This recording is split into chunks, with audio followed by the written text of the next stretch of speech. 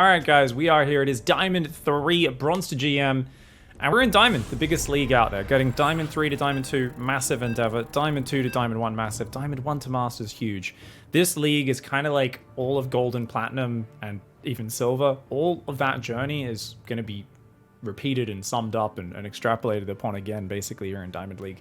So we are going to be kicking off with a Protoss versus Zerg. And we have a whole bunch of concepts we're going to be really just repeating and touching on over and over again in Diamond, but a few of those are going to be basically Zealot harass, focusing on more splash damage. We want to be getting more bases up regularly. There's a whole lot of different things we're going to be talking about, and we'll touch on those in a moment. For now, though, let's talk about this PVZ. Guys, it's Protoss vs Zerg. So what do we do in PVZ? We're going to do that low ground wall off that we know so well, and we are going to just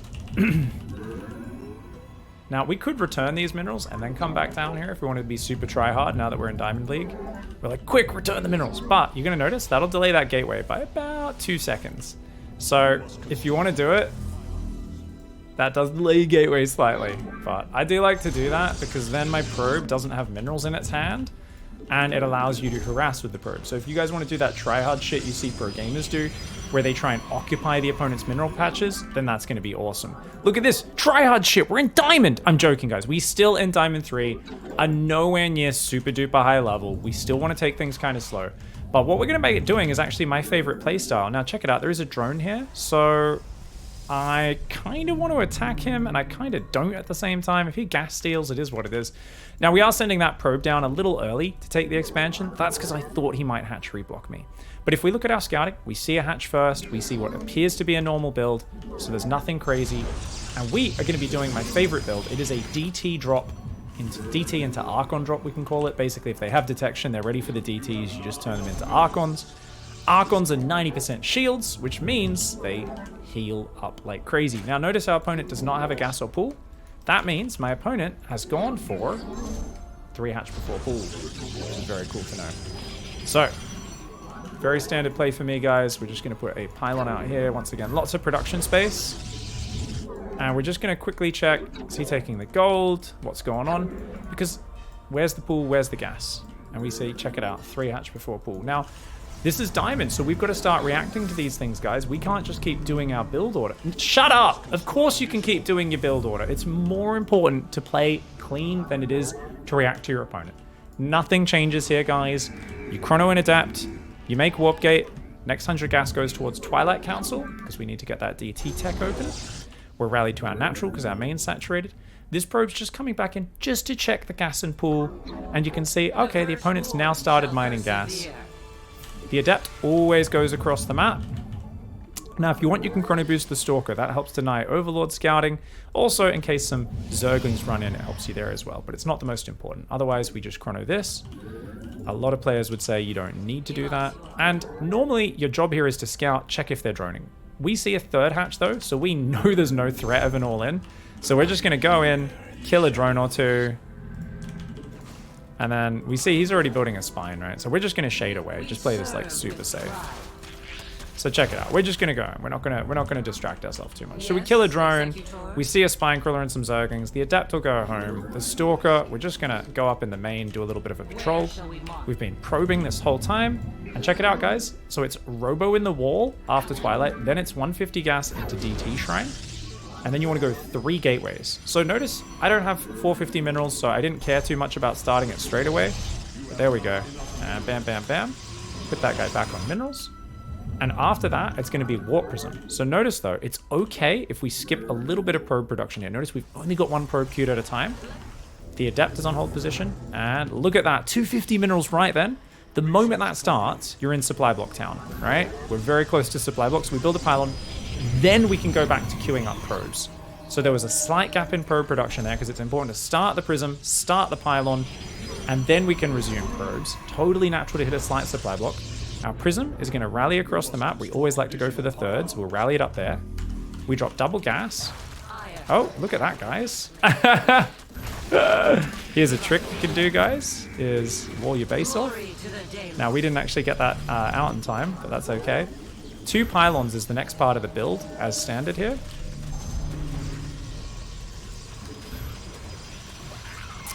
Well, that's the thing. So we're going to try and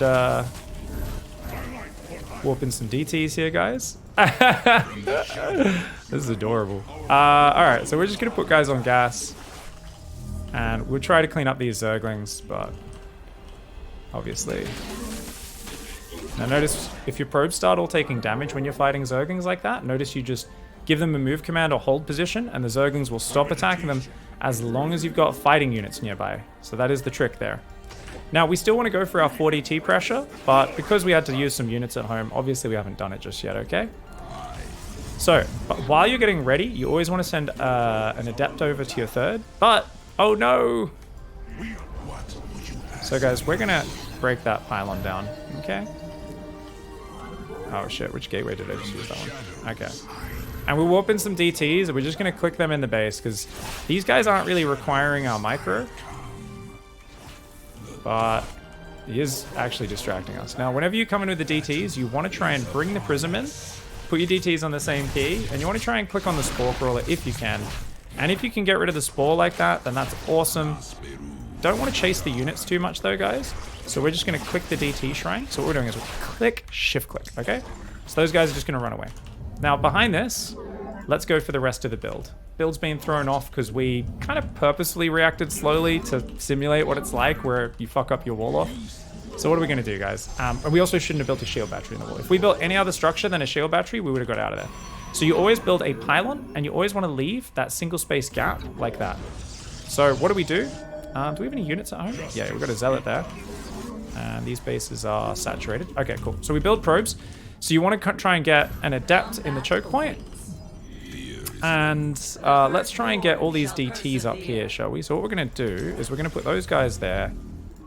And then we're going to bring the other ones here. Because we want 4 DTs. So notice I'm telling them to come here and morph Archons. We're building probes. Behind that, you always want to make an Observer for vision. And then Immortals after that. And then you want to make a few Sentries. Okay? Now we've got a lot of money, so we can make a few. We can make an Archon here as well. So the idea here is once you've done all that, you then go, always at the same time, second Robo, Forge, and Charge. Okay? And very important for us to try and to do that. Okay, so he's distracted by our Archons. Let's just make sure these don't die. The whole point of the Archons, guys, once they're together, we can just kind of A-move those around. Okay. So we've got Robo goes on hotkey, Forge goes on hotkey, Chrono Boost Charge if we want, and then we want to go up to 8 gateways. Remember, we've got 4 gateways, so we can go 1, 2, 3. You don't want to leave a little hole like we just did. So 1, 2, 3, 4. Maybe I'll build 5 because we're a little bit slow. We've got lots of money, right? So add to control group, start that, and we've got this great little army. We want to keep on building these guys, keep throwing down pylons everywhere. And once you've got 2 Robos done, you want to queue up 2 Immortals, and you want to Chrono Boost both of these. And that's going to really make your army good for killing roaches, okay? So, what's next? Well, same as always, guys. You guys remember. Templar Archives. But this time we're going to take gases on our third at the same time as we do that. And if you're low on APM, you're busy, just do it straight away, guys. Grab 3 workers, click them on the gas. We've got another 6 workers queued up. That'll get us to 65 workers. That's all we need. So, keep queuing Immortals. We're going to make Storm and High Templar when that's ready. And we're going to take a 4th base. But, golden rule, we're in Diamond 3. We're not allowed to go above 66 probes, okay? So this Archon drop can still harass, try and get an idea of what's going on. Our Observer can go up there and just set up in Pervert mode. Try and see, hey, what's our opponent doing? Remember, we did kill his third earlier on. And the good thing about Archon drop is it's a great chance to practice your micro. So what you can do is, you notice how I'm flying the Prism around just behind the Archons? And then what we can do is we can click on the Archons and, oh my god, guys, that's Mutas. Uh-oh. Now, Archons do okay versus Mutas, okay? But you can see that it would probably be better to recall these. Now, let's try and make cannons and a shield battery. Let's try and make a whole bunch of Stalkers. We're going to put these on our drop defense hotkey. These Archons go into the front. Build 2 cannons and a battery in every base, guys. If you want to just build 1, that's okay. But we're going to build 2 cannons and a battery just to be nice and safe. And yeah, that can go there. Cool. So we've got Stalkers defending the main. Notice the main's oversaturated. So remember the fourth base is just to transfer workers to. Got a probe accidentally on this Stalker key, so let's get rid of that guy. What have we not made? Storm and High Templar. So I'm just going to make a whole big stack of High Templar. What's really important is that these go on a different army key to your main army. Now let's rally our Robos to an Immortal, so any new Immortals can go there. And these are on Control Group 2. Now, if you're not good at moving your 2 army control groups, remember we talked about this earlier with Disruptors, just click the High Templar on an Immortal as well. Okay, beautiful. So let's get a few more pylons here. Let's try and keep making our attack upgrades. And you'll notice we're playing a much bigger macro style than we previously were. We're going to add a second forge as well. But why don't we do that? Because that's shit. You need to chrono boost upgrades. Always build your second forge near your first forge so you can try and chrono boost them together. Nice and easily. Just makes your life way easier, guys. Don't make StarCraft hard for yourself, okay? So at this point, let's look over there. We see Overseers morphing. We see drones coming out. We see my opponent's on 4 base. We don't really know what he's doing. Overseers will spot the Observer, though. So let's just take a little look-see. And if your Observer dies or you're more comfortable with it, hallucinations are a much faster way of doing the same thing. You just morph hallucination, just queue it through. And look at that. We see Hydralisks. Awesome. So let's just go back. We've now got Psystorm. We've got a big army. One of the last things you add on top of your army, same as when we were doing our timing attacks early on, Archons. Dump your gas into Archons because those are just such good meat shields. And the other thing you want to look for, as we see Hydra Den, Infestation Pit, Roach Worms, because it's like kind of some Roach Hydra, probably go Lurkers at some point. Check the energy on your High Templar. So this might look like a lot of energy, but the only thing that matters is increments of 75. That's all that matters, right? So right now, these are all 1 Storm High Templar, but once they get 150 energy, these 9 High Templar, 9 Storms turns into, holy shit, 18 Psystorms. So let's go for our big attack. We're maxed out. Should we have waited for max out? No, we should have been attacking much earlier. And we're going to go for a big A move. No, wait a second. We're not in Platinum League anymore. We're not. Tito, I don't think we're in Platinum League anymore. Did you know that? So what we want to do is we want to use our Zealots, dump those, A move to the main, and the rest of our army we're going to use Psystorm. Opponents out-positioned us because I had shit map control. That's fine. So notice we've A-moved the Zealots to the main, and we're going to focus on microing our main army. So notice we're A-moving, and we're bringing our High Templar forward. We're trying to engage. Like, come and fight me. Come and fight me, bro. So we've just A-moved after the army. And we don't really care about the Zealots, except for the fact that, look, he's running away, so let's try and split the Zealots. So we just clicked half in the main, half in there. And the idea is the Zealots are so cheap, they're a distraction. Now notice my High Templar are lagging behind. I'm very aware of how far behind my High Templar are. If he engaged before I caught up, then we wouldn't have been able to do this. So notice, what am I going to do? I'm going to pull back the front of my army, and we're going to do that. Now this is something you want to do regularly, guys, is you want to pull back, bait them into Psystorm. So you want to A-move, get them to fight, and then when they start fighting you, you want to pull back, because when they chase you, that's when your storms land. So notice what we're doing, in and out, in and out. Now that's really advanced. We can just blanket. We can just blanket. Right? We can just move the High Templar, keep them up just behind the front line of Archons, and we can just kind of blanket storms over the whole thing. And I wasn't even using the sentries. The sentries are just for earlier in the game. We're keeping the game really, really simple in terms of the late game micro. And that what we want to do, and we decided to push pretty hard there. But if he didn't push me, I was about to do it anyway. I was going to break those rocks, and I was going to send Zealots all around the north of the map to attack here and here. And then my other army was going to push down here and try to like bait him into bad fights. Now, what's one thing we really messed up on towards the end? We forgot to have an Observer with our army. So we really should have built another Observer and just had that following an Immortal. Then we could have cleared up all the creep spread, removed the opponent's vision. But we're going to be repeating this with Disruptors versus Terran, with Storm here. And we're not going to be doing it with splash damage in PvP because we're going to be playing a Mass Blink Stalker style in Diamond. But we are going to be repeating the same sort of pattern of you attack elsewhere with counterattacks of Zealots, expendable units, and you try to bait them into your Storm. Now, what I'm looking at here is not me make Storm, right? I was saying, okay, when I pull back, units, when they move forward, naturally clump up a lot in StarCraft 2. So if your opponent spreads out in a big line, if you run back as they pursue you, their units are going to clump up and blob up a bit more. Perfect targets for Storms and Disruptors, right? So that's what we were trying to do. But also, you want to think about it in terms of you should have units watching your flank. I didn't bother in this scenario, but this is something I've written down in the notes and you guys want to really think about, is what if he came in with a shitload of Roach Hydra from up here and sandwiched me? That would have been really bad for me, wouldn't it, right? Because then suddenly it's like, I've got to land storms on both sides. He's spread more naturally. He's killing my units faster. This is crazy, right?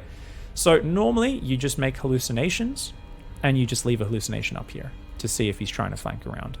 You do that very regularly to make sure you don't get surrounded or flanked. And also, you're often aware of when they try to do that and you see him coming up there and you just pull back. And you pull back into a choke point. And then his army comes through here and here.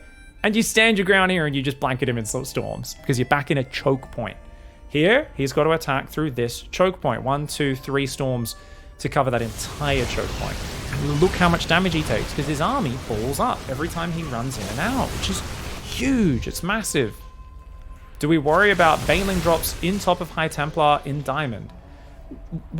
General rule of StarCraft, great question. We never worry about anything until we see it. So, StarCraft, there's 10,000 different types of knives that our opponent could be wielding. We try to mentally prepare ourselves for what if he has a scimitar, what if he has a two-handed claymore, what if he has a broadsword, what if he uses a spear and shield, what if he uses a bow. You can worry yourself into a knot, or you can just wait till someone does it to you and go, oh, okay, cool. We'll deal with that when it happens. If someone was to do Baneling drops on this army, and you don't have many Archons, that's going to be a real bummer. But if you've got the Archons, really simple micro, which is hold position. So or maybe not even hold position.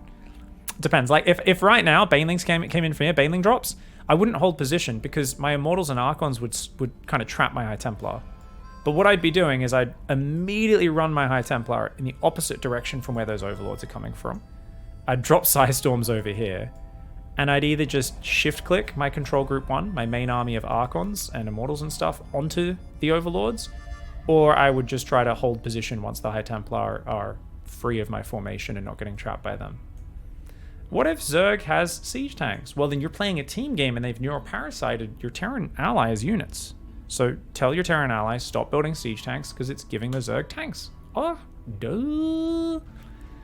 Doesn't this die to a Roach Ravager all in off of 21 drones? Twilight builds are definitely build orders which are the most vulnerable build orders. And that's why we scout with our first adept, because you're always going to see if your opponent's doing some sort of all-in attack with that first adept. And then if your opponent does one of these, you'll be like, oh, but yeah, you know, if they do an attack that's good enough to kill you, or they hide it well enough, then you actually will have DTs in time. And you might lose a bunch of probes, but you will get your gateways up in your main, you will get DTs out, you'll defend it, and they'll be on 20 workers, so they're dead. So the point here is always scout with your adept. We have to chrono it, shade it across, and check that they're droning. So in this case, we didn't need to do that because he went 3 hatch before pool. There's no good all-ins that can come off the 3 hatch before pool. Their gas, their pool is so late. They basically just have to build economy. We also saw a spine crawler, big sign of turtling. But this adept is very important to check what our opponents are doing because we're only building 1 adept, 1 stalker, and that's it until Warp Gate's done. Now, we do normally want to build 1 more adept there before making DTs. So let's go over there actually, because I didn't write that in the build. So that's a very good question. Because you can kind of skip it, right? There's a lot of skipping things when you don't need them in high-level Protoss play, and some of it's it's kind of like built-in decision-making, but I think what's really nice there, pylon, backup power for Robo Wolof, 3rd, 4th gas, 2 pylons in main, plus warp in adept in wall, warp in adept to help secure 3rd base, plus chrono boost gateway. So it's ready for DT warp in still. So you want to manually select that gateway. I mean, that's super high level shit. Let's just say warp in 2nd adept. Because if you have 2 adepts securing the 3rd, you shade those out, get them between the choke point. It's much better than 1 adept, right? They come in with 10 Zerglings, 2 adepts in a choke point will destroy 10 Zerglings.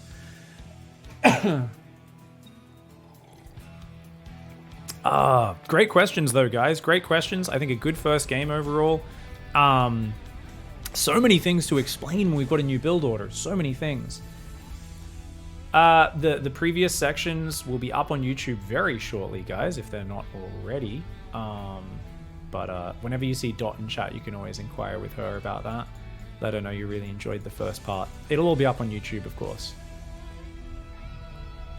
You can always, though, if you're super eager, you can always find it in the Twitch videos. It should already be highlighted in there. But you can dig through past broadcasts as well. Even if, like, even today, you can go back 10 minutes. Yeah. So Max N was pointing out, and this is something that I was kind of touching on earlier, is what if the Zerg's really greedy after the initial DT Archon? If you're making Storm and stuff, they could be super greedy, and that's a really big point. So we're not going to be doing a really fast 7-minute 30 follow-up attack though, right? Because we are waiting for Psy Storm, and we're going to be playing more of a late game style, which is definitely going to get us into deep water because we're not following with a clear attack timing. So that kind of gives us an indication though that we should have something. Now obviously, let's go to when these Zerglings rocked up, because this is such an easy thing to defend, guys. And I purposefully slowed down, which was so hard for me to fight my instincts on this, because this would have been the easiest defense of all time, but I had to contain myself. I just was like, I've got to slow myself down. I can't allow myself to cheat here. It's not even cheating, but so basically, a really nice set piece habit you guys want to build as a Protoss player in PvZ is anytime you get assaulted by a surprising number of Zerglings in the early game, always do the exact same action. And this should just be this should be muscle memory. It should be super easy to do once you practiced it. I had to fight the urge to do this so badly. Okay? And that is, at this point, when these Zerglings come in, shade the Adept, grab a probe, build a pylon or a gateway. Gateway is more serious. I figured this was just one wave of Zerglings. I didn't think it was an all-in, and I didn't really give it a lot of credence because my DT Shrine and my extra 3 gateways are almost ready. I'll be warping in 4 units at a time. My wall off solid. I didn't really care about this attack. You guys saw I kind of disrespected it while also forcing myself not to do that. So I didn't do that. I ended up doing it, but very slowly. So I was kind of like, this is a trick you do, guys. And I did it really slow, where you see, I shaded too late.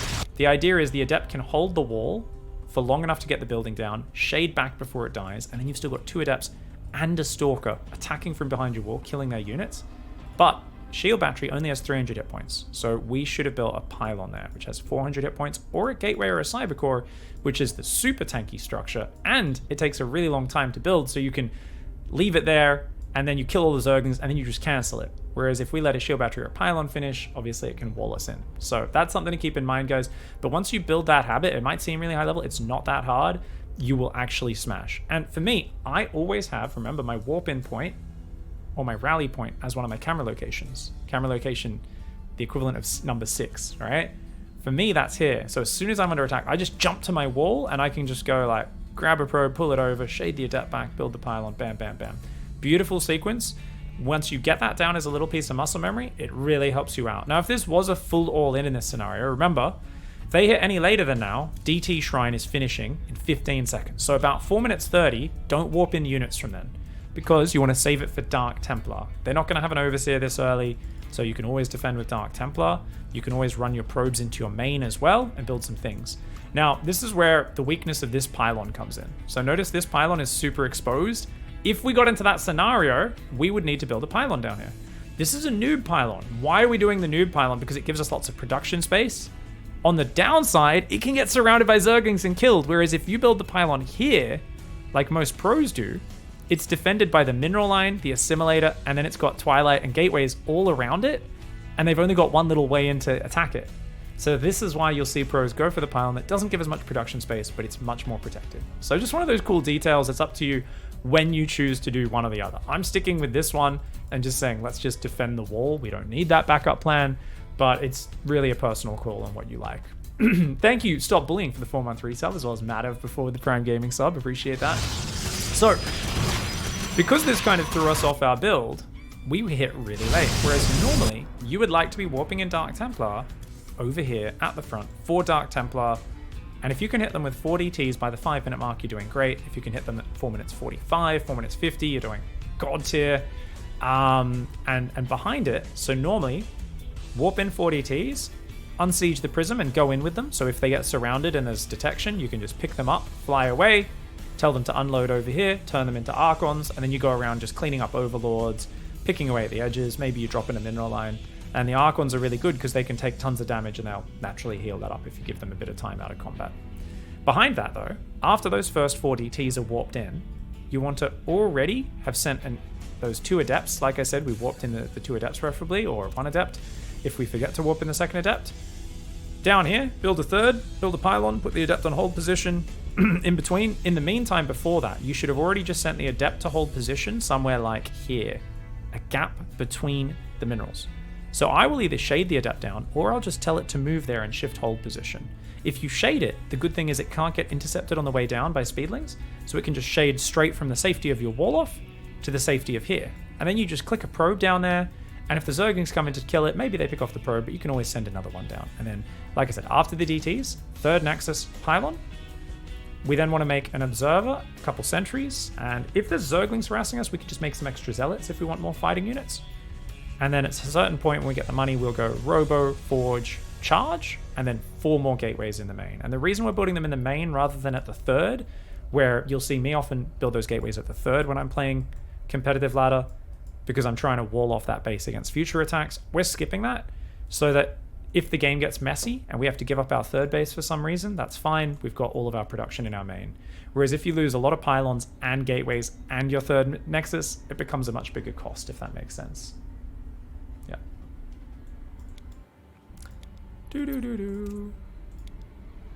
So you can see we were kind of explaining things, dealing with those Zergs in our base for a long time.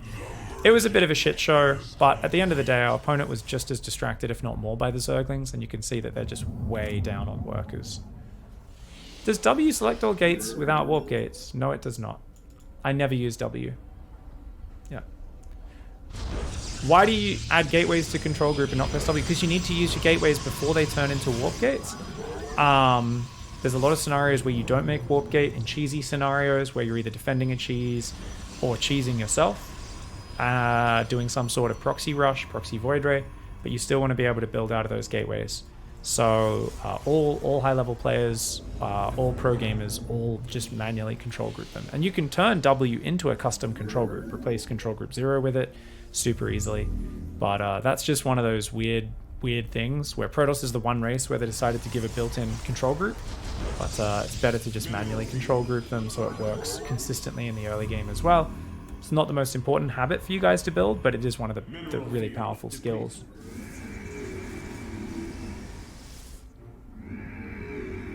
So people were worrying about muters and stuff. So not only does the Archon drop give you a lot of information, guys, normally I'd be a lot more active with that, but we were trying to just explain the build order, so we weren't very active. We just killed 2 Overlords and that was it. But normally you've got an Observer, so you can use the Observer to try to go around and scout. And those sentries, the whole point of these is, well, force fields can definitely help you defend and survive and all in. But otherwise, hallucinations going in are amazing. Now, it's never a bad idea to build a shield battery on your 3rd base, guys. Totally fine to do that. That can definitely help you out. So we could definitely go Nexus Pylon and then drop a shield battery as soon as that pylon's done. I'm totally fine with you all doing that. But yeah, if we just sent hallucinations around, we could see what our opponent's up to, what sort of tech they're going, and that sort of stuff. That's a pretty high level of knowledge that comes layered on top of other things. We don't need to worry about it too much because normally just by hitting your build order, macroing well, then you'll be really good. Can you add the timing? The 3 gateways in your build order in the prism, says Maxan. Well, it's in order, so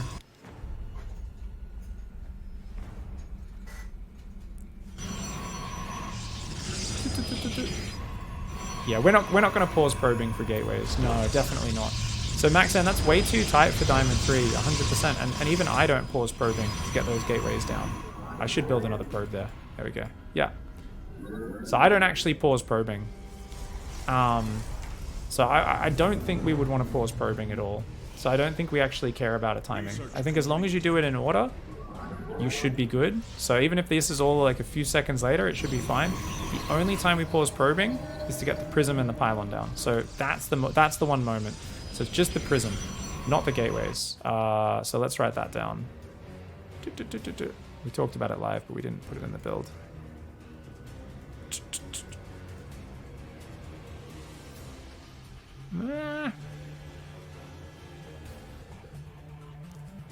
Okay.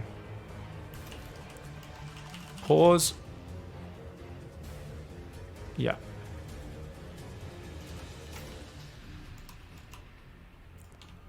Pause probes momentarily to make sure this isn't supply blocked, plus starts immediately. Okay, so we'll say, yeah. Pause probes to make sure Prism starts ASAP. Should only be a moment. Probe production. And then we go Prism. And then resume probing. Yeah. It is important there because it's the supply block that we're worried about. We need to start the Prism and the pylon and then go back to probing. That's a very important sequence. So that's very big. That's very big. Yeah. I think that's a very good point.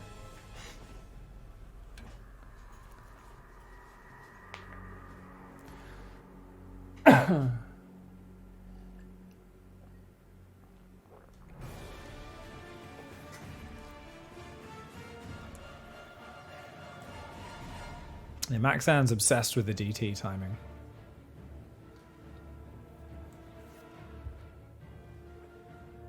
He even kills people in 4v... Was it 4v4? You killed like 3 players with it the other time. That was unfair, man.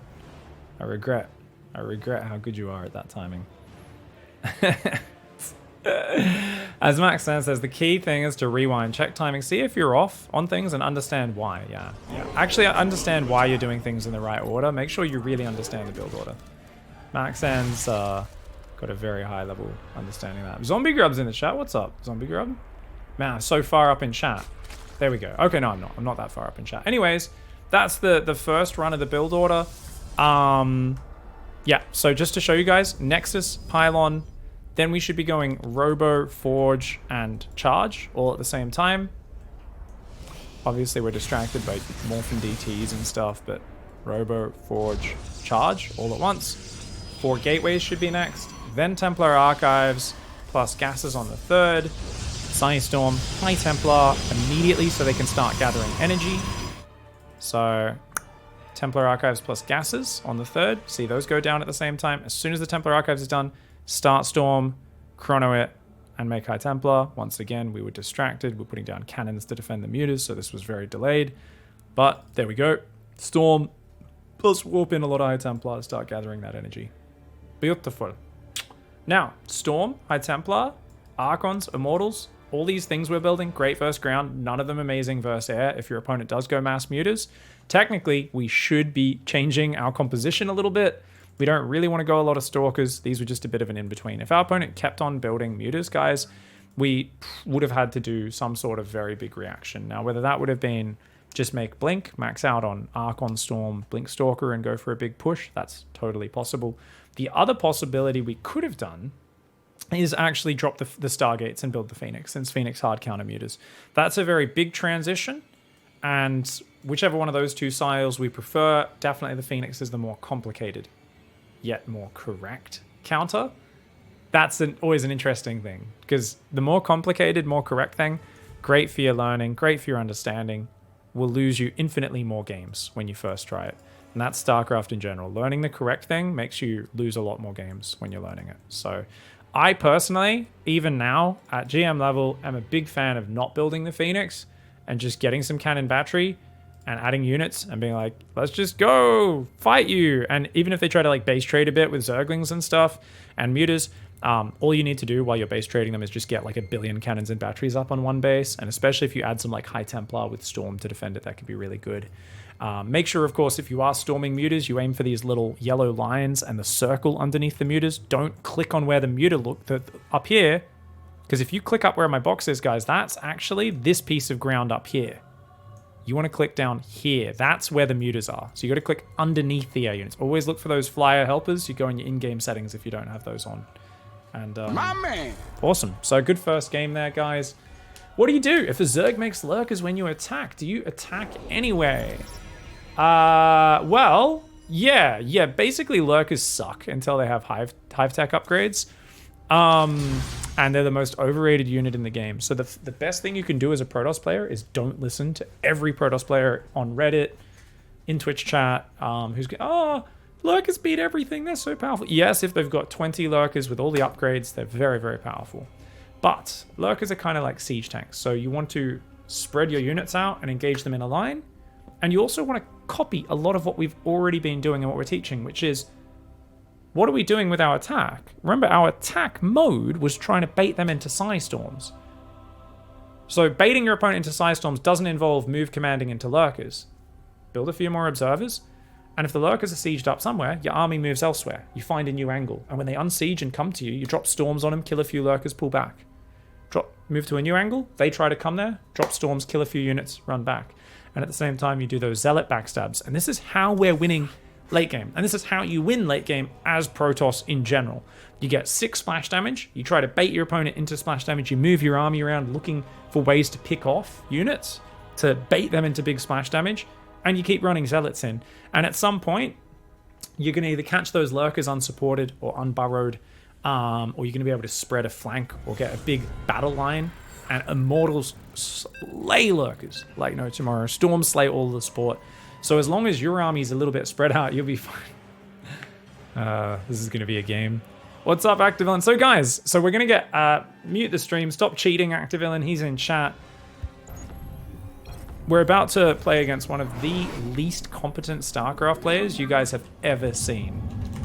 Like, literally least competent players you guys have ever seen. So the great thing about Activillain, though, is he's a big gamer and he plays a lot of games.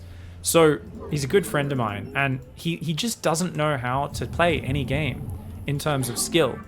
But he's really good at them. And do you know why? It's because he understands that he's a baboon. So what does he do, guys? He has a whole bunch of rules. He has rules like the rule of cool, where he says, if I think something's cool, I try to do it. And essentially, he just cheeses almost every game he does, and he does these really kind of simple one-dimensional strategies. And the thing is, he keeps the game really fun and like relatively stress-free for himself, which is really awesome. Now, we're not scouting any earlier than normal. We probably should have because he's random, right? Normally, I'd scout after the pylon, but essentially, it's going to be pretty much the same no matter what in terms of the early game. Yeah, so basically, he used to like do the barracks wall off, and then he'd hide 3 more barracks down here and just try to surprise you with like a marine attack. He does all these sorts of builds, which is not bad play in of itself. It's not like, oh, this is the worst way to play StarCraft, but you know, it is definitely a thing. So guys, let's check it out. First of all, does he have gas? He does. So he's proxy to barracks. The question is, it's only 1 gas, okay? So what do we do whenever we're getting cheesed, guys? We build a second pylon, we build a cyber core, and we try to scout for exactly what's happening. And I'm still building probes behind this. I think we should probably be building minerals. Is a bit more important than gas. And we're going to go a second gateway. Remember, we always go 2 gateways if we're getting rushed, right? That's a rule. What do we see, guys? Looks like he is going to be Marauder rushing us. Ah, okay. So big surprise there, right? So should we send a Zealot to fight this? Maybe. We want to build some shield batteries. We want to start building Stalkers here. We're going to get another pylon up there. So let's get some batteries. And we're just going to make units out of 2 gateways. We'll run away. We'll just defend up here. That's okay. He was building something at home. So we're going to build Zealots, Stalkers, and why are we not expanding? Pig, you need an expand. Guys, his buildings are on my side of the map. Same thing as always. You go second pylon, build Zealots, Cyber Core, get a third pylon while sending probes to scout for the proxy. From here, we're going to make Stalkers with our Zealots. We can make another shield battery. We will need another pylon in a little bit. We can keep chronoing these Stalkers as well. Notice I'm skipping Warp Gate because I want to put all of my gas off this 1 gas geyser into that. And we always stop at 1 mineral line, 1 gas. So I actually built quite a few more probes than normal, guys. And we're going to build... Notice he's trying to micro. So this is really cute. We're going to make more Stalkers, and beautiful. All right, let's just go fight him now, guys. Zealots are really good for tanking. So we want to try and focus fire the Marauders wherever possible. Notice we're trying to focus fire with the Stalkers. The Zealots we just A-move, but it's really important the Stalkers get their bonus to armored on the Marauders. And What else do they do, guys? Okay, check this out. Okay, so he's just being annoying now. No worries. Oi! Oi! So he's just trying to trigger you. Remember, if your opponent's trying to trigger you, they have no follow-up. So what's something we could do? Build a shield battery so we can't do that again. And let's go kill those buildings down there. Behind this, what are we doing, guys? We've got the Nexus on the way. And he's not even kidding, guys, because he kills so many people with these sort of strategies. People just don't have responses for dealing with cheeses. So we're going to A-move those. Now, we did see a factory at home. GG. But we're basically just continuing to build Stalkers, making Warp Gate. We're making a Nexus. We're going to make a gas. And then we would try to head towards our standard build, which is Disruptor Drop. So we would have gone a Robo next when we got the money. But because he was so committed, we figured killing his attack and then overrunning these barracks is going to annihilate 80% of his infrastructure. And that was a barracks. That wasn't even a factory at home. So his plan was to rally Reapers in the main from home while kind of trying to mass up Marauders on the front. And you can totally see how this would work, right? It just distracts you with the Reapers or whatever. Or if you don't scout and build shield batteries, you'll be fine. So let's go over that response. It's been the same since the very starting of Bronze to GM. This is the reason you control group your gateways, Maxan points out exactly. Is it worth taking up 2 Disruptors? Why don't you 3-gate Blink and kill him? Well, we're not planning to go Blink. We don't know how to use Blink Stalkers yet. It's not part of our game plan. Why would we do a pro-gamer response? Now, killing these barracks is killing him, essentially. So we are still prioritizing non-stop gateway units and then overrunning this position. And that should win us the game. And we would probably go across the map with our gateway units and see if we could kill him. But you don't need Blink for that. You could still be going down your normal game plan at the same time. Second gas, get the Robo up, saturate your natural, go towards Disruptors, and play the Disruptor Stalker style we're planning to. So basically, just by building units off our gateways and eliminating his barracks, we win the game.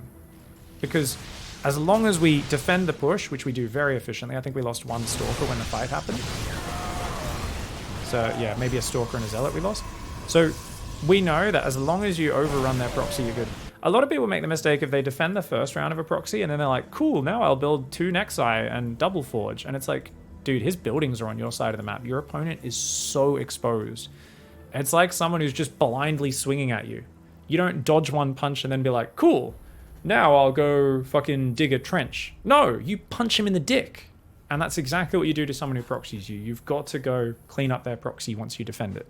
And that, because it's such an exposed weak point. Their production is just sitting out there. And this is a golden rule of dealing with proxies, guys.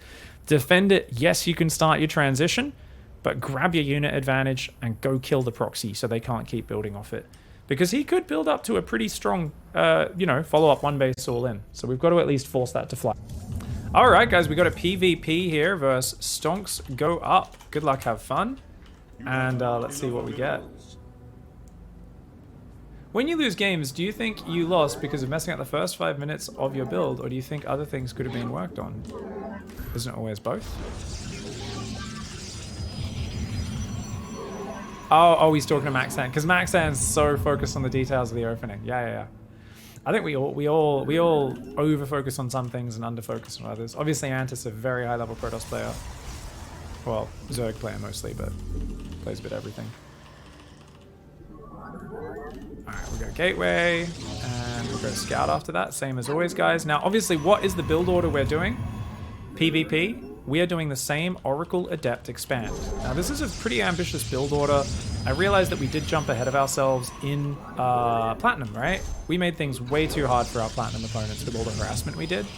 But on the other hand, I'm okay with it because we explored a lot of the harassment. We tried some interesting openings. So we're going to keep doing the Oracle Expand. And it's cool. It's an ambitious build order, but I think we did it just fine. What's going to be really ambitious, though, is our follow-up. And I want you guys not to think of this as me giving you the most effective game plan, because, well, frankly, it's just not. We're getting proxy-gated, guys. So, okay, awesome. Let's try and full wall off here. Thanks for the Bezos box. Okay, so we're just going to check what's up. And do we build Zealots? I don't think we need them. I guess we've got a pile on there. check this out. No gases, guys. 4-gate proxy zealot. So against 4-gate proxy zealot, you just wall off your base. This probe's going to go hide in the corner. And I didn't build a cyber core yet, so I guess I'll build that up there now. Beginning to build a wall off. And I'm going to keep building probes, and we'll get a cannon just there. That cannon should protect me from basically unlimited zealots. And yeah, we can just kind of chill out. I don't think even with a zealot attack that he'll be able to get through. Now, obviously, I can always build extra wall-offs if he commits to it, but I don't think he'll commit to it. So this probe is going to go there and just block that on a patrol path. And if he tries to break it down, we'll do something about it. And look at this. He's going to try to get through here. So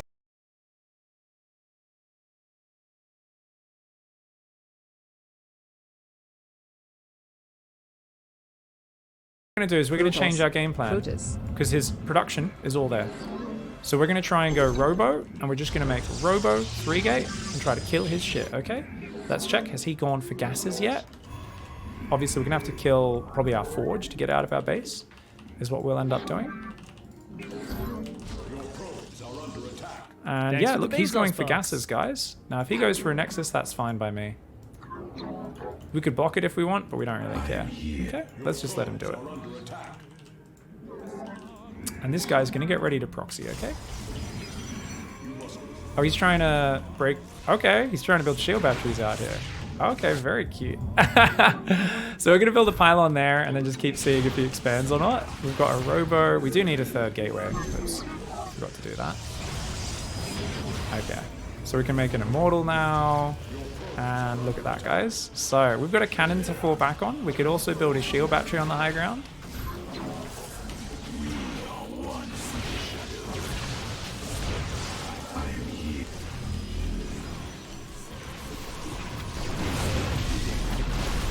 So notice we're just going to pull back the weak Stalker, guys. Pull back the weak Stalker. And when this Immortal comes out, that's going to kill all of his guys.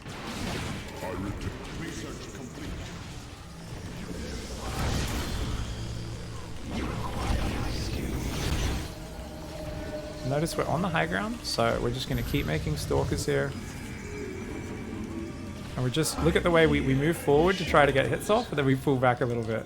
Just keep making units is the most important thing, okay? So we've got a shield battery there. Let's build another shield, another pylon. I've got only one shield battery right now down here. Let's build another one. And notice, oh, we got the sentry. So if they build a sentry, you're fucked, you're dead, guys. He's just checkmated me. How do I get out of my main? Well, this is why whenever you're in this situation, you always prepare. And these 3 adepts are going to kill every single probe and give us the game, okay? So you want to build a prism next as well, so when we go down here we can just pick up our units and save them. But these adepts are going to go in and they will literally win the game. So we just shade right into that main base. And yeah, these guys can just chill on the high ground. And look at that. He's going to try and come up here. Wow. We can just aim move our probes. Warp in some zealots as well. I guess I wasn't really next to the shield batteries by pulling back there. Hey. The adepts will kill everything. We don't even need to micro them. And good force fields by him. He actually walled out my probe. So really well played by my opponent. And it's good to see we're finally getting some cheese, guys. In Diamond 3, we're finally getting players doing some cheesy build orders. So by walling myself in, I did let him build some shield batteries. But remember, my goal was you've built your production out there. If you try to expand, it's the easiest kill on that. I kill all your production, and then I go across the map and kill you. So 3 gateways and a Robo is basically the best just straight up fighting force you can get early on one base. And let's remember, in this scenario, what was the tell? The first one was no buildings in the opponent's base, and you were proxy. But then when I saw no gateways, could have been a cannon rush, right? But it would have to be gateways and a cannon rush on the other side of the map, because I don't see a forge or anything. So if you see no gas, unless they've hidden a nexus in the corner of the map or something like that, something crazy, what can they actually do to you? It's got to be proxy zealots. Zealots, if they can't get past your wall, if they're screwed. So I just built a forge in the wall off, built a pylon to complete the wall, put a cannon down. Zealots couldn't really do anything, could they?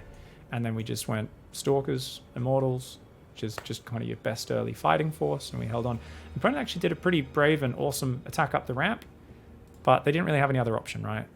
With their 4-gate attack, so we did it. And the moment we were trapped inside our base, even then we weren't worried, because even if we didn't have the pylon out there to do the adept counterattack, we would make a prism, And then we would just move our immortals down the ramp, and whenever the immortals get in trouble, we'd just pick them up with the prism, heal them, and we'd just keep doing that over and over again. And we would have been able to actually get down the ramp and trade really efficiently, because 2 immortals and a warp prism just absolutely wrecks.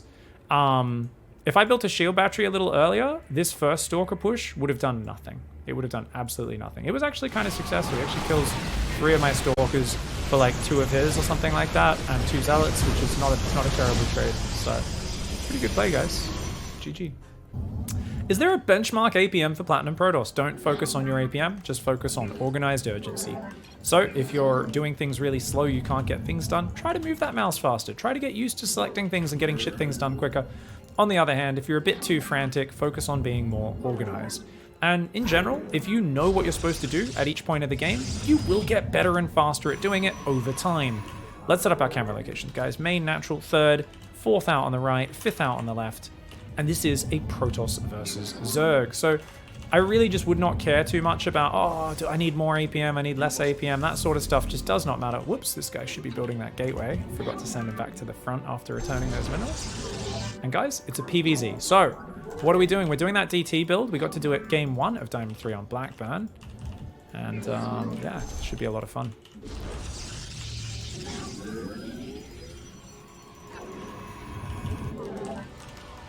Third, 4th, 5th rally point. So notice my rally point is on the gateway at the front, guys. I did miss a slight bit of probe production there, so a little sloppy. What do we got, guys? No hatchery. So unless that hatchery goes down pretty soon, this does look like an early pool. You see 6 eggs already. Definitely looks like it. So we're getting 12 pools, guys. So what are we going to do against the 12 pool? Same as our other response that we do, remember? Did you just surround yourself? Jesus, dude. So we go a Zealot, we build a Cyber Core. That Cyber Core is sticking out a lot. Oh, damn. Trapped my probe. I was not trying to do that. We Chrono Boost the Zealot. So what do, guys? You build 2 Zealots, and then you start building Stalkers. In this case, PVZ, we're going to build Adepts rather than Stalkers, okay? So we've got the probe here that's going to guard the wall off, and then we've got 1 Zealot out. We're going to hold position with him. And actually pull him back. Notice he was in a bit of a dicey position where he might have been surrounded. And what you want to do is you want to scare him, but do not. See, so his Zerglings came a bit too close and gave me a nice little attack. Do another Chrono Boost now, and we can build an Adept. And once the extra Zealot's out, we can box them, pull them back. Don't let him get surrounded, guys. Don't let him get surrounded is the trick. And we can build a Nexus. And we can go back to probing. And we can build another Adept as well. Now, our buildings aren't low, so we don't really need to fight right now, but notice I'm just kind of going A move out, pull back. And notice I'm already, even before I click back, my mouse is ready. So all I need to do is click back, and I'm ready to do it at all times. So now we can kind of counter pressure if we want, try and chase those Zerglings down, but don't focus on it too much. 3rd pylon, 2nd gas, take the guy off that gas, we can put that there. Hotkey, center camera location, all this stuff. Okay, now we can just pull back. Let's get Warp Gate. Let's build a Stalker to kill the Overlord. Now, we like to do this a really safe way, which is always send the 2 Adepts across the map to counterattack. Leave the Zealots guarding. In case those Zerglings ran around, we don't want to give them an opportunity to get in here and cause some havoc. And then we're going to continue our normal build. So what does that mean? It means very basic stuff, guys. Twilight, Robo, all this stuff. Stalker's going to pop out and try to kill that Overlord. And we'll micro the Adepts in. And the trick here is to force either a shit ton of Zerglings out of our opponent, or to kill a shit ton of drones. And notice all the Zerglings are at the front. So we're just going to shift click these on the drones. If he runs away, which he does, we'll try and shade out of there. Can we kill another drone? Maybe another one? We lose the Adepts. So I suck at StarCraft, GG. We're probably dead at this point, guys. I'm kidding! We just did great damage. Whole point is we just wasted mining time, killed a bunch of drones. This is awesome. Looks like the Overlord did escape. Notice I'm going to move up because I want to chase the Overlord to the south, because the Overlord will naturally start running away from it. So I didn't want it to run north, you see? Now he notices and pulls it north. We've already killed it. So we're going to pull that back. We've got the Robo there. We can now make the DT Shrine. And we're just doing our normal build order. Everything's a little different because we had to defend the early game. But you'll notice that we're finding our own kind of consistent pattern that we're used to within the chaos of this early game. Keep the probe production up. And we do want to build a prism. You'll notice I have extra pylon supply free, so we're not actually having to pause probes or do anything like that normal probe stuff that we do. we just chrono the prism. Gonna send that across. We don't know where our opponent might have taken their third base. So we're just kind of like, whatever, just send this somewhere, I guess. Double gas. We're gonna chrono boost probes a little bit more. And remember, what do we do after double gas? 2 pylons. So we'll still do that. Build them up here. Lots of production space. Beautiful, beautiful. And yeah, this is great. So also, we want to prepare for our third. So notice, if we grab a probe and we just tell it to move out, it'll get stuck on the zealot in the wall. So instead, we click it on the minerals and then shift click it there to build the nexus. And that way, you see the probe just passed right through the units in the wall. Now, let's be real. Stalker can take up duty in the wall. Zealots can move over here. I'm going to right click, shift hold position. So what are they going to do, guys? They're going to move to the kind of choke point here. They didn't quite move into it. They bugged out a bit. It is what it is. And all right, we're still building probes here, and our DT shrine just finished. So we just want 4 DTs, enough to fit in the prism. We never want to make a 5th one, even if we've got the money for it. And we unsiege, and these are all on the same hotkey. That's how I like to micro this. So we're going to just A-move them in for now, or you can move past and one-shot a queen like that if you want. But look, select the prism, pull it back. Because otherwise, it's going to die to those queens potentially. But look at this. Okay. Oh, we're going to get another queen there. And let's try and click that hatchery. Okay, guys, let's quickly jump home. What do? Third base. Pylon. We warp in sentries. 1, 2, 3. And then we go Robo, Forge, and Charge. Quickly jump back. Now, if you do that while in a combat situation like I just did, that's very dangerous, guys. And we did just lose a DT, a little slow to pick up there. That was very dangerous, right? I did it, and always build a shield battery once that pylon's up. We didn't do that in the first game, but we're trying to do that now. Okay, so the reason why it's dangerous is obviously, what if they jumped on me and I lost all my DTs? That could have sucked. So you might want to wait, finish your micro, finish killing the hatchery, then load up and fly away, and then go home and do those things. So we can do it that way. For now, though, Archons morph somewhere in a corner where they can't get surrounded, and we're going to A-move these to the front, and they're just going to go kind of see if there's a counter attack, anything like that, okay? Let's make an Observer, which we should have already made. Let's make +1. Let's make Immortals. So we're trying to chrono Immortals. We're rallying those to the front. And whenever you start making Immortals on the list, you do want to build a few more pylons, and we do want to build 4 more gateways so that we can do all this stuff. So we're going to move up with our Archons now. We're still queuing up probes off our Nexus hotkey, and if you see an Overlord like that, try to click on it, and every now and then, pull your prism back. If you're worried about queens killing you guys, every now and then, grab the prism, pull it back. So notice, look, that Archon's getting very low, so we'll click that with the prism to pick it up, and let's just try and finish off the low hit point roaches, and then we just pick it up, and you go. And we can tell that to unload on the watchtower. Those are going to take a few minutes to heal up. Really simple trade there, but very effective trade. So keep your trades simple like that. It's going to make things less stressful. Finally, we're getting up those last 4 gateways to go to 8 gateways. All right, we've taken the gases. What do we go? Gases on the 3rd, plus the Templar Archives. Kind of doing them all at once right now. Put guys on gas, even though it's a little bit early. Let's hotkey our army, guys. And let's send the Observer out ahead of time, shall we? So you've got a bit of vision with the Archons. They're kind of checking what's up. If you want more vision, what's really cool, guys, is you can just basically click these hallucinations through. And that's what the sentries are for. If you're getting attacked a lot, one of the big problems you run into is, guess what? You don't get a lot of vision because you're using all of your sentry energy just to survive with force fields, and that kind of sucks. So the first thing you look for is how many drones do they have on the 3rd. That's a full 3rd base, so my opponent has a big economy. Equal economy to mine, despite me killing a base earlier. And we do see our Hydra Den. We don't see much else. We do see an Overseer there, so we're just going to set up this Observer. Opponent could be going for anything. We're just going to keep doing our thing for now. Okay, so... Oh, check it out, guys. Templar Archives. So we want to get a bunch of High Templar. Gathering Energy. So let's make 1 more, because I only made 4 there. So now we've got 5 Gathering Energy. Click them on an Immortal. And once you get 3 bases up, it's always okay to do this, guys. A cannon and a battery in each base. Okay?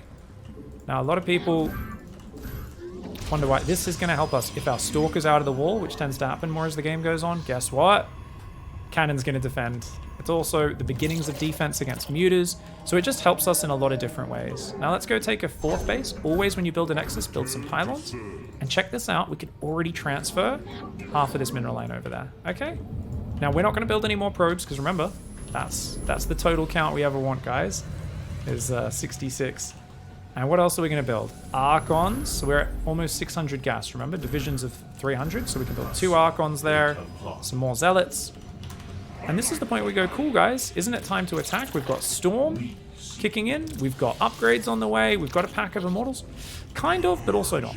First of all, get these Archons back with your main army.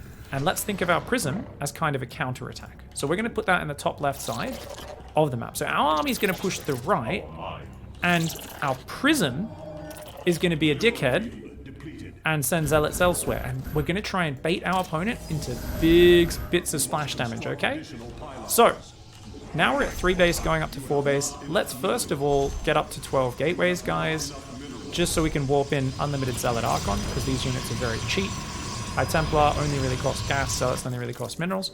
And we see Roaches, Hydras, no real upgrades for them. So, we've got a giant army over here. And then these guys we can put on our run by hotkey.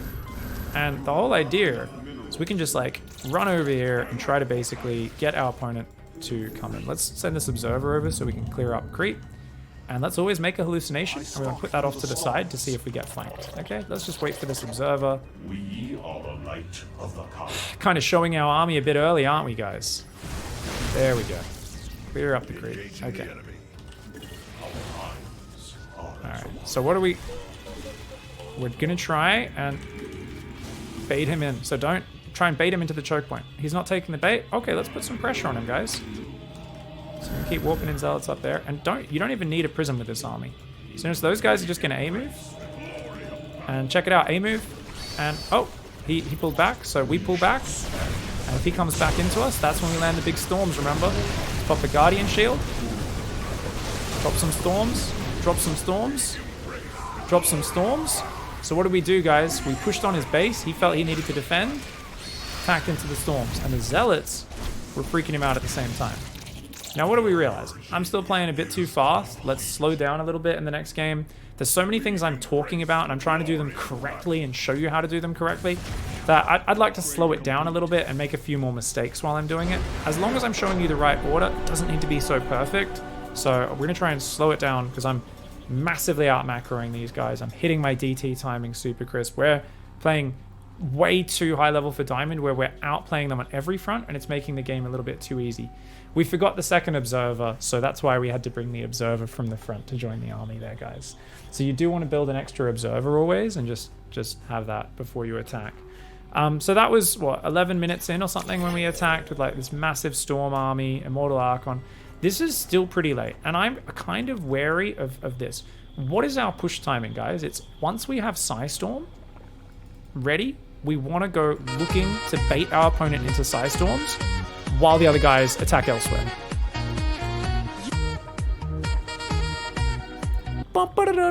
Dana, thank you so much for the 5 gifted subs, mate. Woo! Guys, could we please link up the B2GM doc for your bro, Chris? Thank you, Dana. Just got to gold. Congratulations, Dana. Just got to gold. Got that beautiful golden border. Well played, mate. Thank you so much for the generosity, gifting those subs, slapping them down. I want to say a big thank you to you, my friend. Lots of bacon in the chat as well. I like it. I think I'll slap my bacon for that. I'll slap my bacon for that. This is for Velsius as well.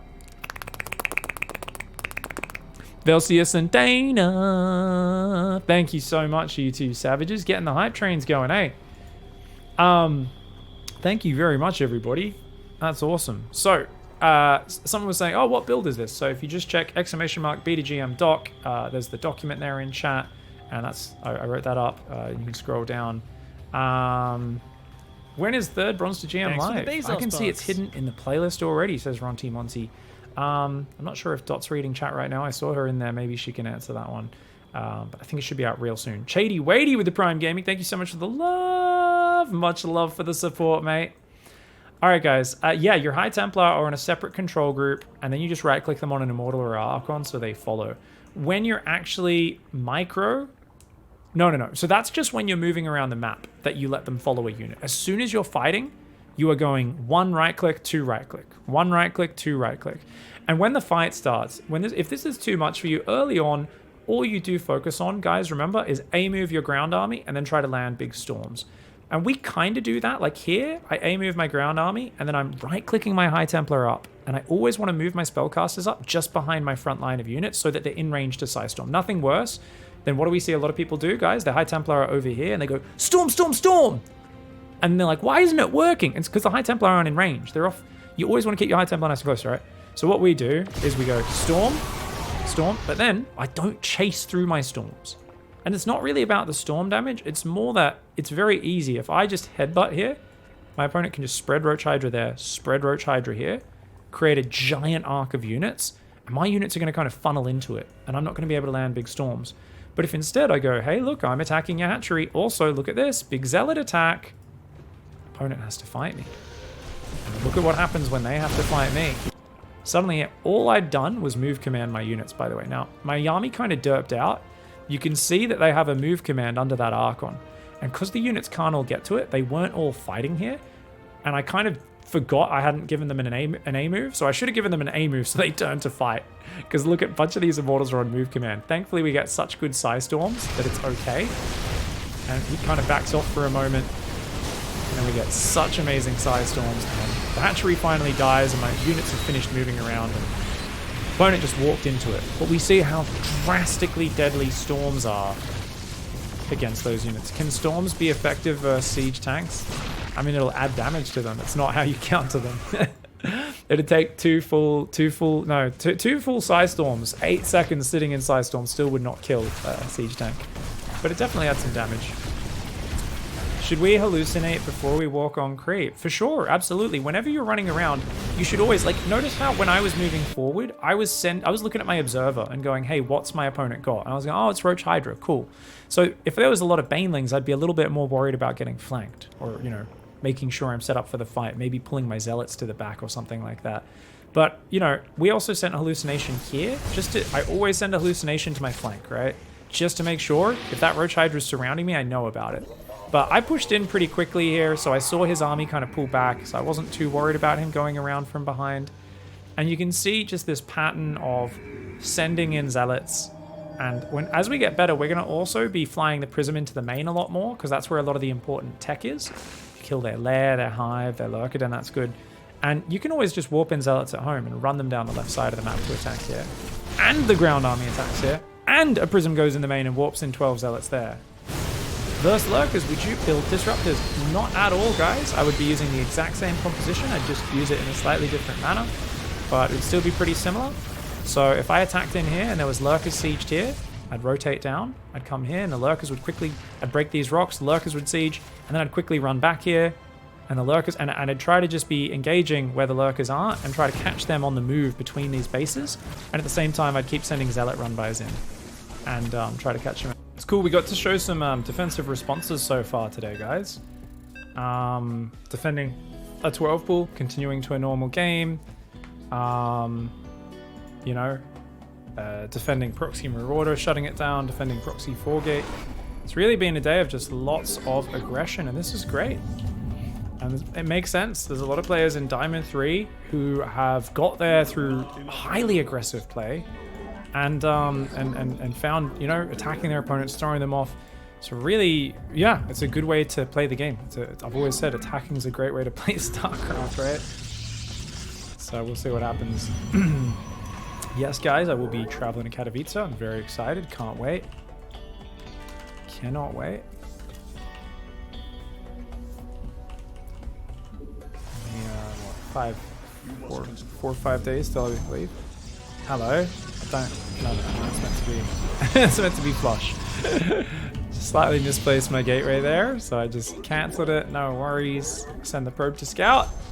All right, guys. So what are we doing here? Well, it's a Protoss versus Zerg, so we're going to be continuing that build order. Now, I've decided I don't want to kill much stuff with my Dark Templar because just no one's ready for it, and it's getting us too far ahead. So I'm purposely going to be super light on my harassment. Basically, just going to poke around and not do much else. We do see a hatchery there. Looks like a hatchery first, kind of like an 18 hatch. So not a very crisp hatchery timing for a first hatch, but definitely hatchery before pool. And you can see gas pool coming down. Yeah, not the fastest timing. So it looks like my opponent's build order's maybe a little bit loose, but nothing to be too worried about. So we pause probes on 20, as always, guys. Same as always. Nothing changes here. Cybercore. And then back to gas. And then we start building probes again. And we can, of course, build our second gas.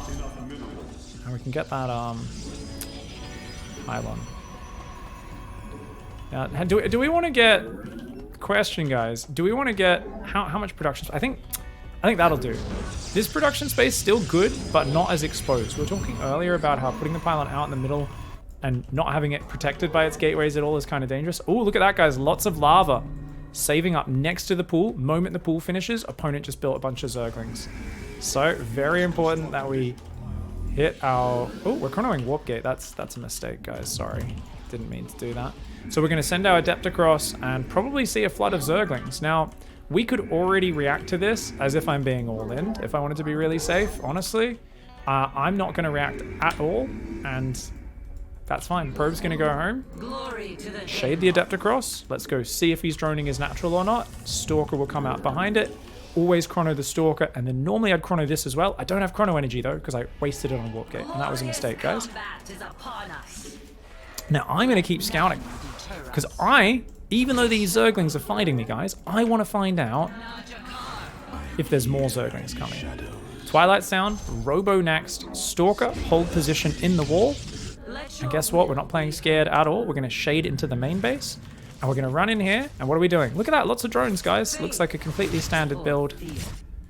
And yeah, lots of drones here. So if there wasn't many drones in the main, those drones in the natural could have been fake drones, right, guys? He could have transferred them just to make it look like he was doing, droning when he wasn't. So, turns out, opponent built a bunch of Zerglings. We killed them. We killed some drones. We did trade our Adept. That's okay. We go DT Shrine. Are you kidding me, mate? I didn't even think there was a space there, but apparently there was. I hate getting my probes stuck. Build a few more probes. And remember, guys, what do we do next? It's going to be Warp Prism and then a Pylon. But, guess what? In this scenario, let's build a shield battery, because those guys are kind of scary. Pull some probes. You can shuffle the Stalker back.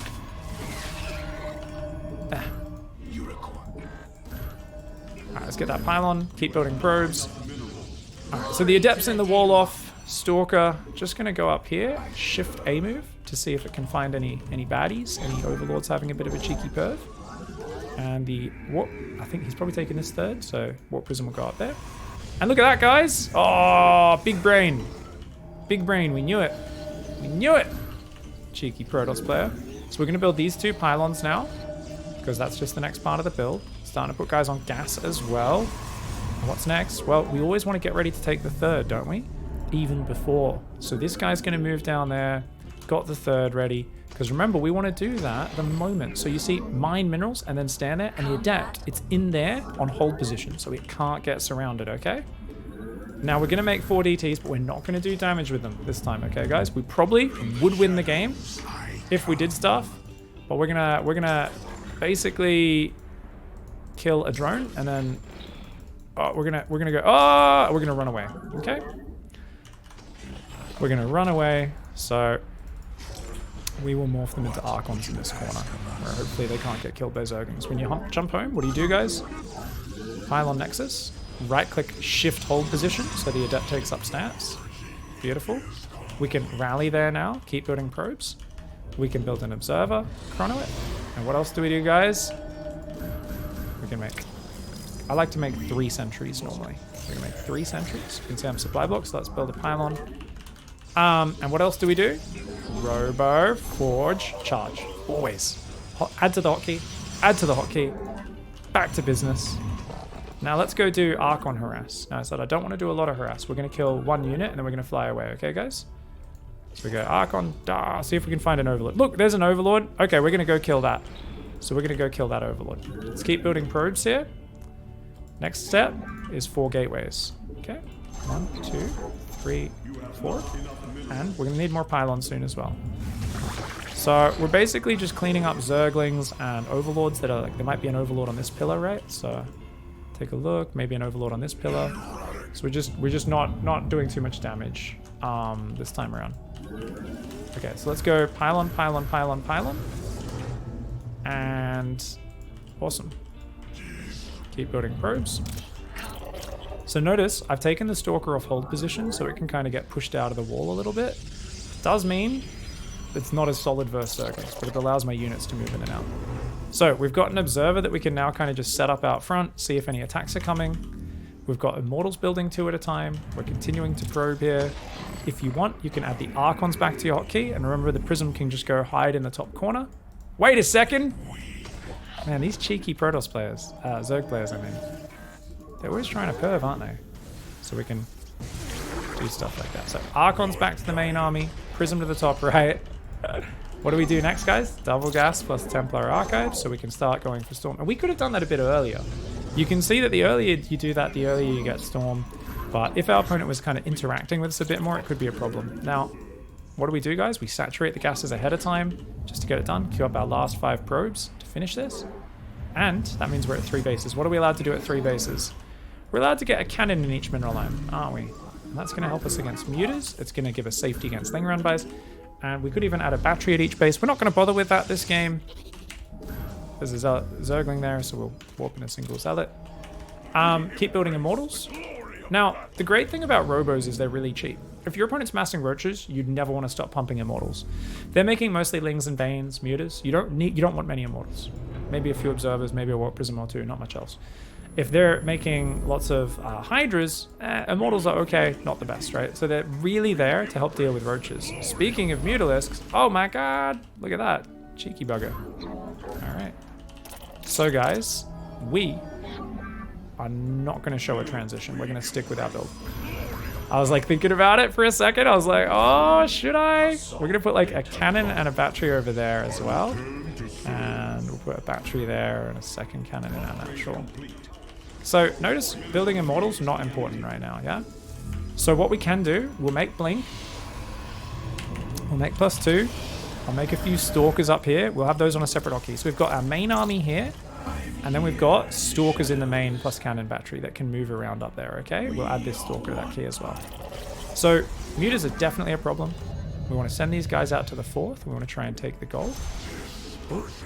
That's a lot of mutas as well. Okay, so this is an army which we're not actually well suited for fighting. Let's make a few more Archons. Now, Archons do just fine against mutas, of course. We're making more Archons. Okay, guys, so check this out. He's actually going to come fight me. Okay, does back off for now, but that's a lot of mutas. So this is a very serious muta player, guys. We're realizing this is not fun in games anymore. This is not, I'm making 5 mutas to harass you. We need 4 more gateways. We need to make a lot of Stalkers in the main to defend this army out here. We're going to try to move forward to try and like get this high ground and then clear these rocks. And we're also going to queue up armor upgrades because they're very powerful versus these. And the idea here is, guys, we want to max out. Let's try and transfer workers from our gold base over there. We want to max out and then go kill, okay? Now, Stalkers suck at fighting, okay? Oh, look at this. So we're going to try and... Alright, let's try and go over there. Might kill some probes, that's okay. So, see, here we go. So we want to go cannon, cannon, battery, cannon.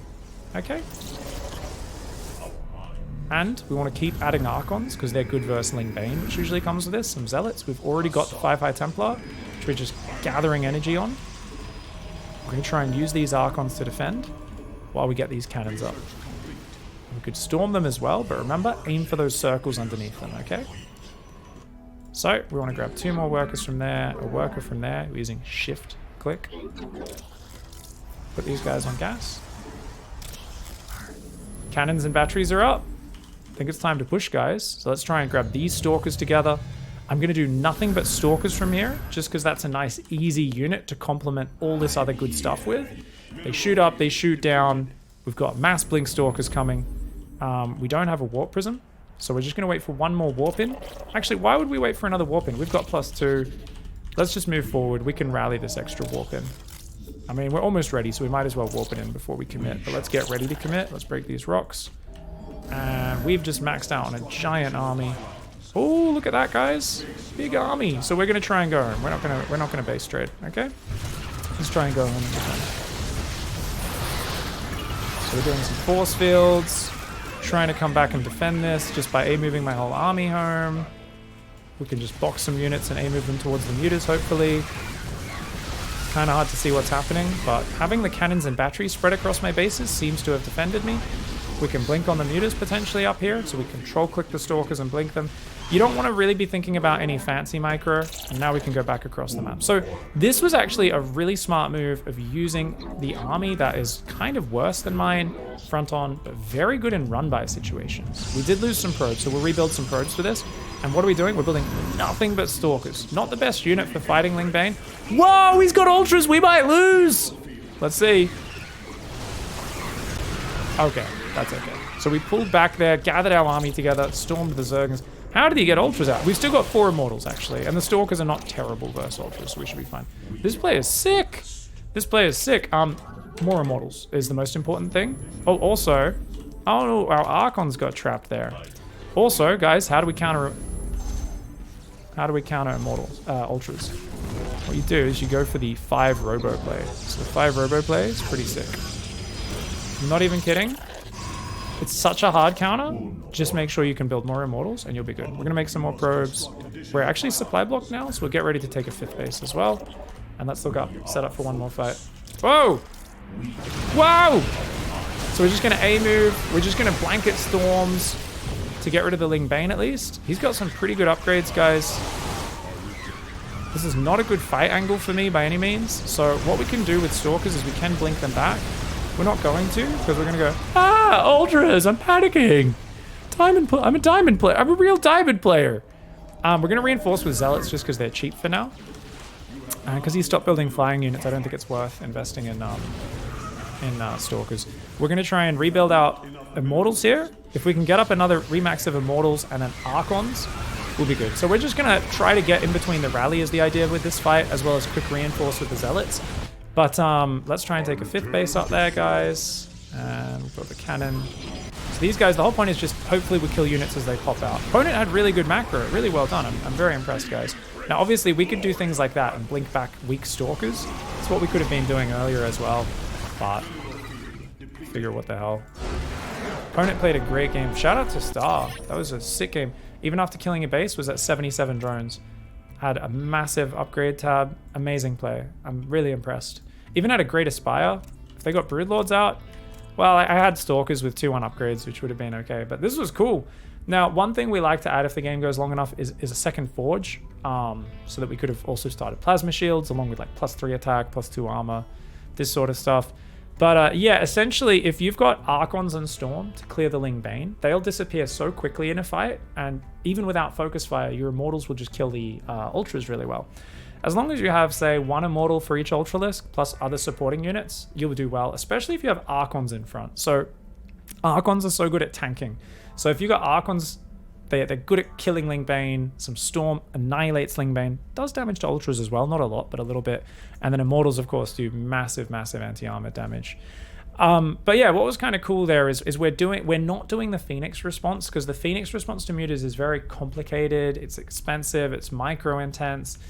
And something which is very hard to do. I feel like it's better to just build your cannon battery. You defend with your squad of Stalkers with cannon battery in the main, and you have your Archons and your Psy Storm out at the 3rd, and you try to secure a 4th during the Muta Harass stage. And then you just try to max out on kind of Stalker, Archon, Immortal Storm stuff. Now, one of the big mistakes I think we made was we kind of knew that a base trade is probably one of the best options for a Zerg player, but I didn't scout for it. So if I just sent a Zealot down here and a Zealot to go check there and then out here, I would have spotted this army, and I would have just gone straight to fight this army rather than going across the map. And that would have been sick. Also, you could argue that rather than pulling home, I should have just continued into the rally point and tried to kill them. And maybe that would have been a better way of doing it. I figured my thought process here is Ling Bane is the best base trade comp in the game, because Zerglings just do an insane amount of damage. And he had Adrenal and +2 on these Zerglings, so they would tear down buildings really, really fast. But basically what we did there was a pretty quick response. I just kind of went, whoa, you're in here. I grabbed this Nexus and I just recalled a chunk of my army. Now, there was a conscious thing I did with my recall, guys, and that is I did not recall my High Templar, and that's for a very good reason. It's because he's already in here on top of my Nexus. I didn't want my High Templar to recall and just die to Lings and Banes. So I just wanted to recall my big chonky boys, get a bunch of Archons in there, which especially with the power of the batteries, the cannons, we're going to start being really effective. Luckily for me as well, Star was a little bit slow to move through the wall in and didn't really split Ling Bane into the other mineral lines. I accidentally got some sentries in here, threw some force fields down that were actually kind of killer. I'm amazed that Archon isn't breaking that force field. And we just kind of A-moved everything back home to try and defend as well. So a lot of people are like, I can't do that though, it's too hard, pig! I made a huge, obvious mistake. We were playing against a guy who we knew were playing mutas, and we didn't check for the map. We didn't scout, or just split a few zealots, just check around the map so that he can't have the jump on you in a base trade like that. Just check, that's a basic thing you do. Terrans have to do that versus Ling Bane Zerg. Protoss has to do it versus Ling Bane Muta Zerg as well. Because this Zerg army, the Ling Bane Muta, it sucks at fighting front. It really does suck. Now, luckily for me, the opponent had so much in drones, it was going to be hard for them to fight head on. The way my opponent needed to probably do a fight was like flanking me with Banelings coming in from multiple sides, and they probably needed to be a bit more active with like Ling Bane Ultra hitting my bases. But because I had a maxed out core of Protoss units, even though there's a lot of Stalkers which aren't the best, they're pretty good there. Make it look too easy? Whoa, I mean, this is not a realistic environment. It's grey, right? Because obviously I'm smurfing, I'm smashing people half my level. All right, guys, we've got our first PvT in Diamond. Now, this is going to be really fun because this is a build order I have very little practice with, basically no practice with, to be honest. And yeah, I don't know, it's just, it's kind of exciting for me. So, oops, apparently I hadn't queued an extra probe there. Whoopsies. Because we're going to be doing a Disruptor Drop, and we're going to be doing it with Warp Prism Speed, which I normally don't like because it's very expensive, but we're going to do it just so we can get kind of get out of our own mistakes. Because that does happen a bit, where you make mistakes and you get in a hard spot, and having Warp Prism Speed helps you get out of those spots without losing it.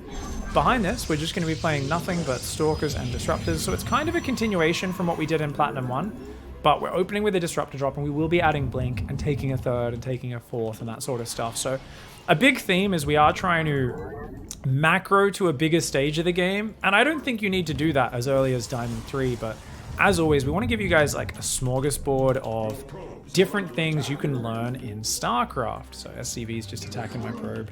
It's the reason we stay on move command, because if you A-move across the map, you accidentally send your scout home to chase the opponent, which is what our enemy's done here. Third, fourth, and fifth base. Looks like a pretty standard build, guys. Oh, we just happened to look at this as he pulled SCVs in front. And, oh, oh my god. Okay, this guy really doesn't want me to survive. Anyways, don't get distracted. That Cybercore's already late. Back to probe production. That probe will die, but let's just try to queue it a few more times so it wastes more of his mining time, okay? Now, because he's doing this, we're going to go and scout for proxies, okay? Now, you might be wondering, well, why bother with that? And the reason is very simple. It's because if he's on one gas and he's built a second depot, he could still just go for a delayed command center, but he very well could have extra barracks hidden and could be going for marauders. So in general, yes, we're still going to expand. Yes, we're still going to do at its core a normal build, but we're also kind of like, you know, just checking to see if there is some sort of follow-up. And oh, we saw a command center. Now, how do I know that's a command center, guys? Very simple. Look on the minimap. That thing is just as big as the command center on the minimap. So just by queuing our probe around, we get an amazing piece of information here. That's going to tell us, oh, okay, we know what's happening. Now, we've got an Adept out. We're going to make Stalkers after that as well. Probably didn't need to chrono that quite so early. And remember, what do we do, guys? You shade, and then you click both of these onto the Reaper. Now, we could also micro it a little bit more than that, but even if you just click them both on the Reaper, that's going to get the job done, as you see. Now, we lost 2 probes, but if you kill the Reaper, totally fine. Totally fine. Some people always ask, hey, shouldn't I go... Shh, I forgot to set the rally point. We're going to recall that Stalker. Change that to that. Anyways, we want to go 3 gateways for safety. It's something that I've I kind of set as a goal for this was, let's not do a super greedy, super fast Robo Bay drop. Let's get 3 gateways, okay, guys? So the trick is that I had to get 3 gateways before going for the Robo Bay. We're now going to build another pylon there. We'll get an observer. And keep building probes. Then we want to go for those gases in the near future. So all we're doing is just having a bit of a scout here, guys. That adept just wants to see what's up. And we see, oh, you're building a bunch of marauders and a reactor. So could be some sort of 3-racks build. Definitely some sort of bio build. Doesn't tell us anything too much. We're not changing our plan. Nothing like that. We're just going to keep on building up this tech tree. We need these double gases. Latest 12 workers. So we took it on 10 workers on the natural this game, which is pretty good. Latest 12 workers. From here, you want to put all your chronos into the warp prism and then the disruptors that are going to come out of here, okay? So we're building probes. Let's get a pylon on the front of our base. We can put guys on gas. Put guys on gas. Okay, cool. So, oh, marauders are coming. Whoa! Whoa, okay. Okay, that's some marauders coming our way. We're going to put the observer still over there. Build a pylon over here just for shits and gigs. Get these stalkers down. Let's try and get a shield battery. I think that pylon might die. We're pulling back. Guys, whenever you're under attack, pull back. Now we look at that and we go, yeah, I think I can take that. And notice, what are we doing? A shift click, so we've target fired. Now, I look at this point and say, I've won. Oh, have I though? Maybe, maybe not. So we're going to keep trying to focus the marauders down because those are the damage dealers and we get bonus damage to armor. And we're going to make more units and keep shift clicking the marauders. Keep making probes. Let's make disruptor. Which one? The middle one. Gravitic drive. Get back to the shield battery. I think we're safe now. Whew, scary attack though, wasn't it? That was a very scary attack. Now, from here, 3 gateways plus a robo bay building disruptors. This is where I think we want to go for a 3rd base, and then we want to go more gateways, Twilight Forge. Now that's interesting because I think in my build order write-up I did it in a different way. So I'm going to need you guys to remind me at the end of this game, now that I'm hands-on with the build, that I might want to be changing it up a little bit, okay? So we've got a disruptor. We'll make another one, but for now, let's go across the map. Now, simple way to do it, come in here, and when I'm ready, I can double tap to number 2, and then go in and do a big droppy drop. But is my opponent still attacking me? I'm going to send an adept out to find out. We're still just building sentries at home. We're going to build this shield battery on the 3rd as well, and kind of move out to defend it. Because it looks like my opponent... Okay, I'm just going to click this observer on this marauder to figure out where that's going, guys, because that's kind of scaring me. So let's go for a couple more gateways. Oh, so this is too much to give up. You should absolutely drop on that and kill it, guys, from out of vision. We're not going to do it. And the reason... Oh, so this drop here is we want to just do these ones, okay? So we want to do that and then get back in the prism, and then we want to run away pretty far because the bio is here. So what we're going to do actually is we'll click here, here, and then over there so we can come from a surprising angle on the next wave, okay, guys? Behind this, Twilight and Forge, so we can get Blinken +1. Remember, we could have killed his whole army and that would have been better value. The reason I didn't is because I don't want to win the game too hard. I want to show you guys how to play the build, okay? Oh, actually, we have another disruptor, so let's add that to our prism key. Now, behind this, all I'm going to do, guys, get up to 7 gateways, 6 or 7 gateways, get a second robo as well. We're going to take gases on the 3rd, and what are we doing? Getting ready for more disruptors, and... Oh, he's coming. Okay, so let's stop using the prism as a fancy thing. Let's chrono boost these. An attack's coming. What do you do when an attack's coming, guys? Build extra pylons. Now, this is where we're going to show you guys how to use disruptors, and that is you want to throw it at maximum range from the shadows so they have no time to react. So there we go, and now we can do it in the more normal way, okay? A move, and then we move the disruptors up behind our units, and we're going to start trying to use more advanced disruptor micro where we click it onto the unit. So notice we grabbed the ball and we clicked it on the actual marine so that it would automatically track onto that and follow it. Let's go Blinken +1. But otherwise, if they don't know you're there, like he didn't, we see them, they don't see us. This is the power of observers. Power of bullshit. Is you want to always throw it at maximum range, because if he's already here, say the Stalker's his army. I want to show you guys. So the Stalker's coming. If you throw it here, he's got so much time to move out of range.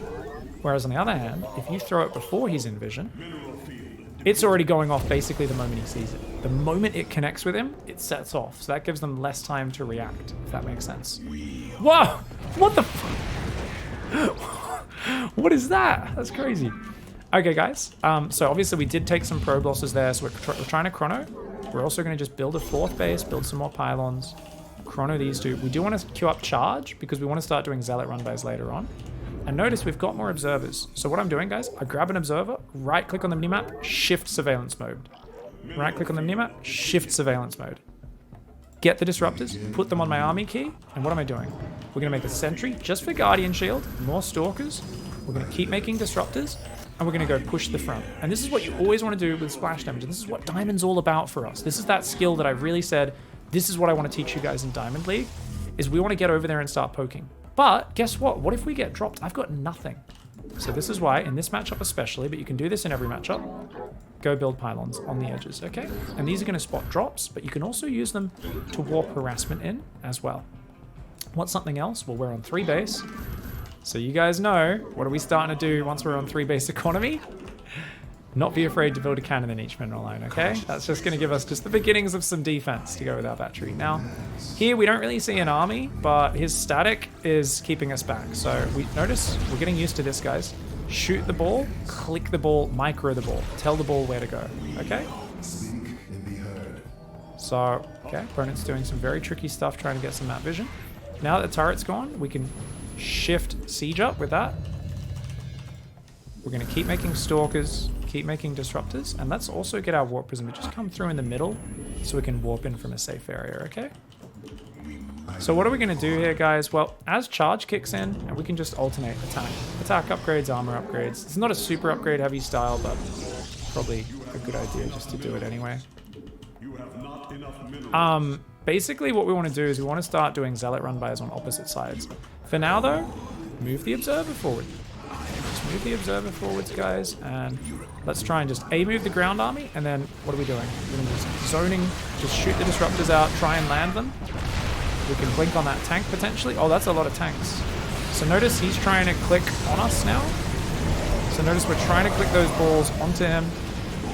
And he made a lot of tanks, which is absolutely the right unit. So our balls are going to run home. They're in big trouble. And you can see that when our balls are empty, we pull back. This is a thing that you always do. So these zealots will click into this base on the left side, and then these guys, the balls are full, will go back in on the right side.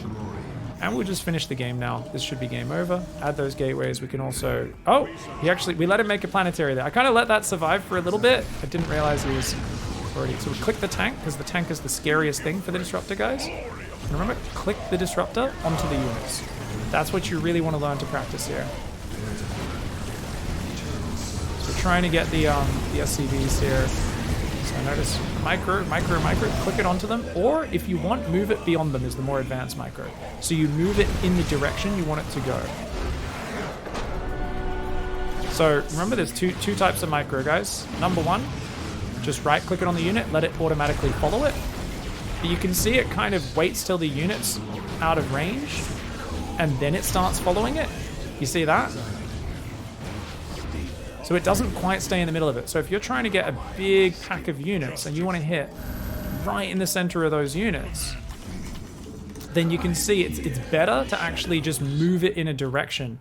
So check this one out, okay? So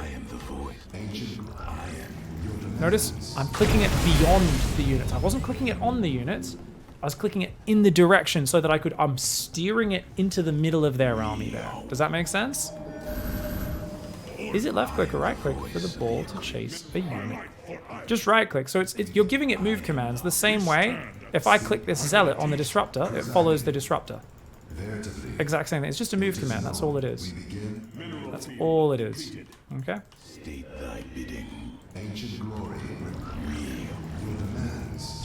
you see? Notice we're steering the disruptor into the middle of the zealots. Into the middle of the units. So that's the peak usage of the disruptors. But if there's enough going on, if the fight's a bit of an orgy, there's shit going on everywhere, you got so much stuff to manage, you might just do bam, bam, bam, right? And just let them fire where you click. You see your opponents coming towards you. So say the bio is there, you can throw there. But if they start a step forward, they're here. So you might go bam, bam, bam, and then you... Oops, sorry, our balls are empty. You might throw 2 out there, but you might also throw a safety ball here and here. So if they start a step forward, they get hit by these balls. So you can kind of layer them in different patterns depending on the situation. So you could go we got enough now? Yeah. Ball, and then the safety ball's behind it. So where are they going to stand? Their only option there is to run backwards or to actually kill your disruptors before the shots go off.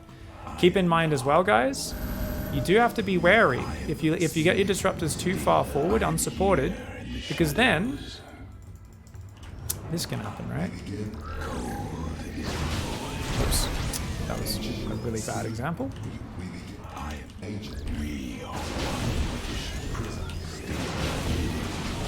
Okay, that one did go up. But basically, if you're firing the disruptor and it gets killed before it shoots, its shot does not connect. It just dissipates. So you got to be real careful, okay? GG's. Go do your research on it. Do many pros use the core? No. Probe, Showtime, maybe, sort of, maybe. Most pros have been using their hotkey set since decades before the core came out, so not really gonna be likely to get him over. What do we got, guys? Terran? Oh shit, it's a Terran player. So you might be wondering, why am I building a low ground pylon, guys? Well, I just am. And you know what? Same as if it's a random player, it doesn't really matter. It's not the end of the world. It means I won't be able to stop Reapers from jumping in my base, but it doesn't matter. It's really not a big deal. So, PvT, really happy to have another option to drop some balls on my opponent's face. Gateway at the front. You could argue this is a little exposed against proxy marine all-ins. I can't remember who it was, but someone all-in stats in a game 6 or 7 of a big finals, I think, quite a few years ago, where he was going low ground gate every game to do the early adept pressure. And the Terran went like proxy racks, marine, bunker rush, and because his only gateway was so exposed at the front, and I think he also didn't scout, so he was playing mega greedy back at that point. He ended up taking some damage. All right, guys. So what do we got? So we've got a barracks and a gas. This looks really standard, right? No worries. All right, we're gonna go for the Nexus. Add that to the hotkey. Send to the camera location, same as we always do. We'll build the cyber core here. We don't need a tight wall off against Terran, so there we go. Back to probing. Now, if you want, guys, we're in Diamond. We could start blocking that command center, but he actually did that before making the orbital, so hats off to him. Made a little adjustment to his build just to avoid the block going down. Very cute. I know that because you should not be able to afford a command center at a minute 36. It should be a minute 40 earliest, but my opponent skip the orbital command center for a few seconds to do that. It meant my probe wasn't able to block the expansion. Fair enough, well played, mate. So guys, make an adapt, make warp gate. We're gonna chrono boost. The adept will rally across. No, we'll rally it back because we don't know if it's a Reaper or not, right? And we've got 16 on minerals, 3 and 3. So we want to rally here. Oh, we can just right click the rally point on the Reaper. And remember, guys, same micro as always. When these units come out, it's shade, and then right box it, and then right click the shade and the adept on the Reaper itself. Now we can try to start a step down. Catch him. Probably won't get it though. Oh, hello. So now we can box them both and click them on the Reaper again. And he's gonna get out. Well done. Anyways, guys, we've got the robo. That's all fine. Let's keep chrono boosting probes here. Keep clicking on him. So we're gonna try and cut him off here. So we are doing a bit of micro because our opponent was doing micro there. If he didn't micro, we weren't gonna micro, but because he microed away from me, he actually made it quite hard. Now we'll still send the adept to scout really quickly, but because it's very late, we've got to be careful, okay? Now remember, we always want to get out second and third gateway out. And we want to make an observer here. Robo Bay can go down now. Put these probes here. And we're going to shade and then run away. Because it's already 3:30. This is really late. All we're seeing is there a factory there. And the answer is no. Totally fine. Okay. So the observer will go across, see what we're up against. We want to warp in 3 units to have 5 gateway units ready.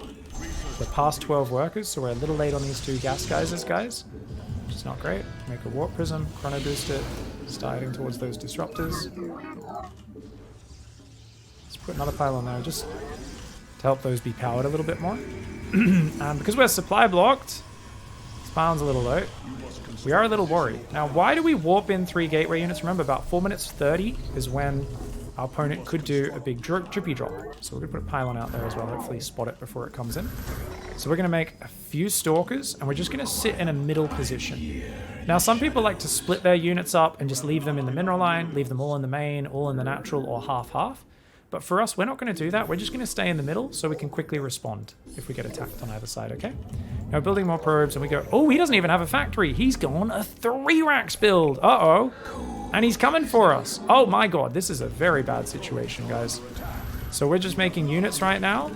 He doesn't have a crazy number of them, but, okay, we don't really want to be fighting with just probes, do we?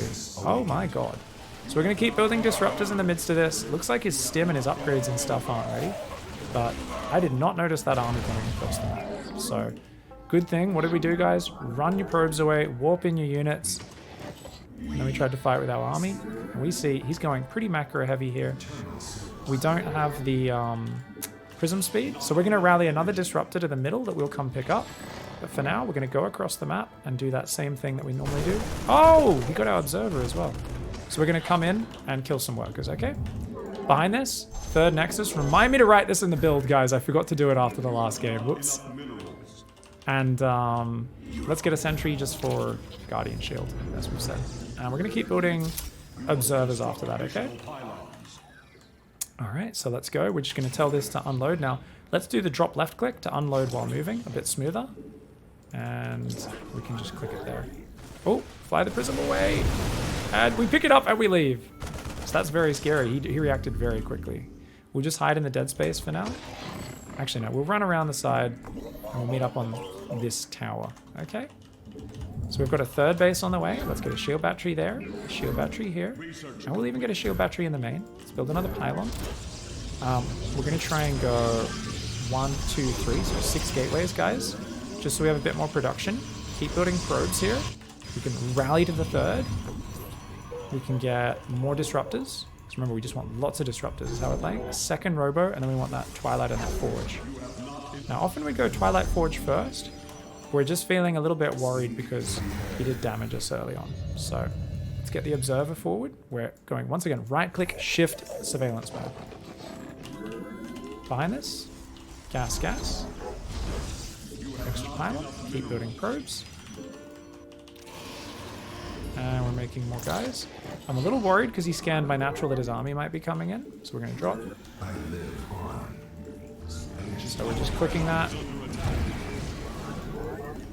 And we're under attack pretty bad, aren't we? So in this case, I'm putting my whole army on one hotkey at home because my disruptors have to fly home. And notice, guys, what's that? Battery overcharge. So we just go battery overcharge, heal the Nexus. It's a very good move, okay? Walking in lots of stalkers in the main. We're going to recall some units up there as well. And look at that. Oh my god, look at this cheeky bugger. Drops the high ground, drops the low ground. So now I'm just F2ing and A-moving down here. Oh, look at that. We can try and drop some disruptors here. He dodges them, kills a disruptor. Holy shit, this guy is crazy. What the hell, man? Well, at this point, we need to like really fix our shit, guys. Try and throw a disruptor shot. Blinking +1. Oh my god, he's killing us. This is great. Alright, guys. So what are we going to do? F2, A-move the front. Main army. Dump the prism, send it out to the left. Get the disruptors, put them on a different hotkey. Put this observer out on the right side. Keep building more. Box these stalkers, put them on the drop defense squad, send them back to the main. Put a cannon and a battery there. Repower the gateway. More stuff. Chrono probes, like my life depends on it, because our economy sucks gonads right now. And so we can now see that. Try and get it. Now we want to Control-Shift-click out the observers, because we want to make sure this army is much better. More stalkers coming. And I think we're going to lose this game. We're going to stick to the style anyway. But basically this is all going to rely on us getting super sick hits off, guys. Oh! So he's being a little bit too cheeky, so this time we did manage to clean it up. So we're going to try and get this 4th base down here, guys. Now remember, we don't have any vision out here. Remember, getting pylons everywhere, really important. We also want to get charged so we can start doing run-bys. Queue up the armor upgrade ahead of time as well. We've still only got 6 gateways, which is not great. And we do need to make a lot more disruptors. So we're trying to just get these disruptors forward. Awesome. So we're trying to rally to the front, get some more observers out. Let's take this observer. We're going to put him forward there. And we're going to try and send a Stalker, Shift deselect. A move Stalker, Shift deselect. Get some Zealots just for their tanking power. Upgrade complete. And we're going to try and take a 4th while just defending. Ooh, here he comes. Look at this, guys.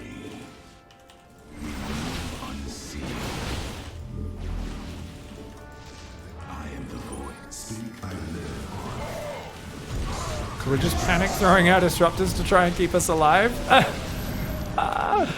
Pull back, pull back, pull back. Trying to build more batteries and cannons everywhere to try and survive. And we're trying to get these observers out as well, remember. So I don't know if we've got more observers. It looks like we don't. Okay. Okay, so we're going to put an observer out here as well. Okay, let's go out to that right side. Let's try to get this up. And all we're doing right now is trying to defend the 4th base with disruptors. So we're going to go forward and throw our balls. Lots of balls coming out. We could try to micro that last one back. Okay. Oh, we've still got those guys there as well. Now, if they keep hiding with their drops, always worth building a Stargate in this matchup, guys. For now, though, we killed a lot of units. Quick, hold the probe key down. So we want to try and probe that 4th up a little bit. And we want to keep putting these observers out, because observers are what allow us to survive. So we're going to build 2 more observers and then more disruptors. And remember, all we build, Stalkers, disruptors in this matchup. But our gateway count's very low, only 6, so let's go up to 8 gateways. And we want to start pushing our opponent. Now remember, we know that he had a drop there. But we've got cannons and batteries on each base now, so I don't think we're worried. I think we can grab these guys, rely on warp-ins now. It was only 1 medevac that got out of there. And we can push across the map and try and deny a 4th base. So let's move this observer forward. Does he have this base? He doesn't. Maybe he has this base down here, which means this would be a good attack point. Okay? So what do we do to organize our army? F2, make sure we've got all the disruptors on that hotkey. We can also grab some observers and just click them on our disruptor. And every now and then you want to shuffle your observers around the map if that's causing you problems, okay? As I said, we can just kind of warp in Stalkers to defend this. And there we go, not bad. Put another cannon there. Take the gases. All right, let's try and move in here, guys. And we're going to once again shuffle these forward.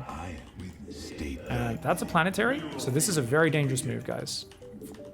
No, we can't fight that. So we just want to try and force him to come and defend. Okay. Oh, he's getting us. Okay, so we're going to try and recall. Make some zealots. Add to control group. Make disruptors.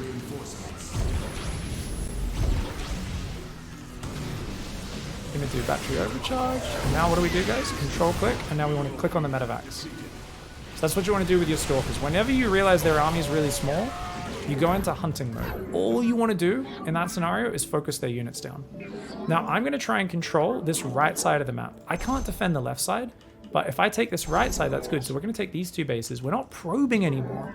We're just securing that for future income. That's the whole point, okay? And look at this. At this point, opponent's getting a bit desperate to expand, so we're going to start rallying zealots in there. We're going to keep looking for these fights on this right side, okay?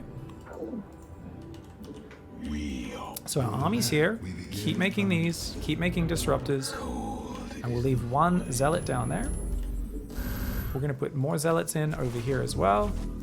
And let's come in. Now, if you get enough disruptors, what we could do, if there's not enough army, is we could actually use balls to kill the repairing SCVs. Okay?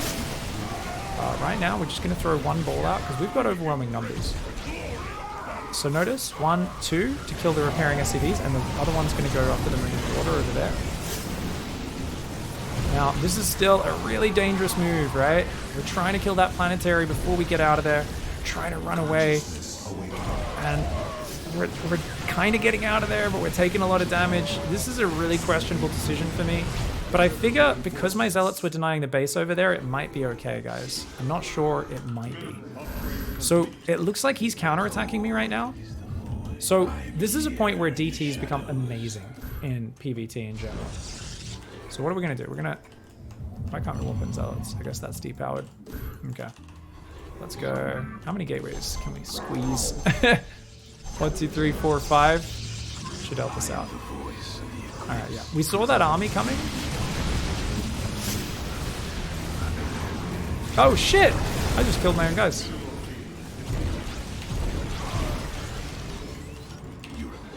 Finally, these Zealots are warping in.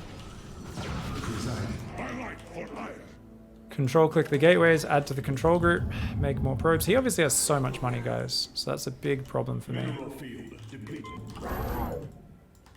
Your demands. And look at that, he's coming in. So, Zealots. Control click, shift click, click them there. We're also going to grab one Zealot and click it there. At this point, you just want to create problems for your opponent as much as possible. Consciousness awake. Where's his army? So he's pulled back from there. We're going to put a Zealot on the right watchtower, a Zealot in the middle. And we're going to try to just react really quickly there. We'll send Zealots, these guys. Their job is to A-move, and they're going to A-move down the left side of the map. And we'll let them die, okay? These guys just clearing up the SCV. Still this guy here, so we want to get rid of that Widowmite. And it looks like we will lose our bottom right, which is a big problem for us. So, we're going to take these Zealots, we're just going to A-move those in, hopefully they do some good damage, we'll see. And we're fighting for our life just to hang on to this base here, and then hopefully we can retake the bottom right. Because remember, our guys have nowhere to mine. They're running out of places to mine from right now. So, if we don't defend this base in the bottom right, we're just out of money. Now, that's a planetary, so let's pull back with these Zealots. We could use DTs now, because they're amazing, but for now, we're still looking for the balls, guys. Okay? That's such a big bio army. We're still trying to just micro these balls as best we can, okay? Oh my god, some killer balls. So we're not really microing anything but the balls in those scenarios, and yet despite that, he's got so much. Okay, those Zealots can go in. So we just lost our whole army. Oh my god, we've got more disruptors, but it's costing us, guys. And as I said, if we lose that bottom right, we're in trouble. Let's move this observer over there. It looks like these guys are doing okay. So this is a really crazy game. Our opponent's got some really sick macro. I'm really impressed with their play overall. We're still trying to just make as many of these as possible. Let's try and get another attack there. More Stalkers, more Disruptors. And uh-oh. Run the probes, run the probes, run the probes. Okay, we're nearby. I think we can save this base, guys. Doesn't really have any energy left. And we blink forward there. Didn't need to focus fire. We just needed to wait for the Disruptor shot before we clicked it. If we went any earlier, we would have been in trouble. And we're very lucky. Our opponent doesn't know about this base. You can tell, because otherwise they would have killed it. So we'll take this base as well, try and keep the economy rolling. I think we've managed to just barely do it, guys. So, as long as there's no base here, yeah, then they don't have anywhere to mine from. Opponent played like an absolute machine this game. I'm really impressed with them. They scanned to try to get rid of the observers. They're trying to use the invisibility to keep me back. Now we're going to be a bit more cautious and try to bait them into the damage. We want Zealots for tanking. Look at our income. When you're in a messy game and your mineral income keeps getting killed, you end up with a gas bank. So drop a Templar Archives and make Archons if the game goes long enough. This is always one of those things that you want to be going for. You can see here, tried to run forward and dodge the Disruptor shots. So we're just going to pull back until we've got a few more. Opponent played a really good game, like, very impressive. Their marine pressure at the start should have done a lot more though. I think that was the one thing which was a little sloppy. I don't know if it's because it hit so early. When did that marine pressure hit us? Okay, it did hit us pre 5 minutes, so well before stim would pretty much ever be finished. And this guy's stim actually was going to kick in right on 5 minutes. Usually the earliest a 3RX will hit you is 5 minutes, so even with my somewhat delayed observer scout here, I should have had enough time to react. But this was just 11 Marines hitting at 5 minutes, whereas normally the crispest thing is about 18 Marines with stim and shields hitting at 5 minutes. So this did a lot of damage, but we pulled our probes back. So this could have been a lot worse for us. This could have been much, much worse. What's really impressive though about my opponent's play is how well they patched up things. So what do I mean by that? I mean, they did a lot of things at once, right? So you could tell, I guess their SCV production wasn't great behind this. They built a third command center while attacking. You know, they got ready to go into a starport while attacking. They went double upgrades at once. So you could tell this player did quite a lot of things pretty well. On the other hand, they didn't really make use of their 3-racks production. You could tell because they should have already been at like 60 supply, but they've never been above 45 supply. They also like scan observers and stuff though, so they did some really cool stuff and they expanded at a pretty quick rate. I do think if they built more expansions on location, that would have been better for them, and didn't build like planetaries next to their existing bases. Also, if they just kept dropping and doing multi-prong attacks rather than running such a giant ball of units around, it would have been really hard for me to get back in this game with those big disruptor shots. But yeah, as I said, I could have totally lost this game. I did hold back from using the Dark Shrine. That would have been an easy win. Whenever you get to mid to late game in PvT, guys, what you do is you make a Dark Shrine, and then you get like 6 DTs, and you just go right-click in the main, shift-click deselect a Dark Templar, right-click in the natural, shift deselect, right-click in the... you send a DT to every base, and it usually just wins the game for you. Until you're playing very high-level players, most people die to like crazy... And even at GM, still wins you games sometimes. The like a scrappy kind of late game, and then you just do that is huge. So, what we do notice, guys, is my opponent took me to Dicktown here, because I don't have Blink or Phoenix, and I took this triangle base. Holy shit, this was hard to defend this drop because they could abuse the high ground, low ground. So if you don't have some sort of anti-air superiority tech, what do I mean? Blink, Phoenix, something that can hunt down medevacts. Expanding to this base is very dangerous because he can pick up, drop there, threaten your main, pick up, drop here, and you've got to be able to defend both locations. And look at how hard it is to get around to defend. Super awkward. In hindsight, future guys will take the straight line third base because yeah, you could run through and pick up and drop there. It's much easier for you to get between the bases and much harder for him to get from the front of one base to the back of your other base. So this triangle third really hurt me. This drop did a crazy amount of damage. Shout out to the King for doing some sick micro, but the King did make some mistakes, and that was getting supply blocked really badly. Never really had a Gary and Bruce situation set up. And also, because of that, just wasn't really queuing up units while attacking. So I feel like my opponent, even though they batched up a lot of things, more consistent depots and holding down the SCV key before entering micro scenarios like this would have put them in such a good position. They would have killed it. Really would have killed it. So nice pickup into the main. And then goes back down there after forcing me to recall. Like, this is sick micro. Really, really frustrating to play against. I come back and drop my balls. Even there, focuses one of the balls down, picks up to dodge the other one. Sick plays.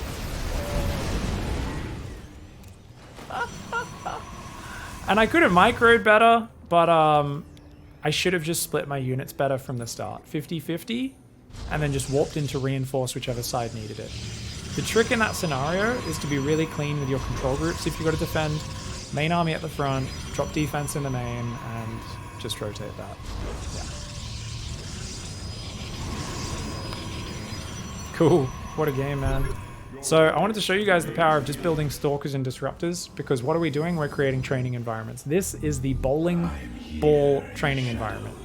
We are trying to get as much experience with throwing nuts at the opponent as possible, and you can see it could create some really fun games, actually. And it's even if you think you're bad with disruptors, you do this style, double robo disruptors, stalkers all day, and you will get better at them, because you have to. Nothing else to focus on. That's the great thing.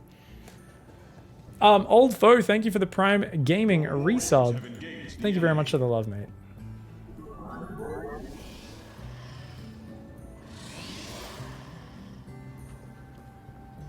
Can you do a video covering why, as each race on each map, you take the base locations the way you do? I cannot evolve mentalities. A lot of people ask me, can you do a video on this and that? StarCraft's a flexible game. A lot of it's just personal preference based on, oh, recently this feels good. It's not even conscious sometimes.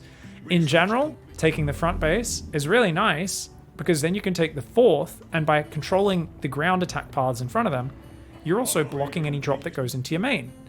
However, in the short term, as we saw, it does open up that triangle where they can kind of bounce between there, and there. These 3 points, which is very frustrating. So it's going to come with its drawbacks. The other third, what's its weakness though? If they attack here, you're really far away from your main base as well. It's just so they can split. If they get your whole army sitting on one side, then they can split you as well, just by attacking two extreme fronts. The fronts actually aren't as far away, like the back of your main from here and stuff, especially if you've got like blink stalkers that can blink up there, but it is what it is. Alright guys, so we've decided the set order for this disruptor build. I've done it a little inconsistently so far, so whoops, let's click those probes for a moment. So the way we're going to do this, let's try and get over here and see what we can do, is we want to basically go third Nexus and then go Twilight Forge, then the extra gateways, okay? So we're going to stay kind of low on gateways for a bit, but when you've got the big disruptors backing you up, I think that's totally fine. Now we've decided we don't want to take the triangle base because we're very late on blink, right? So let's go, we'll go across here with our gate scout, no worries. Take the gas geyser. Natural base, we want to take the third base in the straight line. Then we can take the fourth and the fifth base down there once we've got blink up and a little bit more control over those medevacs bouncing around, so we don't end up in that same pit of medevac here, medevac here, medevac here, medevac here, and me going, stop it. That was not fun in that last game. Big part of why we ended up in so much trouble was bad base location. And I did see the opponent was coming across the map with an SCV. Do we have a gas geyser mining? We do, so this looks pretty standard, guys. Let's get the Nexus, add to control group, send to the camera location, build the cyber core, which is not going to be a Warlord at all. We're not bothering to really block our opponent's bases here, guys. You absolutely can do that, and it's pretty worth doing as well, to be honest. Definitely distracts people. We're just hanging around. We're not trying to get in any fights. So we just want to keep it kind of simple for ourselves so that we don't get caught out, like I said, getting into a fight and then being in trouble. Now, I think I'll build my Robo over here so at least Reapers can't jump in there. They'll have to go around that way. And we do want to make sure the moment that core finishes, we chrono the Adept since it does feel a little late. So let's go get this guy here, guys. We'll rally to the natural now. And there we go. Put that guy back on gas. Adept here. And we'll build a Stalker behind the Adept as well. Stalker's especially good for shutting down any Reaper that comes in. Glory to the Daylon. And we'll chrono it just so if the Reaper comes in, there won't be too much downtime. Grab those guys. I told them return cargo, so now they're automatically gonna drop that off. And looks like our opponent didn't end up going for the units. So notice we're queuing up lots of probes here, especially because we did a chrono. Remember, whenever you do a chrono, you need to do that. Stalker's on control group 2, Adept on control group 1. And remember, we just want to see if there's a factory on the add-on. Nothing else really. 3 Marines can beat me in a fight. So cancel that. We'll just go home. No worries. Let's get 2 more gateways. So remember, 3 gateways. We'll build the Observer straight away. Add these to the control group. Queue up 2 more probes because we see we're almost causing probe production. Get the Robo Bay. And then we do want to get the gases. No later than 12 workers on the natural. And the pylon, of course, so we don't get supply blocked. So, probes are always the priority, right? Just fundamentals. But we've got an observer going across. And now we need to go prism and then disruptors. So we're tapping that prism key, dropping a chrono on it. Start putting guys on gas. Do you need a load of gas for this style? Another chrono into that. All the other chronos can go into the prism and then the other units. Now remember, I like to keep my units in a little central location, guys. So once I warp in my units, we'll put them there. We're using pylons to spot this Widow Mine drop that we're worried about. We warp in 3 Stalkers, make a Disruptor, And oh, it's another 3 racks. Okay, guys, everyone's playing 3 racks. Double reactor as well, so he's going to have a lot of Marines. So we're just going to tell this observer to kind of siege up out front the base to see when he moves out, okay? So in terms of defense, let's build a shield battery at the front in case he comes across. We're going to make a sentry because Guardian Shield is amazing versus these units. And we'll keep making Stalkers as well, okay? Let's get Warp Prism speed now. Chrono Boost that, Chrono Boost this. Now remember, going for the army is the best thing you can do here, especially if they're doing 3 racks. It is a absolute devastating play. We're not going to do it because it's unfair, because I know 100% I will just literally kill my opponent's entire army with it, with the first disruptor shot. That's why we're not doing it, but we will move this observer forward just to see where their army is. We don't want to make it too brutal. So remember, 3rd base, pylon, always build a 3rd pylon there. We change the rally point there since this is saturated. Keep putting probes. And remember what do we do next? Twilight and Forge. So now we're going to go in here. We're going to try and blow up some probes. We're going to keep making disruptors at home. And here we go. Research complete. Notice we're just getting ready. I could have microed that ball to chase the SCVs and got a few more of them. But we're just going to run back for now. And he's actually already coming across the map, guys. So guess what? Click that on there. Keep making disruptors. Make a thing there. Now, what you could do here is you can try to do the combat drop, okay? So you see, he's coming there, so we go there. And good reaction by my opponent. Didn't get the crazy shot.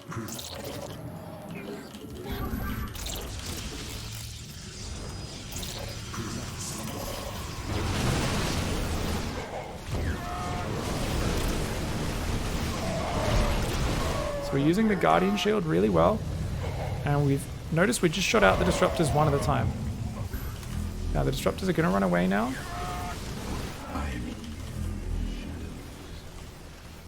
I've only got 3 gateways.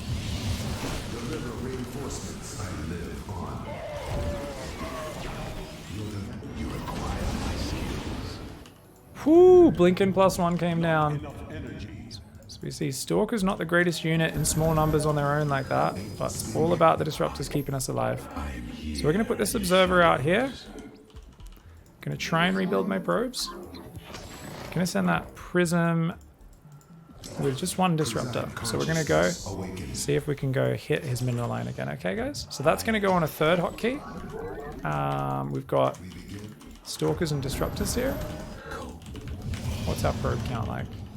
Not the greatest, not the worst. Let's get a cannon there. And let's get another pylon here. If you want, we could build a cannon and a battery just on the edge of the main. And a cannon in here as well. So getting a cannon when we're on 3 base in each base, that's something we've been trying to do more. So let's go in. We want to aim for this area is where you know there'll be lots of SCVs stacked, guys. So we're just going to click there. That goes in. Uh-oh. Get this prism out. So what do we do, guys? That was bad timing for us. Click the medevac. Oh, we did kill it. Just barely, though. So look at that, guys. We just lost a lot of probes because just as we looked at our drop, we got dropped. So this is where, once we're on 3 base, pylons on the edges. So we send that one out. And we do it again. Pylon, pylon, pylon. And let's, once again, aim for that same area. Because you know there's going to be units there. Okay, now this is too fancy. When the game gets past a certain point, guys, stop doing fancy bullshit. So what do I mean by that? Let's Q charge this +1. This needs to just go home. So we're just going home, get the prism there, and we need to round out our tech at this point. We've taken so much damage, and that's been part of why I'm very slow here. We're also way too high on gas because we took all those damage. So what do we need? 2nd robo, and remember, extra gateways, because we're only on 3 gateways right now. Oh my god. Big army here, guys. Let's make a sentry so we have Guardian Shield. Oh, he's got tanks too. Scary stuff. Alright, so this is what you do. You move the observer back to watch the army. Keep making units. Control group. Control group. I made an Immortal because we already had Disruptors out, but we didn't have many fighting units. That's why we squeezed an Immortal out. You could do the same with a Colossus, better versus Marines. Immortal, of course, much better versus Marauders, right? Keep building probes here. We're only at 57, so we need a lot more probes. We also need to get more observers out so we can actually see what the bloody hell is going on this map. This prism, we're just going to siege up there, ready for zealot attacks. Looks like my opponent accidentally stimmed there. Just warping in some units. And we're going to Guardian Shield and big Disruptor Shot. Okay, and we can show another one. And it takes 2 Disruptor Shots to kill a tank, for those who don't know. But yeah, so we saw that drop catching us off was probably our biggest mistake in this game. And the timing of it was kind of unfortunate because I just queued that up and then I looked away as it came in. Very slow response for me. We were a little light on map vision because of that push on the front that had already come out from my opponent's 3 racks. So you could argue that maybe I should have already started building an extra observer or 2. And of course, next on my menu was the extra second the extra 3 gateways and the second robo.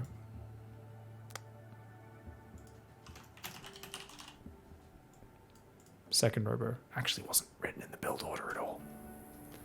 But opponent was pretty heavily committed on 2 base, you can see at this point. They do have a 3rd command center, but we damage quite a few SCVs. I think we got 7 SCV kills up to this point. So even though we lose some stuff, we recall, and I did try to click the medevac, but my stalkers derped out for some reason there. I think I must have clicked it just before they came out of the recall. So we took some damage there, and this kind of slowed everything down, but you can see that it's a mixture of observers for map control and just stalkers and disruptors. And it's a pretty clean style. It's pretty fun. Lots of disruptor practice, lots of bowling. Lots and lots of bowling. GG's. If you look at your replays of games getting cheesed, 1 base, proxied all in, and actually understand the context of what your opponent was trying to do in that game, you learn so much. But if you're too busy being upset about your opponent killing you, it's really hard to be open to the learning experience of going, hey, what just happened? How did that thing get me? That felt way too powerful. How did he do that super powerful thing? All right. Guys, check it out. We are doing another PvZ. Not many PvPs today in Diamond 3. So it looks like that matchup, we're going to have to get a lot more games probably in Diamond 2 and Diamond 1 potentially. Let's see what happens.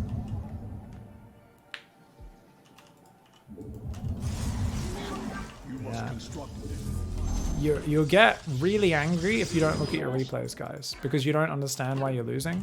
So it's like a slippery slope where if you don't look at your replays to understand why you lost, then you'll get angrier with each loss, and it'll be easier and easier for you to be like, well, he just attacks, my opponent's bad, and like, what an idiot. You know, like you get more, and you see people who've like for years not been watching their replays or like studying why they're losing their games, and they get more and more irrational in their excuses to the point where you're like, what is this person even talking about? Ooh, look at this, guys. Drone coming down very late. So it could be a 12 pool. It is. See that? 12 pool. Okay. I'll try to hide my probe. And we'll get... Oh! Oops, that's a misplaced one. I do need that second pylon right now. Come on. Let's put that there. Okay. Alright, so it looks like this guy is going to get chased. Okay, so he's going to just stay there. So remember, guys, what do we do? As soon as you see you're getting 12 pulled, same as if you're getting proxied, second gateway, side... Zealot pylon is actually meant to be first. I was a little slow on the pylon, which is why this second zealot's slow. But then you go second gateway, cybercore, obviously wall off if that's going to help you. We don't want to build extra probes right now. And then notice, what do? We A move, but we're already pulling back. We look to get a hit, and then we already pull back. We want to build another adept. Whoa, get in there! And then we build a nexus. And that's why we weren't probing it, so we can afford this nexus. And none of the buildings are damaged, so there's no pressure on us here, right? Third gas pylon. Back to probing as well. We can just A move now because our adepts are up. So we don't need to look at that, guys. You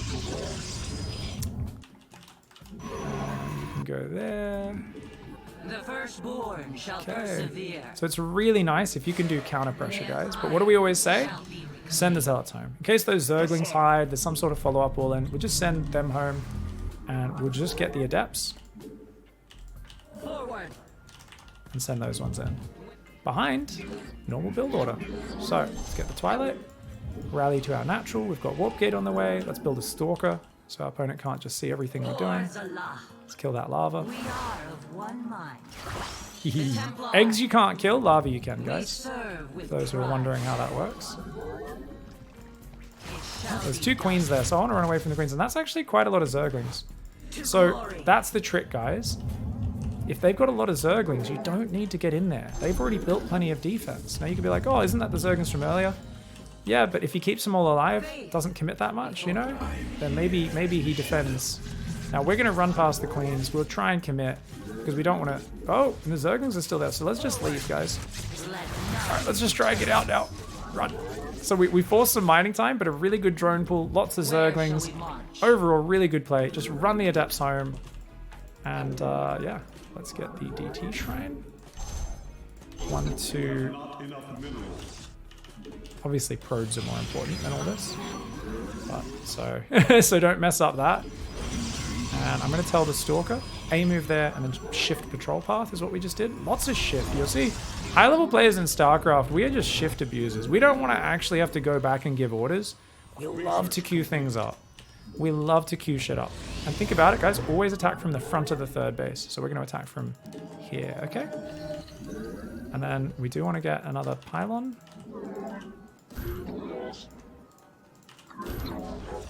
And then, because it's prism, pylon, and then what do we do, guys? 2 gases. We also want to move out and take our third behind it. So let's send the probe there. Click on the minerals so they move through. And notice the adepts. Look, they're in the choke point. They're in the choke point. So we're sending our units into safe locations always. This is the trick, guys. And then we put guys on gas. Keep building probes. We're not ready to build the Nexus. Remember, we go DTs first. And we actually... Oh, we had 2 gateways at the front, so I didn't need 3 more gateways, did I, guys? Normally in the build order, you need 3 more gateways. Because we built more gateways at the start, we didn't actually need that. Anyways, we're going to make the DTs. Now remember, the trick here is normally you want to go just win the game with these. But we are going to kill like a drone or a queen or something. And then we're going to run away. Okay, so we're going to go back. More Farcons. What do we do? Nexus. Pylon. Keep building probes. And then you go back. Double tap 2. Morph these into Archons. Now the reason we're not harassing too much is obviously I'm too tight with my build orders. And my opponents can't deal with harassment. We're in Diamond 3. No one's really able to deal with me doing harassment. So we're kind of going in showing, hey, if you do your build properly, look at how clean this is and look at what you can do. So we go Observer, Charge, warp in the sentries, guys. Now you can even be super pro and send these adepts to go shade in to this base while your Archon drop hits another base. You can do something like that. We're not going to do it. Warp in the sentries, get a shield battery out here straight away. Keep building the probes. And if you think you're under a big giant attack and you're worried, you can pause that probing, right? You can build an Immortal now. You get +1 weapons. But we do have a bit of urgency around something that we haven't got yet, right? 1, 2, 3, 4 gateways, all in the main, just to make sure our production's protected. So even if we lose control of our third at some point, we will not lose our production. So the Archons haven't really done anything. Like I said, we're just kind of chilling. Okay, so that's a pretty scary army. Pick up. If we stayed much longer, we could have died there. Put that Zealot in the back of the choke. What are we doing, guys? Chrono boosting Immortals. Chrono boosting +1. Making more probes. What are we doing now? We're going to build some muta pylons. What's a muta pylon? Behind each mineral line, it just means that we've got power coverage, so we can build cannons in our mineral lines if we need. Speaking of mutas, let's send some hallucinations through. So we're just kind of queuing some hallucinations through his bases. And we'll look at those later. Let's add all these guys to our hotkeys. Let's go double gas and then Templar Archives. You guys know we love to do that to start that storm transition. Building our last probes right now. Let's just put guys on gas straight away, because why not? Now, is he actually coming for me? Let's send our Prism out to check. Whoa, that's a lot of spores and spines everywhere. My gosh. He's got a big army here. So what are we doing, guys? We're just going to make zealots. And we've got a shield battery here. So we can try and fight him. We don't need to. Keep probing a little bit, because we seem a little undersaturated. And then we're going to get ready to take the 4th base. But remember, it's not really important as a 4th. It's just a transition base. Because your main starts mining out about 8:39 minutes, the sooner you get it, the better, because you can transfer those workers out of the main. But it's 7 or 8 workers. You're never going to build workers for this 4th base, remember. So we can start it. But if we're under pressure, if we can't prioritize that, that's totally fine. This is a bonus thing. The longer the game goes, the better that is for us, okay? Now, I feel a little blind right now, guys. So what's a cool thing? We're going to hallucinate. Shift control path to get that info there. Whoa, he's biling us. So notice we're pulling back here to the battery overcharge, guys. And we're activating overcharge. And we're activating Guardian Shield as well. We don't quite have Storm just yet, so if you think you're going to die, what you do here, guys, oh, nice force field, is I would have morphed Archons, but because I felt confident there, fighting at a battery, all that sort of stuff, we didn't feel like we were going to die there, so we were like, oh, it's fine. Now, someone might be wondering, well, what did all the static defense mean before, right? What did that mean? Now that just meant that our opponent's playing inefficiently, because static defense, every one of those is a dead drone. That's all it tells us. It can't be aggressive. It makes it a little harder to attack our opponent, but that's about it. We're going to morph in some Archons, some more Zealots here to round out our army. And what are we going to do with the Prism? We're going to put that up in the top left. And we're going to attack the right side of this map. Okay. What can we do? We can take these Zealots. And we'll send those up. So we're going to do Zealots attacking the left. Actually, you know what? Prism can go in the main. Let's do the 3-pronged. So our Prism is queuing up to siege up in the corner of the enemy's main. So we're going to push out this side. Let's just get our High Templar to follow an Immortal. Make a bunch of Archons and Zealots here just to join in. Make Archons. And, alright. Let's bring this over there. Oh my god, what's this? Oh, look at this, guys. So run away. Whenever you get caught without being ready, run away. But what are we going to do? Zealots are going to attack the left side. And then our army is going to posture on the right side. And we're going to do what we always do. Keep building Immortals. Keep building units. And trying to bait our opponent into size storms. So we're just going to click these Zealots in here. Try and just run them away from the ball of units. Opponent's macroing really well. But check this out. Army's moving up. Transfer workers over there. Get some cannons, make sure that's safe. And look at that, guys. We can warp in lots of Zealots in the main while pushing the front. And this is just going to be that standard thing. Make sure we don't get flanked. We put a hallucination fit behind us. Make sure I don't get surrounded. And we killed a base there. These Zealots apparently didn't feel like fighting because they're idiots. Let's keep pushing the front. Remember, I don't have a way of reinforcing my main army here. So we've got to be a little careful, but if we can get him to clump up, that's going to be really good. Pull the army to the right. So we want to bait him into the storm. Notice the High Templar are kind of at the front, a little dangerous, but I think we get a pretty good fight here, right? He's trying to run away now, which is crazy. There's a lot of spines here. And look at this. What if they go lurkers? People kept asking me. Well, if there's just a few lurkers and not many upgrades, I don't mind doing these ones, guys. Just shove on top and try to take him out real quickly. This may be a one-way trip, but let's see what our Zealots can do up there. How did his Queen survive? Wow, his Queen's actually beat my Zealots with Mass Transfuse. Chat gamer, chat gamer.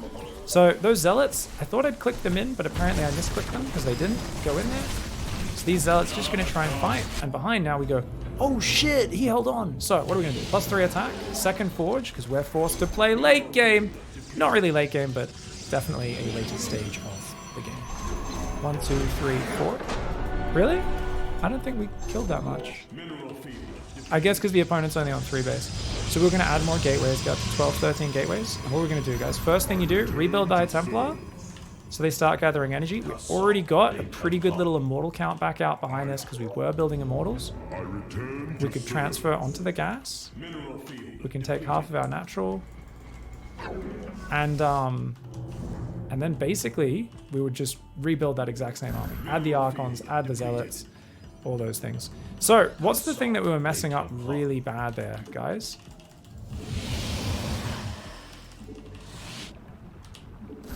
Control click, right click. Make sure they actually run in and do stuff. I thought the infestation pit was so close that they would automatically aggro on it. But yeah, that's an issue. Is there a scenario where we should upgrade shields? Yeah, it would be... I would actually probably start it pretty soon. Maybe I'd start armor, then do shields. One way you could do this, there's an argument behind go straight to shields and armor at the same time or something like that, just so you can keep upgrading two things at once or whatever. But yeah, you'd be fine. It's only really for late game or if you're massing Archons. Does Storm not injure your own units? It does. You try not to walk through it too much, but you've got Protoss units. They're tough as shit. They don't care. Check this out. So obviously that sets off their barriers. There's also a shield battery here. Now their barriers are gone. You can see the actual damage. So, I mean, it's just you've got very tough units. They've got to sit in a lot of Storm for it to really matter. Yeah. GG's.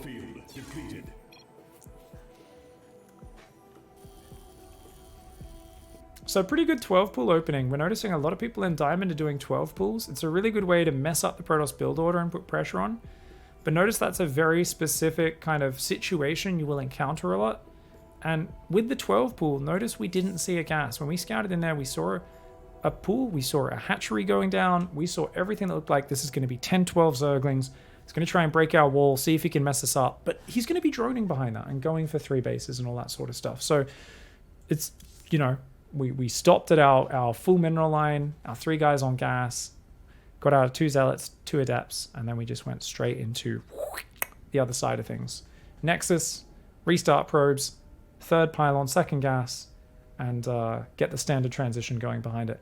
And you'll notice I was actually warping in DTs pretty well. So one thing you guys can tell, if your opponent just does a very light pressure, like in that game, go look at when you warp DTs in. I warped in at 5:20, so I was only about 45 seconds late, despite dealing with a 12 pool opening. That's a really, like, that's like, oh shit, Pig's a pro gamer, look at that. He's played at a high level before. You know, you're not going to be that fast, but what you're going to notice, because a lot of people struggle against aggressive openings like this, and they're like, man, it's just unfair. Zerg's so good. And if you look at the game, you'll realize you're warping your Dark Templar at 7 minutes or something. And I'm like, what are we doing, man? And it's just because your opening's a little different, you're making all these mistakes. So try to learn these situations and say, okay, like, why am I getting distracted? And really pour through those replays and look for what's throwing you off. Okay, guys, apparently we found a game. Oh, it's a PvP. All right, guys, we got ourselves a PvP. But yeah, there's a lot of players out there who just don't scout, or they don't see the difference between someone who's taking 3 bases and someone who's building their barracks outside the opponent's base and literally is completely all in from the very start. So really always worth kind of looking at what actually happened in a game so that you're not kind of playing under false pretenses thinking, oh man, you know, I'm getting cheesed every game. And it's like, actually, this was a 7-minute attack off 2 full bases. It's very different to the guy who built his barracks outside your base. So always be watching those replays, fam. Thank you very much, Judgment, for the resub or for the message there. You won your first ladder game. What's up, dude? Very nice. And you should be losing all your first ladder games because StarCraft is just, the ladder is designed in such a way that it starts you off smack bang in the middle of the ladder. That's just the way it works. So yeah. Well, he looks a little sus, doesn't he? Yeah, that probe does not look like he has good intentions. I don't know what it is about him exactly, but he just looked a little dodgy, you know. But no, looks pretty normal now that I'm looking around my base. Okay, no worries. So we're still going to chase him anyway, just in case, but looks like a very standard build from our opponent, doesn't it? So one thing you want to look for, guys, is your opponent's 2nd pylon. That's a really useful thing for you to find. Because if that isn't in their base, so notice we're just kind of doing a little loop, then you got to go, well, where is it? So we see 2nd pylon in the base. So if that wasn't there, it means our opponent's proxying us, because we've got to have a pylon, otherwise we're supply blocked on 23 right now. So what are we doing, guys? We're doing a 2 Stalker opening, then 2 then an Oracle, and 2 Adepts. So Require more Vespene let's gas. go. We need to get 2 Stalkers started. Warp Gate when we get the gas for it. You require more Vespene gas. No worries. Where's that probe at? There he is, hidden in the back of the base. All right, so we're going to run our guys away. You can see he's chronoing one of his units. And what we're going to do is we will hide this probe out to the side. Because he chronoed, he actually managed to get us. Well done. Well done. Fixing up the gas mining there a little bit. And we will also hunt down his probe. Okay, that doesn't really achieve anything because we've already got Stalkers out, so it's trying to block us. Doesn't achieve anything at all. So we did see 2 Stalkers from our opponent, guys. Now we want to make 2 Adepts next. We could try to run forward there, use the high ground to get a volley off. So if he pokes with Stalkers, we could try to do some damage to him. We don't want to stay too far out though, because we are building Oracles and Adepts, which are bad units for fighting. We'll put a pylon down and we'll scout with this probe. Now the idea is this probe is hopefully going to get in there and see if our opponent's expanding or not. And if they're not, we might even have to give up our expansion here. Okay. Shield battery is on the way. Building another probe right now. Getting ready to build an Oracle. We're already rallying the Oracle out to the right side and bringing our Stalkers back The as well. firstborn shall persevere. Let's chrono that Oracle. The Adepts will go in the left side.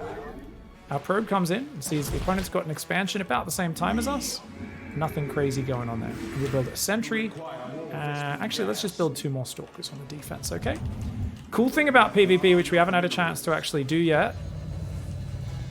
So these guys are going to go from the left. But we want to pair that up with the Oracle, remember.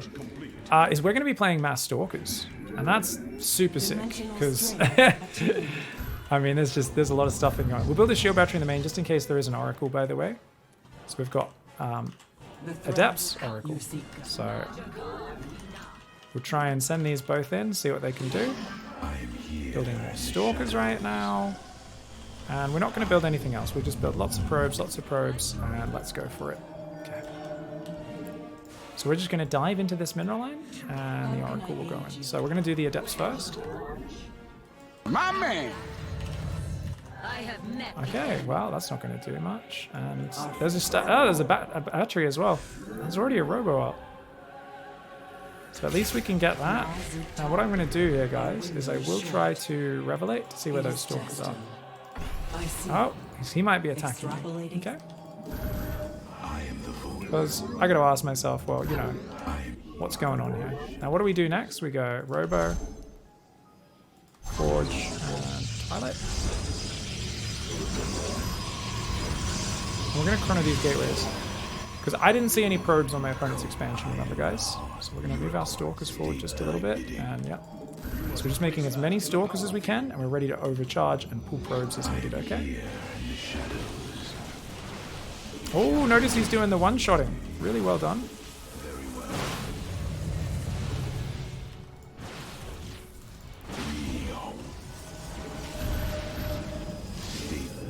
And we're going to just keep trying to fight here, potentially. And we're just going to turn the Oracle on. So that will kill his natural. We're building a Void Ray. Anything we can build to defend here, guys. Now notice we're using our probes as well to fight. We're just going to try to move, shoot, and this is turned way in our favor now. Okay, now we can go back. Whew! But looks like our Oracle killed his natural. I have workers on my natural that I'm sending back to work. I think we won. Whew! It's the Oracle. Just hide that in the backspace. And we're getting an Observer in case there's DTs. We're going to get Blink and +1. And why are we doing that? Because we're going to make nothing but Stalkers from here on out. The Robo's there because it's a good kind of safety measure. Gives us detection. We'll take a 3rd base. So whenever you feel safe, you do that, guys. I'll try to send an Observer across the map as well, actually. No, I don't need to do that. Observer can just follow our Void Ray. Let's make 1 sentry, just for Guardian Shield, guys. Not the highest priority. And what are we doing? We're probing, trying to probe up, getting Blink, getting +1. And what we can do now is just focus on scouting. Obviously we could do damage here, but we see lots of probes. So our opponent's rebuilt. And we're going to just hide back here. So we see, okay, they're going Blink now. You can see that's upgrading. See the flashing lights on it? That means it's upgrading. get another pylon, put some more guys on gas, keep chrono boosting probes, and we want to build a pylon there. Why do we want to do that? Very obvious reason, guys. We want to make sure that we can get a shield battery up at that third base, okay? So we're still only on 2 gateways at this point, and that's actually okay. Definitely, though, now we want to go, okay, let's fix that up, right? Batteries are good, so are having lots of units. I see a blur above my gateways that I just put down, guys. I don't know if you noticed that. So we're coming up here. Kill it. So he's watching us. So we're going up to like about 8 gateways now, which is pretty good. Put some more pylons. Rally to the third. Get a shield battery there. Now this is where things get interesting because I do not want to really be using a complicated army. And I've told you guys don't use Blink Stalkers. They're bad unless you're good with them. And now we're going into the pit of how do I practice something I'm bad at and get good at it? And the answer is you keep building that thing and you basically give yourself a condition of I gotta win with just that thing. And that's exactly what we're going to be doing right now. So we're going to build a Warp Prism. We've left our Void Ray over here to defend against any Warp Prisms getting in our main. All we've got is Guardian Shield and a shitload of Stalkers. And we're going to go and attack with them. And we're going to keep attacking with them over and over again. And there's going to be 2 big things we're looking for. Trying to get a concave or a firing arc where all of our Stalkers are shooting at once.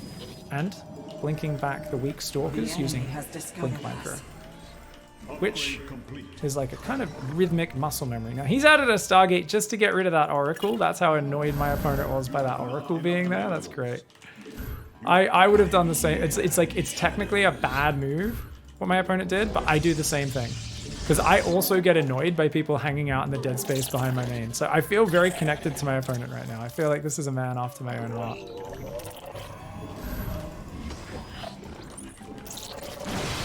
Alright, we've got the Prism covered over now. Why wouldn't we attack earlier? Well, we've got 3 bases up, but we haven't really turned that into a big army yet. Now we're starting to get a big army. Now we saw Archons morphing, and Archons actually aren't good versus Stalkers. We're going to keep the Prism really far back. And what we're going to do is we're going to come around and try and lure my opponent into the open, try and fight. And yeah, basically just go for big fights, guys. So, what we're going to do, we're going to A-move, we're going to Guardian Shield, and then we're going to just blink back weak units, okay? Real simple to start. So notice I'm boxing units a little bit there. But we just saw Battery Overcharge come in, guys, so we're just running away. Let's set a camera location there for our warp in point. Warp in 8 more Stalkers. Let's get +2 attack started. Send a probe over, getting ready to take a 4th. Let's go again. Okay, A move, Guardian Shield. All we're going to do, guys, is pull back weak units. That's all I'm going to do. Okay? They're a little kind of spread out now, so we can try to do these ones. And notice we're just trying to pull back weak units or even sections of weak units. Notice I'm kind of like blinking back whole big groups of them sometimes. And if the units separate, then we can keep them together. But our opponent just made too many different pieces of tech, and Archons especially are really bad versus Stalkers because they're too short range, and Stalkers aren't biological, so they don't get bonus damage versus them. And so we didn't even really do much concave management in these fights. We literally are just focusing on clicking back weak units. Now, if what I'm doing is too fast for you, simplify it. Oh, wow! Wow! There's invisible boys there, guys. Dark Templar.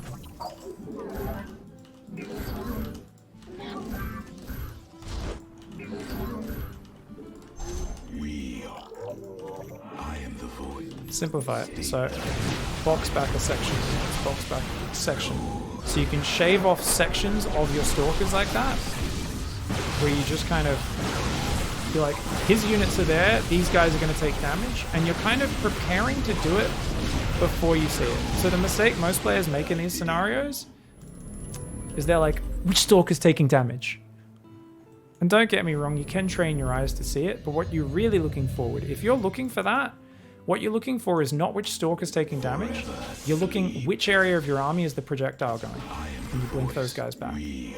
And if your opponent's focus firing, this is especially effective, okay guys? If Because check this out, actually. Here's what we'll do with this guy. So, damn it. We're on Western US server. Okay, that's going to be hard to show. So notice how the first half of that volley missed. That's what I'm trying to show right now. So if this guy attacks, notice that first attack did no damage. So you can actually dodge projectiles. So if your opponent's trying to focus fire, you see what they're focus firing at? That's super hardcore. But you almost never do this. Pros almost never do this. Most of the time, pros are like, these guys at front, they're going to take damage. And they're planning to do this micro even before the attacks actually go down. And that's it. It's really basic. Obviously, though, if what was happening, some of my guys were attacking a Nexus, other guys were going off. So I'd box them and I'd pull it back. Okay? What if they're all cramming through a choke point? Fucking like this. I might pull them back and spread them out. Standard ranged unit micro, spread them. So they're in more of a battle line. You don't want them in a column going in single file, right? You don't want to be going in like this, like the opponent's here and this is your battle formation. You're like, let's go! 4 stalkers at a time!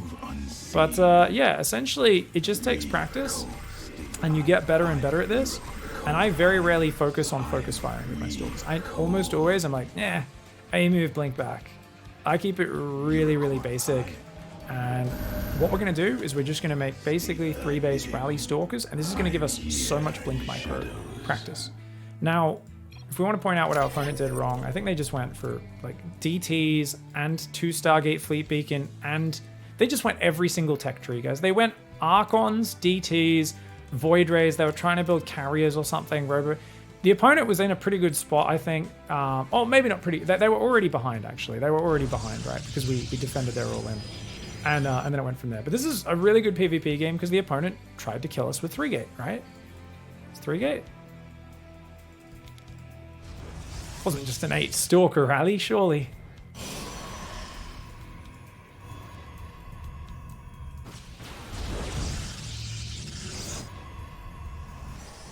Here's rally 8 Stalkers across the map.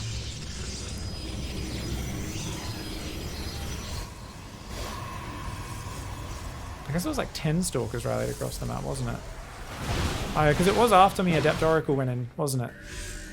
So I came in and already saw, hey, wait a second, why do you have no probes on your expansion? My expansion's really full. Yeah, no, 8 Stalkers is fine. It needs to hit a lot earlier. But yeah, so apparently, I don't know, my opponent's build, I think it was just like, ah, shit, I took damage, let's counterattack. That's fine. But yeah, I mean, we killed like 1 or 2 probes of the Adepts. We freeze the entire mineral line. I mean, this is such a huge lead for me, right? And he just is like, well, I have, 10 Stalkers, 11 Stalkers, let's go. And that's enough to one-shot units even with battery overcharge. So this is a really interesting scenario that my opponent forced. And I should have built a Void Ray sooner to help me out here. So the problem here is if my opponent volleys up, shield batteries do nothing here. Wait, you froze the mineral line? Yeah, stasis trap, guys. If there's a shield battery, you can't kill the units very well with the oracles, so you just put a stasis trap down. If they don't quickly turn and attack it, or if you put it in a choke point in the minerals, they have to just pull away, activate it with 1 worker, then go back to mining, which is pretty high level stuff if they're dealing with adepts at the same time. So you only turn on the laser if there's no shield battery, otherwise you use that. But look at this. Look at this great focus fight. So my shield battery was actually worthless for those first 2 Stalkers. So notice what micro I did there, guys, and this is pretty high level. I went, oh shit. And what did I do? I pulled away. Now, why did I pull away here? Because I am losing damage output when I'm doing it. I want to get it so that his Stalker shots all can't connect with 1 Stalker all at once. And if he was a higher level player, I think he would have just moved in. I think he would have moved in and just kept one-shotting my Stalkers because he's already got 10 versus 5. He one-shots another Stalker and then another Stalker and then another Stalker. It's just probes and a shield battery fighting his Stalkers. But he backed off here. But notice I'm running back so that if these Stalkers get just a bit of distance, maybe the front Stalkers can hit a Stalker, but the back ones can't. And all I need is his Stalker shots to not all hit at the same time. And then the batteries are going to be great. But we saw that he was way down on workers earlier, so what was my response, guys? I warped in Stalkers, I chronoed gateways, I built another shield battery, and I should have built this Void Ray as well, just to help me survive. I was a little slow on the Void Ray. But if you realize your opponent, even though they've expanded, is just trying to kill you with a lot of units while you've been probing, got to do a bit of a reaction there, and that's what we did here. They could have won if they had better Stalker Micro, my opponent. Potentially, I mean, they could have done a bit more damage there. I don't think they would have killed me because the probes would have probably ended up with a surround, and I would have got the Void Ray out and some more Stalkers, but they probably could have killed a lot of workers and maybe even got a little bit of a lead off it. So I think they could have done a lot of stuff. Stalkers are basically as good as you are. Yeah, and that's why I tell most people not to build them, because most of us are bad. But I think it's cool that even here in Diamond 3, we are saying, you know what? Let's create a training environment to get better at the Blink Micro and get more confident at it, and just create that scenario where we're practicing it over and over again. So I think that's pretty cool. And that's kind of what we're doing in all the matchups. Now, against Zerg, we are doing a pretty darn solid build order, right? It's our DT Archon build. But we've also been dealing with like Ling Floods. We've been dealing with early aggression of a few different types. There's been some really interesting challenges that we've already faced. So as much as I love this build order, we haven't done too much with it. I do want to try and do maybe a little bit more Archon harass in one of these games soon, because, you know, you guys know I haven't been harassing that much, but I'd like to, like, maybe not go after the drones, but just go after their army and just do a bit more like hot pickup micro versus Zerglings, just to kind of show you guys the technique. It's pretty advanced, takes a long time to get really good at. But look at this hatch first. So no 12 pool this time, guys. So we come in the main, we see the gas, we see the spawning pool. If you want, you can see where that drone's standing and you can try to block it. If you just go stand next to it, it can't put the spawning pool down. I'm not going to bother with anything fancy like that just yet, though. You don't open Stargate? Why don't you go Oracles and Void Rays versus Zerg? Unless you're a super expert player, Oracles are a really bad unit against Zerg because they have Queens by default, and Spores are also very cheap. Ground play is incredibly effective. Because people don't see pros do it every game, they go, oh, it's bad. The meta shifts, not because of balance, it's just because players just happen to shift in various directions. Playing ground Protoss is way better for you to develop your play style.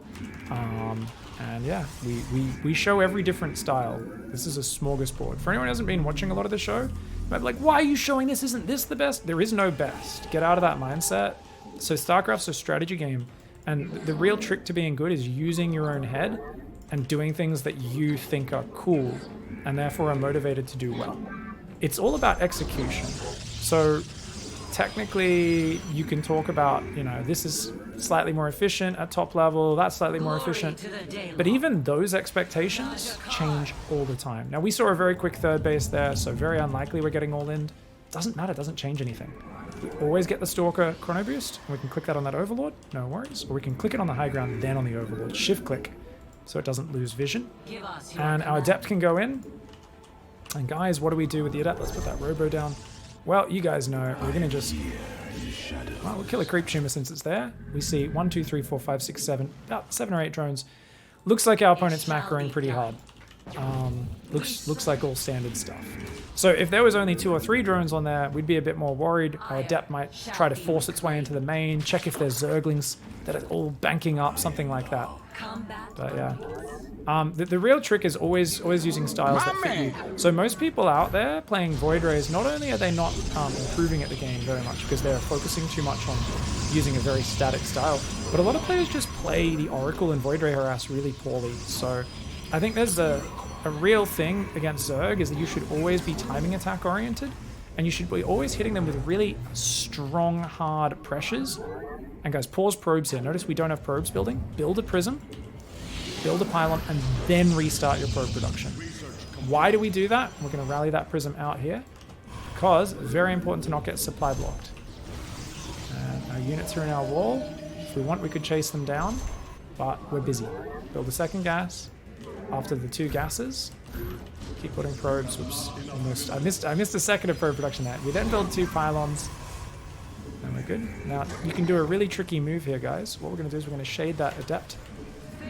And we're already telling that Warp Prism to queue up to Siege. Putting guys on gas. And I shaded the Adept out, so there was no risk at all of me getting surrounded. So what do we got, guys? We're queuing up lots of extra probes. So we're going to be busy microing. We'll drop a third soon, but don't get tempted into doing it straight away because you need to build the DTs first and foremost. Now we're going to wait a bit of time here, guys. Why are we waiting a bit of time? Because our opponents can't handle. That's a really crisp opening we've done. So let's just chill with those Archons a bit. Alright. So let's make a third base. You know what, guys? I'm gonna move command my Archons to their death, actually. Let's make this interesting. So what do we normally do? We make an observer, make some sentries. So we can go, oh shit! Now you can do some pickup micro. Ah, fucking shit. Ah, god damn it. Oh, god damn it. Ah, man. So we're going to make 3 sentries and a zealot. Help defend this base. Get a shield battery. Another pylon just in case. And what are we going to do? Rally out to the third. What's next in the build? Robo, Forge, and Charge. Get the Robo, get the Forge. Now don't move that Stalker out of the natural wall, whatever you do. We can probably kill those Zerglings. Keep building probes during this. It's just a few Zerglings. But normally, unless you're really confident there's very few units, guys, stay in the mineral line where the Zerglings can't surround you, okay? Now, we've already built an Observer, but now we're building Immortals. Just 3 or 4 sentries is really nice. We're just going to take a little look-see. And what do you look for when you're scouting, guys? Against Zerg, it's always the same, saturation. So it looks like they're getting that third pretty full now. But we've already got 9 probes on our third, so we're meant to be a little down on workers. This is totally fine. And we'll send a Prism out and do just a little bit of Zealot harass. So if you ever lose your Archons like this, guys, just go for cheaper harassment in the form of Zealots. It's a nice way to keep it up. We're building Immortals 2 at a time. We're now going to build 4 more gateways. Now, obviously, I could have just ran in with the DTs and done huge damage, guys, but we've been doing a lot of damage to people, so we're trying to ease off it.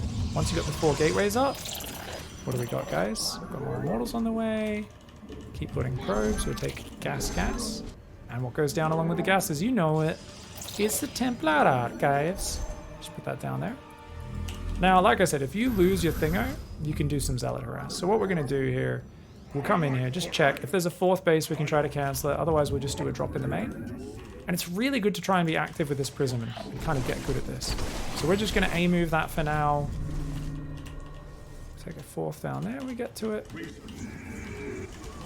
Our Stalker is blocking our Immortals a little bit. And then you can always do really hardcore pickup micro on these Zealots.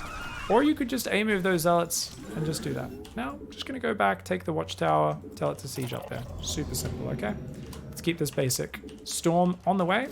Let's get some High Templar. Just 3 to start, so we'll make some more Zealots to round out my army.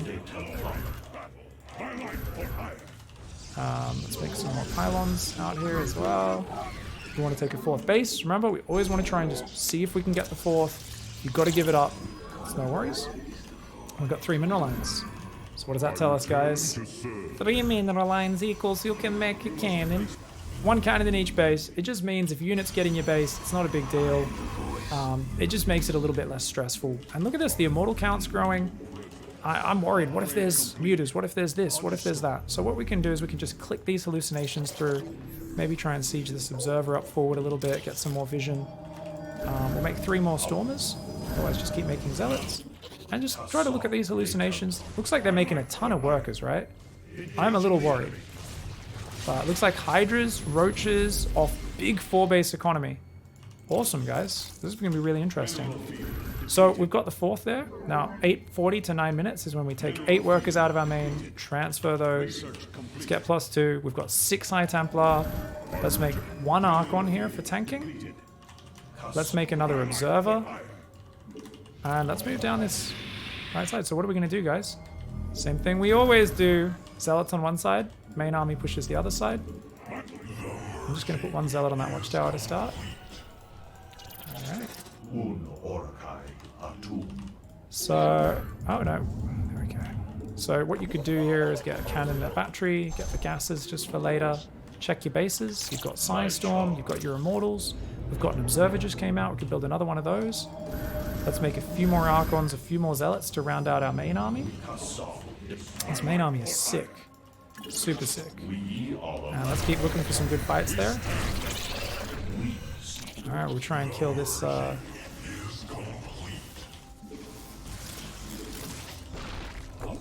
And then we can just A-move Zealots on the left, and we can keep doing that as well. And then this army's just going to come in here. Remember, just keep putting hallucinations out to watch for the flank. And looks like my opponent has tunneling claws. Good thing I built those cannons. It's not just good against mutas, guys, so run away.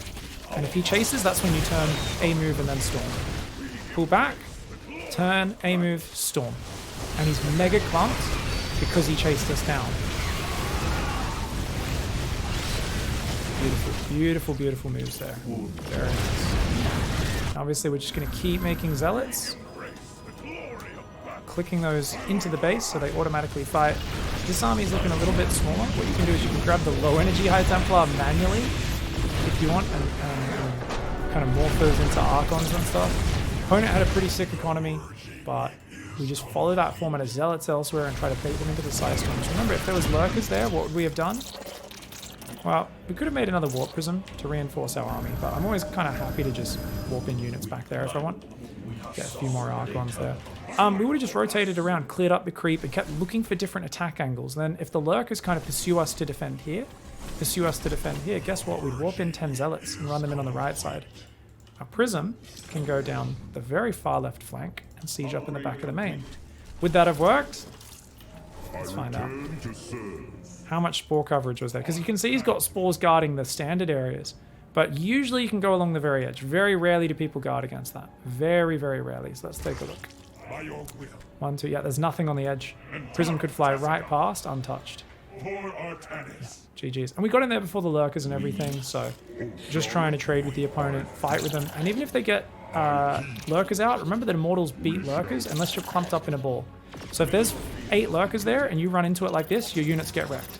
But on the other hand, if those Lurkers are out here, or say the Lurkers are like, I don't know, here or something, and you can spread your units out a little bit.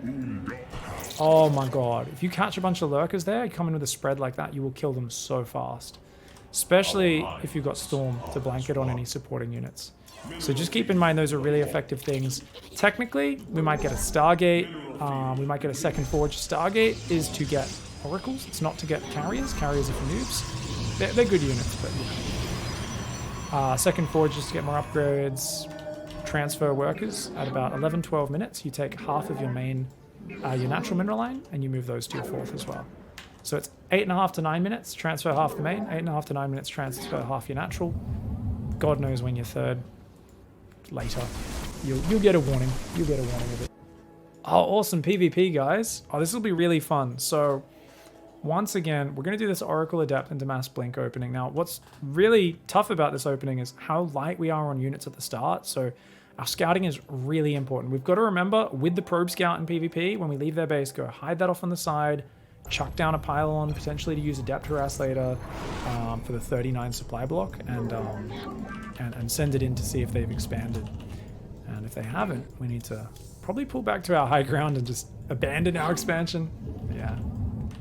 So sad nobody's doing Void Raider GM, just joking. Thank God. I would have banned you right then. You're lucky you put that there, mate. You're lucky. Someone just asked that, bro. Glad to see so many people are excited. We've already had a lot of people send in stuff for the new shows, but we're yet to film any just yet. We're getting some stuff organized for them though, so it should be very fun. Thank you for sharing your replays. Okay, so we like to build the gateway a little bit further back at the start. Just makes it harder for our opponent to cannon us. If we put a gateway there, they can pylon cannon there. Also just easier to kill it with cannons on the low ground. Can be a little annoying.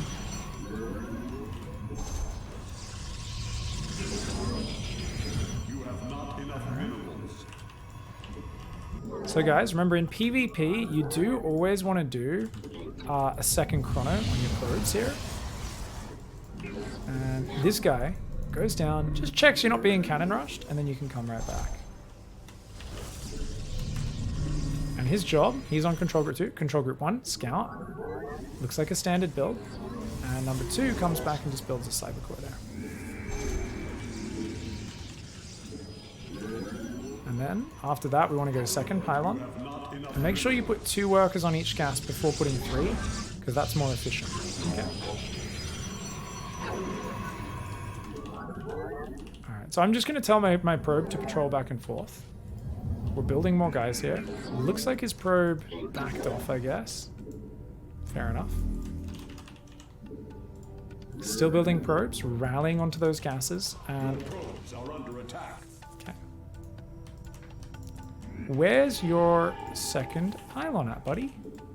Okay, we're going to build some stalkers there. Get the third pylon on the low ground. I'm actually just going to go take a little look around. Looks like his second pylon was at home. Okay, no need to scout. That should be fine. Okay, no worries. So I'm gonna hide this guy over there. We're gonna probe up to about 25, 26, and then pause at that point, okay? So we do want to go Stargate next, after Warp Gate. So 2 Stalkers, then Warp Gate, then Stargate. And it's a nice idea to pressure with these Stalkers, guys. It really is. So we're gonna go out with them, see if they can see anything. Maybe just stand on the watchtower, see if there's any adepts coming across the map. And we're going to leave a probe here, so if he goes adepts, we're ready to block. We'll poke the ramp just to see what's going on. Let's build 2 adepts now.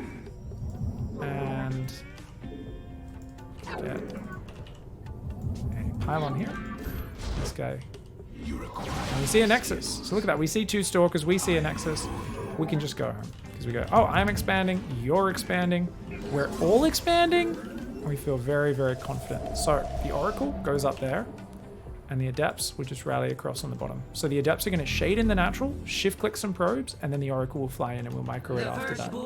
We do that as a set play so we can repeat it and get really fast at it. That's the whole idea. Yes, let your will be So we put these guys on, they're basically control group 2, the Adepts, and then the Oracle will go on control group 3 when it pops, if that makes sense. Now, I do not actually have any defense for like an Oracle, so I'll leave my Stalkers in the main. Okay. So 2, 3, 1. And oh my god, guys. Yeah, we just saw some guys coming. So click the Oracle in, click the Adept in, and we are getting attacked. So notice I pull my Stalkers back here. We're going to try to just defend with anything we can. Void Ray on the way, and lots of people out here. So look at that, pull back the weak guy, and we want to just shift click. But we're going to just A-move the Oracle, turn on its laser beam. We don't have time to really think about it. We're just in survival mode right now, right? But look at this, shield battery's up. Okay. Oh, look at that. So pull back to the battery, back to the battery. Oh, whew. We didn't need to chase him out there. If we wanted to be more careful, we could have just skipped that. So our opponent just did a fake Nexus all-in. That was a sick build. Is over here. I did see the probe pull back suspiciously, so it must just be here. And remember, I went out and I was like, I was going to go look for it, but I was like, screw it. He's got a Nexus. He's not all-inning me. And he did build it right there. So if we went and looked for where that probe went, we would have found it. But great surprise all in there, guys. Now, the Oracle was killing all the workers. So what's interesting is the way it works is the shield battery will heal through the Oracle's attacks, mostly. But because the Oracle does 22 damage in attack, and a probe only has 20 shields, after 10 attacks, no matter how much shield healing there is, you're going to kill them. Right? Also, keep in mind something else. The battery will run out of energy as well, which is what happened in this case. Now, they can shield battery overcharge to keep it going. So obviously this is nowhere near the speed you kill them if there's no battery. You can see once it runs out, if they don't overcharge it, the probes die very quickly. This is a really cool, tricky build order. I love the way my opponent played this because they not just did an all-in, but they faked doing a normal game. You know, they showed me the Nexus while doing a proxy 4-gate. Freaking brilliant play. So really well played by my opponent. They were chronoing their warp gate. Now they should have stopped building probes. They shouldn't still be building probes. Should have stopped at 22 or 23. But a great build order. And keep in mind, did I react very quickly? Yes. But guys, I could have pulled back and defended the high ground. So keep in mind, that's actually what I should have done. And I will try to do that next time just to show you guys. Yeah, try to build a battery there, but build a battery there and stay on the ramp. Because I don't need an expansion. If my opponent has got these Stalkers here this early, which, keep in mind, I saw at this moment, luckily. My Oracle flew right past, and I was like, whoa! There's Stalkers running up my ramp. I could just drop a battery. I'm already pulling these Stalkers that were in Oracle position here, warp in 2 more Stalkers on the high ground. If I defend the ramp, it's going to be very hard. And yeah, they can kill my Nexus and Pylon, but I mean, I know my Adepts and my Oracle are going to absolutely slaughter their economy at home. So you don't have the pressure to defend this Nexus. And I wrote this in the build. You can absolutely do it. But what is the snap prop thing you do when your opponent's being aggressive? Shield batteries, Void Rays, more Stalkers, Chrono Boost Gateways, Chrono Boost Void Rays, and just pump those units out and you'll be fine now. Obviously, I pulled the probes and kind of went down and fought it and stuff. We also pulled the Stalkers back. We did a lot of advanced micro, muscle memory kicked in. What can I say, guys? Pulled the Stalkers back, that sort of stuff. My Adepts, I thought were going into a mineral line. They got there and found nothing. And yeah. Because the Oracle's a really bad fighting unit in a frontal fight, too easy to get just gunned down by the Stalkers. Like, it can help out a lot, but it's kind of iffy. I always like to just send the Oracles and the Adepts and just commit them to the attack. And that way, I can know that I'm putting them even more all in at home, right? Great Stalker micro. Of course, we did some really good Stalker micro. Took advantage of his focus fire there. But nice attempt from my opponent. Really good all in. That's going to kill a lot of people to a really high level. That's a very sick build order. I Buff Glue is actually a Chad gamer, guys. Friggin' cool build order.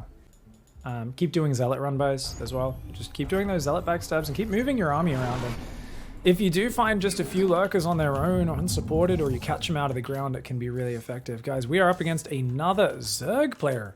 So this, apparently, Diamond 3 is the League of the Zergs. Now, there's been a lot of 12 pools. I'd love to play against some more 12 pools, but I have noticed that those players, it feels like maybe falling a bit too far behind because I handle it so calmly and just kind of, I know my response. I'm like, this is easy. You know, like I know what's going on next. This is a really far natural, so I don't really care about returning those minerals. So let's chrono the probes. Don't want that gateway to be delayed any longer. And let's just go through the main. Beautiful. Let's get the gas going there. Keep building probes. Obviously, you queue probes up to 20. I want to see a roach all in. What do you mean by a roach all in though? Like a 2 base, 3 base, or like a really early rush? Because the big attacks, I find, unless they're really clean in their opening, I mean, you're not going to really see any roach attack do well versus me, because I played double robo, and I'm teaching you guys to play double robo by default, and it just shuts down roach so hard. Roaches are the scariest things Zerg has, in my mind, you know? As a Zerg player who understands how shit roaches are, but also how powerful they are. They're the worst, best thing in the Zerg arsenal. And that's why we make that second robo. It is only 150 minerals, 100 gas.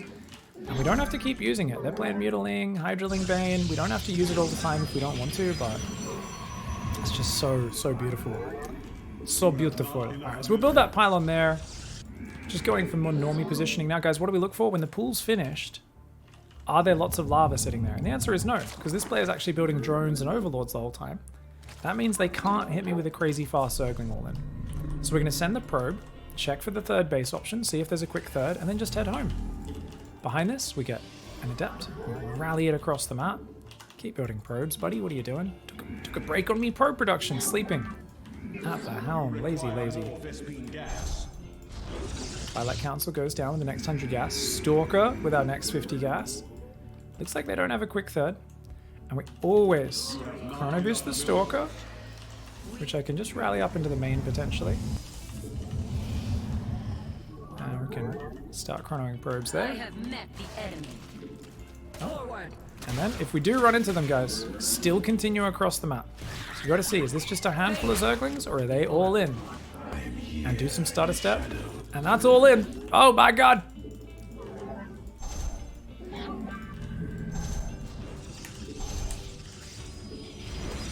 So, what do we do, guys? Well, we wall off with standard buildings, make an Adept. And what we can do is we can actually build another gateway there that's like a full wall off, which is awesome. Now, they might not be all in, but we're going to let that gateway finish anyway. I'm just going to wall myself in just in case. because I'm an expert in throwing games. And the way I do that is going, well, the attack didn't hit, they must not be doing it. And that's called being an idiot. So we're just going to queue up another adept now for safety, guys. Keep building your probes. And we will go 3 more gateways. Now this is going to slow down my DT timing. We've already killed a whole bunch of Zerglings. And look at that, guys. Let's get the gateways. 1, 2. Okay. Let's get shield battery. I want to make sure that's a solid wall off, right? Yeah. So remember I said I could wall off there. I'm gonna put that zealot on the side.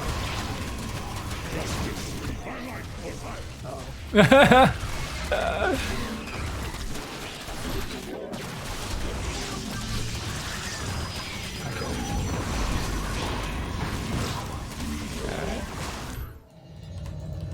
So now I need to rebuild my cyber core and then my robo and everything from scratch. So what we're going to do is we're on 5 gateways. 5 gateways, okay. So what we're going to do now is we will try to send the adepts out to secure a 3rd base because we're not going to be able to attack with no robo or DT shrine. So we survived the all-in. Also, they could come again, right? So the big weakness I have right now is this. That pylon is shit. Okay, so these adepts are going to come inside. Luckily we can make lots of DTs out here. We go back inside our base. We're going to hide there. Hide, bro. Hide, hide, hide, hide, hide, hide. And these adepts can shade back out. Try and take the 3rd. Try and take some pylons. I still haven't got the robo because the bloody cybercore just rebuilt. Oh my god. So keep building probes, of course. Real important here to make sure we can do all this. And we'll make some Archons. Archons, a bit exposed there when they're morphing because they could get surrounded. But I think we're okay now, guys. So we'll put guys on gas. And obviously they're really behind. So even though, you know, you're like, oh, I'm not hitting as fast as I want to, they're going to be so far behind because we haven't lost any probes. So that's the power of the first Adept Scout, guys. Get that on time, send it across the map at the right time. You'd be amazed at what it does. So we're going to send 2 Adept Pressure across the map. When a Prism's out, we'll send that out. For now, what are we doing? Chronoing probes. And we're going to continue our build. So we're skipping the DT drop stage. What happens after the DT drops? You guys remember? Very simple. Second robo, forge, and charge. So we're just going to do that now. Well, Prism first. Then the Observer. Keep building probes, get a shield battery here. And we'll just send these adepts in, see if we can kill some stuff. What do we got? Is there a 3rd hatch here? Doesn't look like it. Yeah. The Templar. So we're going to shade into the main. Oh, that's a lot of Zerglings. What do we see? Looks like a roach horn. So random spine crawler in the main for God knows why. Guys, try to get away from that sort of stuff. The random spine crawler, that sort of stuff, it's really bad habits. So we're just checking the high ground, making sure there are no overlords watching us, guys. I don't like being watched. It makes me very uncomfortable. Just 2 sentries, and we're gonna make lots of immortals. We're gonna make +1s and an observer across. And we're just gonna go hunting overlords, any easy pickings we can get. Now, we did actually see mass Ling from our opponent, actually. So this is where, what we're going to do, guys, is if you can get Lings to attack into you, you want to do this micro. What are we doing? Well, basically we're alternating, picking up, dropping, picking up, dropping, picking up, dropping, picking up, dropping, picking up, dropping. And that is how you slaughter Zerglings for free. Notice how we create this nice bloody smear? That's beautiful. Now, obviously, let's slow that down. I'm going to show you guys one more time. Pick up, drop, left click, and then you right click on the Archons as you want to pick them up, and then you quickly drop left click on the Prism again, okay? This is something you start slow at, and once you get the rhythm down, you get really good at it. I'll show you guys some more of it in a moment. For now, let's keep building some Immortals. Okay, what did I not build? 4 gateways. So we need 8 gateways. Templar Archives, we're already on the gases. Let's get the 4th base here. Alright, so notice we also, when you pull back with the Archons, notice you let them regenerate. You give them a minute to regenerate, it's really worth it, guys. But that's why all they need to do is not chase you in that scenario, by the way, and you can't really do too much of that micro, but a lot of people chase. They get excited. So we transfer the workers out of the main, we control click the gateways, add them to the group, keep building up these immortals to make our army better. We can, of course, grab these hallucinations, and I like to send them in from different angles. Let's do that micro one more time, guys. I'll try and do it a little bit slower, okay? So we're going to A move the front.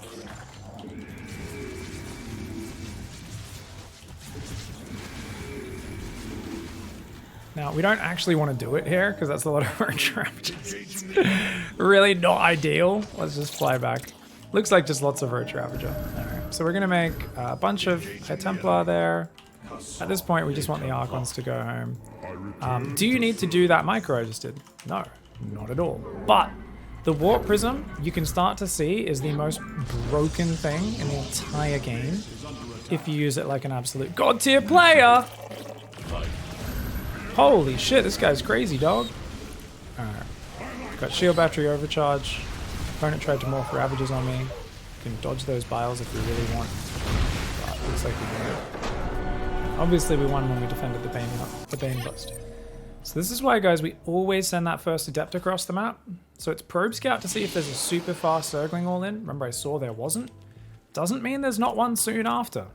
It wasn't a 17, 16 drone Zergling all in. That's what my probe confirmed. But it was a 20 drone. Big old Zergling attack. And my Adept actually sees this, right? But even this first Adept, even though I ended up losing it, it confirms this, guys. Because it kills like 4 Zerglings, 3 or 4 Zerglings, and it runs into 4 more Lingstorm, which immediately tells me, holy shit, this guy's holding down the Zergling key, right? And at that point, what was my response, guys? Well, it's completely standard build, and then there was one adjustment. And it's this gateway. And this is the power of having a good wall off, where if your pylon's far enough back, you can plug the hole with a gateway. And that's the best sort of game. How did you pull up the replay? Rewind! You don't know about rewind, Keen? Guys, if you want to get better at StarCraft, you are not allowed to click score screen.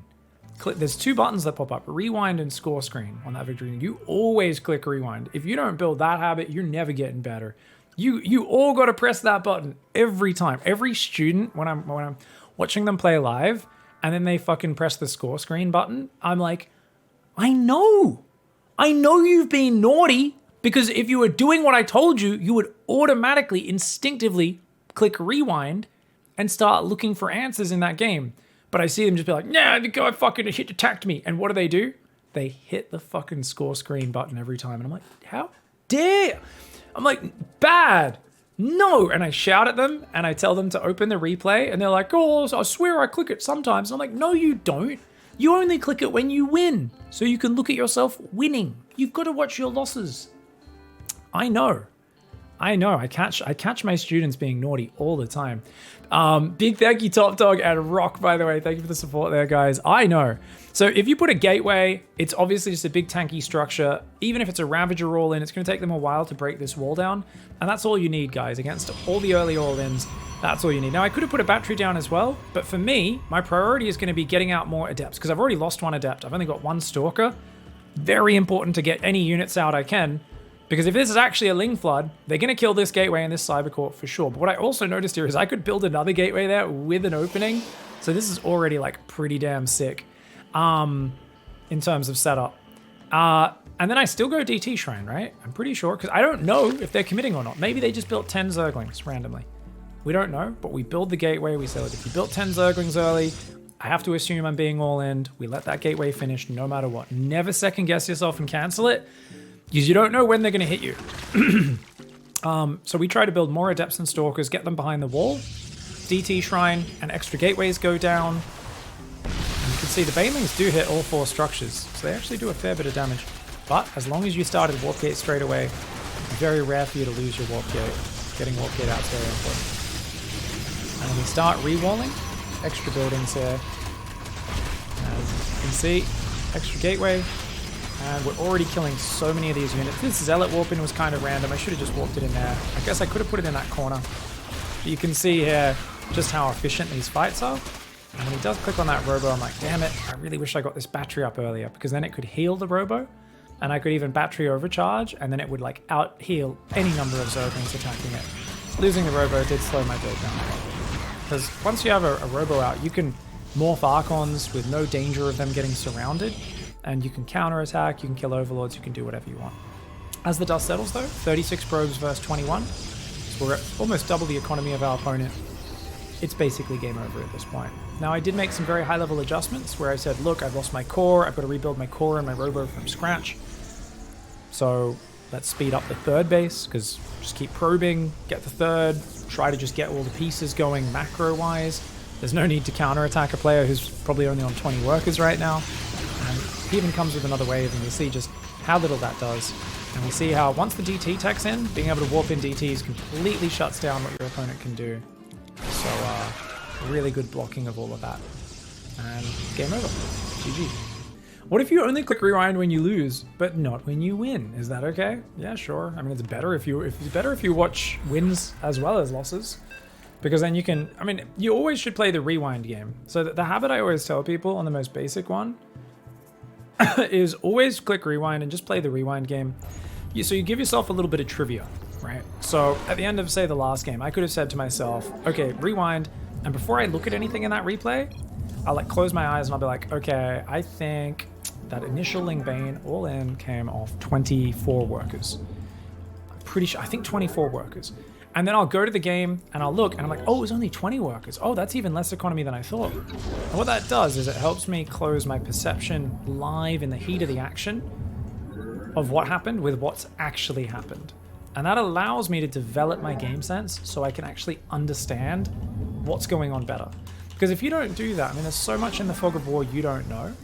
So if you're not taking advantage of consolidating that gap between perception and reality, that gap's going to get bigger and bigger, and you're going to make really bad decisions a lot, because you're not learning from your mistakes. You're misreading situations, and you always misread situations in StarCraft, but if you're not realizing you're misreading them, oh my god, that's where things get bad. So because then you start playing under false assumptions, and everything goes to poo-poo. Hatchery comes down. It's an interesting hatchery timing. Yeah, it's a pretty early pool, so I don't like my opponent's build order. Kind of looks like shit in my opinion, but we'll see. I think this is like a 15 pool 14 hatch or something. I feel like these builds are really dirty.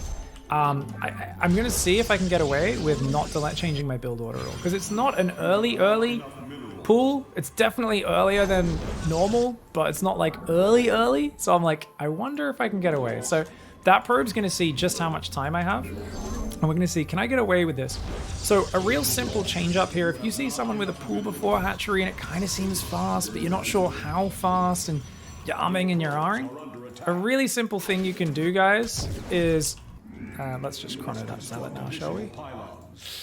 Yeah, I mean, there's no way I get the adept out in time. Oh my god. Okay. Build the gateway. Build the adept. Ah! We should have just built the cybercore before the nexus. All you need to do there, guys, just build the cybercore before the nexus, and then this adept's already out by now, and you just have a much easier time. You don't have to do this silly panic wall off that I've had to do. So we're just going to rally into the choke point. See by clicking there. And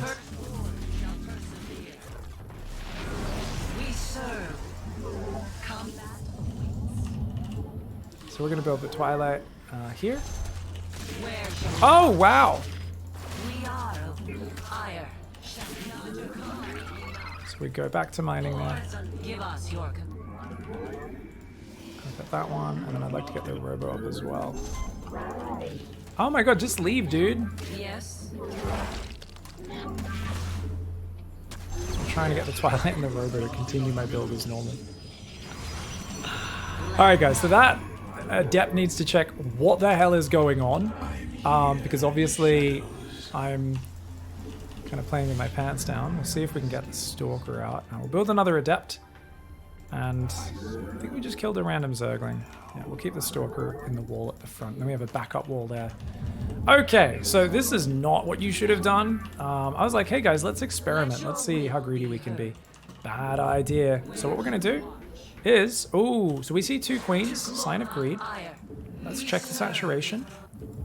And looks like a lot of drones. So we can assume this is a pretty normal build, guys. Behind this, let's get the Twilight, the DT Shrine, and the extra 3 gateways. And yeah. Alright, so we're just going to shade home with this adapt because this looks pretty standard. And no worries. So we've got the DT Shrine, the 3 gateways. Interestingly, that is a speed overlord, so we'll send a Stalker to kill that. We'll make the Warp Prism. And then we'll make another pylon here. And notice once again, we're going to try and shoo him to the back of my base. And notice we're trying to stutter step. Shoot, move, shoot, move. Let's get that, and let's get 2 more pylons. So remember, always after the prism, you build a pylon, then 2 gases, and then more pylons. So what we're going to do is I'm going to put this Stalker on a patrol path, so it's just patrolling through both of my bases. Put guys on gas. We've got 1 adept that chills in the wall, and then 1 that goes out to the 3rd base.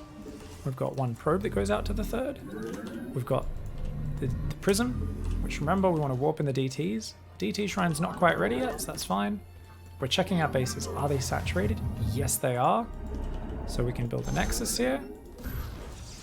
And then remember, put that adept in hold position. Rally to the 3rd. And now we could go kill with DTs right now, right? Or, what have we been doing, guys? We've been trying to do a bit more Archon micro. So look at this. We're going to kill another Overlord if it hangs around a bit longer. So I like that patrol path Overlord is really nice. And let's try to just, once again, we're not doing the DT micro. Even though you guys should always do the DT micro, click the prism, micro it micros. You just A-move all of them in, and then you just micro the prism. So you want to click on those units, and then drop, click, and that's a big ball of units. So when there's a big ball of units like that, you say, yeah, this is a waste of time. Let's not do that. No point standing and fighting with that, guys. You saw how big that army was. That was a no. So a no is a situation in StarCraft where you realize putting your APM into that situation, trying to make that attack work, is stupid. And that's what that was. Now what you could do, though, is you could go around and drop in the main, right? So we could go around the right side and try to do that. We've got the Robo Forge charge. What else do we need? 4 gateways. And we're kind of batching this all up at once, right? So look at that. Let's keep building probes. Try and make some of these. All right, so we'll come in for 1 more wave of harassment. We'll try and just run the Archons in there and see if you can just try to click on the actual drones if you can. And then we can just leave. Now, why did we leave when we were doing damage? The reason is I've got things to do at home. So rather than putting myself in a stressful situation, I've just said, let's simplify it. Let's just kind of go home immediately, and that'll be good. Now we've got an observer here. I'll just set that up out here somewhere, see if it kind of spots what he's up to. Actually, we'll go for some proper scouting with it. See what's up. You must place that in a power field. So what we're going to do here, try and siege that up. So we see a lot of drones going to the 3rd. And now we're just going to check, see if there's a 4th base, and then go back to the front with the observer. Our prism can go down the right side. And did we take gases yet? We did, so we're a little late on this Templar Archives. So what do we build now? Pylons. And you always want to build those so you can get those cannons in each mineral line, remember. That adept. Move out of the way. Keep chronoing your upgrades, your robos, all these sorts of things. Get extra pylons so none of that can be depowered too easily. And we see our opponents expanding along the far left. So that'll be a nice attack path with our main army, while Zealots can run in the natural and we can warp in the main at the same time. Already thinking about how we can kind of use this to our advantage. And we'll take this front 4th just because it's like quite easy for us to defend, I think. So there we go. We get our High Templar all on Control Group 2. We can build a cannon in each base just for Zergling run-bys, remember. Helps us against mutas as well. Once you've got 3 bases full of workers, that's when you do that. Never before then. 830, so let's transfer. Alright guys, this looks like a pretty good army, right? Let's make another observer. which we're starting up there. Make another thingamajig. Archons will be joining in. And it's probably time for us to start pushing as we see, check it out, Roach Hydra. Okay. So let's push that left side. So we're going to move up. And if I can get one more Archon, that'll make me feel good. Just because we've only got 3 Archons in this army, guys. And I remember it's hard to reinforce your Archons. So I get +1 armor just because I'm a bit gas starved right now. Normally I'd go +2 attack. And we want to get a bunch more gateways. Build a cannon there. Oh, he's coming for me. Okay, check this out, guys. So my opponent's going to attack me. I'm going to try and siege up my Prism in the main and do some Zealot run bys. Let's see, what do we got? Is this a drop? Is it a Roach Hydra drop? I think it might be a Roach Hydra drop. Alright, let's go. So we're going to try and jump on this army. Guardian Shield's activated. Let's try and hunt him down. And just click those Zealots there so they fight the enemy Roaches. And look at that. That's a big ball of Hydras, guys. So we do need to be careful, make sure our splash damage is good. If you look in the main, looks like that'll be a pretty good fight for us. I wanted to move to this left side, remember. Look at this creep spread out of this world, right? Damn. This is crazy good creep spread, guys. So what are we going to do? Tries to flank me. Oh, not a good idea, buddy. Not a good idea at all. But because the Zealots were tearing him up in the main base, felt like we needed to do it. Warp in even more Zealots once we control group those gateways. And obviously warping in some more High Templar would be really good as well. So let's check the upgrades. Looks like my opponent had +1. I had +1. Had a lot of spines and had a giant economy. 69 drones, and that's I'd already killed a few drones in the main. So yeah, pretty good economy. Great creep spread. Like, this was pretty solid play from my opponent. I gotta say, hats off to Lambda. Pretty solid macro play. But because I was able to just kind of get to the next step, get to the next step, get to the next step, that was pretty good. Yeah, 78, 80 drone. It was like a big 80 drone Zerg, so I can imagine Lambda probably does really well versus a lot of players out there. Not bad, not bad. Now, looking at that opening, was it a 15 pool 14 hatch as I thought, guys? Like, because the timings just felt really weird on that opening. So I built a 13 Overlord, 14 drone. It'd be funny if it was just 16 pool 17 hatch, right? Because to me it felt weird, but this looks pretty normal. So it looks like my timing sense was off, guys. Look, it's a 17 pool. It's not even... That's a completely standard pool first build. What's this? Oh, I'm so bored of that question. Can people answer the control grouping the gateway question for me? Sorry, I've answered it like 36 times today. This stream brings it on. I'm sorry. I'm just like, oh no, I can't answer that again today. I've used up my quota. Sorry. Yeah. It's so you can use them properly before warp gate kicks in. That's it. For cheesy scenarios where you're cheesing or being cheesed. So yeah, this is pretty standard, guys. So here's a small adjustment in PvZ, and that is if you're playing against pool before hatchery, just go Cybercore then Nexus. Otherwise, exact same build order. Actually, that does change one thing. If you go Cybercore then Nexus, you want to go second pylon then second gas. And then as long as you chrono an adept straight away, you'll have an adept out when these Zerglings arrive and you'll be fine. So you see here, basically the adept would be like 10, 12, 13 seconds earlier. That'd be really easy.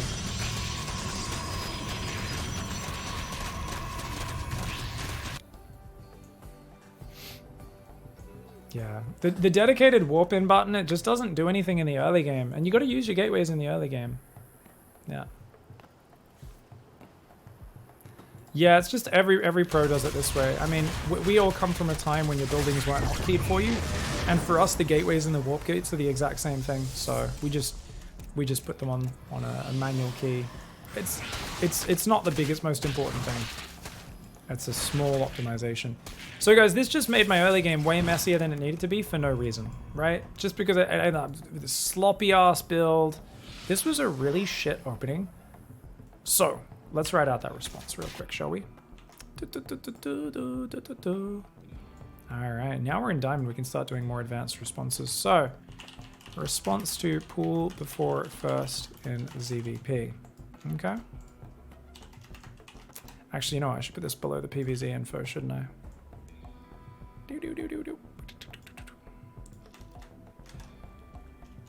Core. Swap core and nexus. And pylon and gas. So it becomes 20 core, 20 nexus, 21 second pylon, 22 second gas. Chrono adept ASAP, and you should be ready. Popping just as the sixlings arrive. They can walk in, but you can micro, use the choke point, plus shade to deal with them. No need to full wall. All right, yeah. That's the response to pull before hatchery. Pull before hatch. Cool. Oh, I should say to 16 or 17 pull before hatch in ZVP. Pig, when is it better to hatch block immediately after a pylon instead of waiting to build gateway?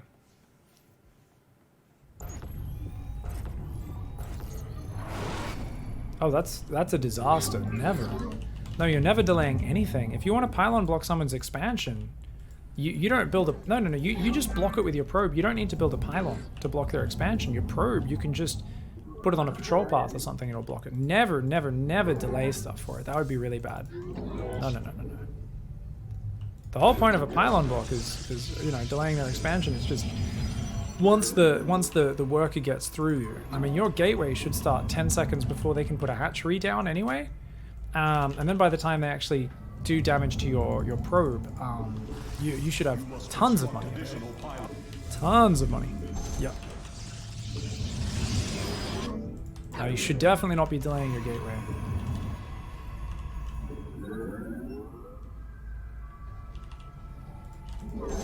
I think he means pylon scout. I'm pretty sure he means block the hatchery. Oh, when should you send the probe? I mean, it depends what you want to do. Because, so if you want to hatchery block someone, the trick is that basically you just want to make sure you get there in time. But if people are going 16, I mean, it depends on the map. Really, because yeah, I think the guys in chat can answer that. There's a whole bunch of variables. It's very advanced. I mean, basically, if you just want to be sure, you go after your pylon. And unless you're playing very high-level players, that should always get there in time.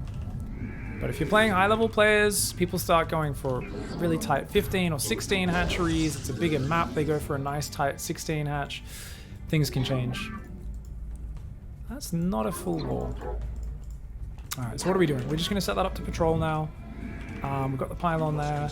We're going to be doing our standard build. This is a very small map though, so remember, those aggressive attacks that have been giving us problems in PvP, they're going to give us even more problems here on this small map. Now, that gateway is a little bit late. We should have been building both stalkers at the same time. It is what it is.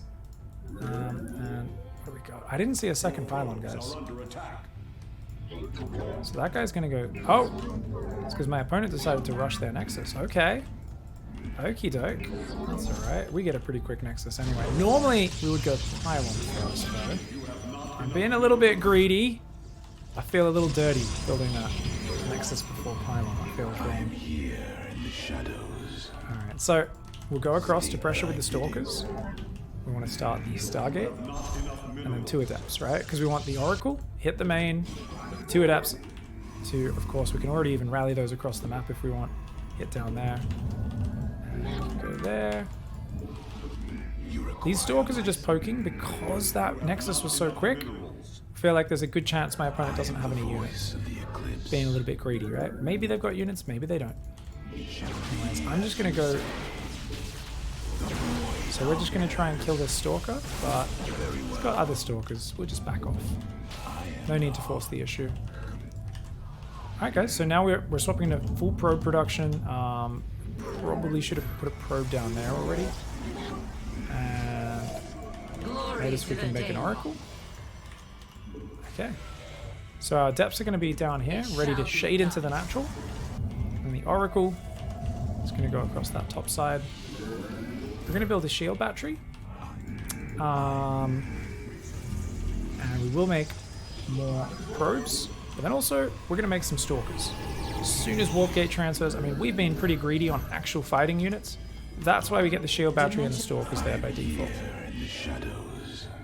Now, it's tempting to send these guys in, but you really want to wait, because if you attack multiple areas at once, it just massively increases your chances of doing damage.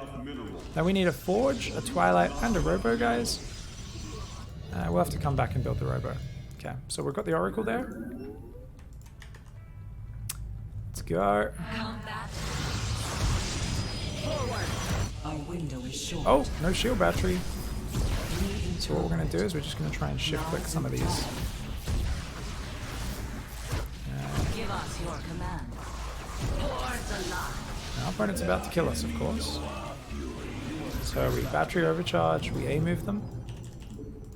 I am here in the shadow.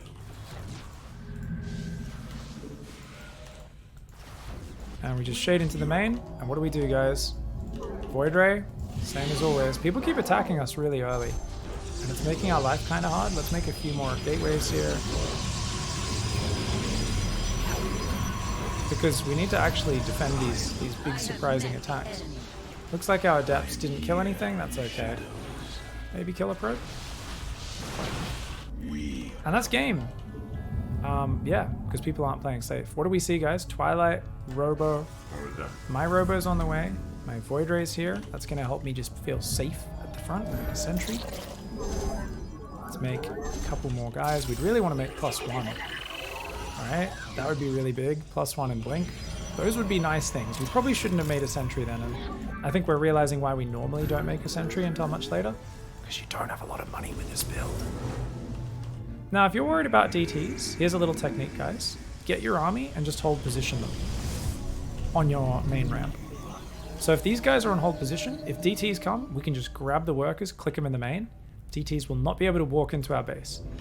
Obviously, things can still happen. They could still come forward on the ground or something like that. You know, there's a lot of other options, but... Ooh, turn on the prismatic alignment. Oh, he's got blink. Opponent's got blink. Oh, we get to play a blink game, guys. Blink first, blink. Let's go. Let's see who blinks first. You guys get it? Blink is the name of the ability. It's also what you do if you're nervous. Like if you hesitate, you blink.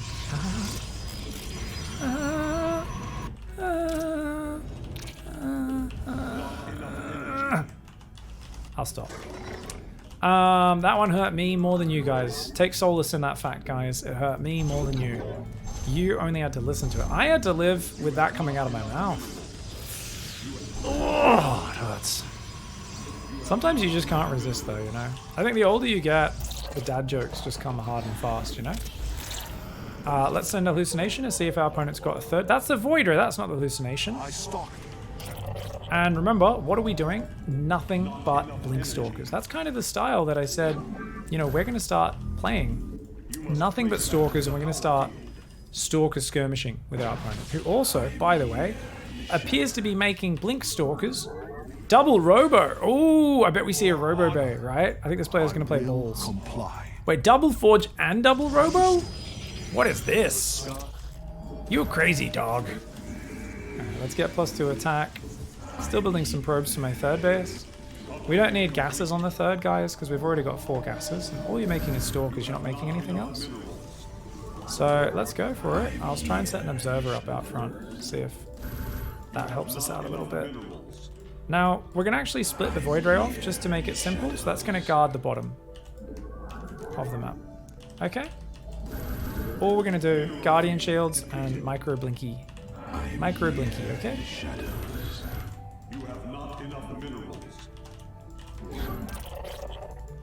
Oh, cool, look. Alright guys, let's go. So remember, what are we doing with our Micro? Same as last time. We want to both attack, move, and blink back weak units, okay?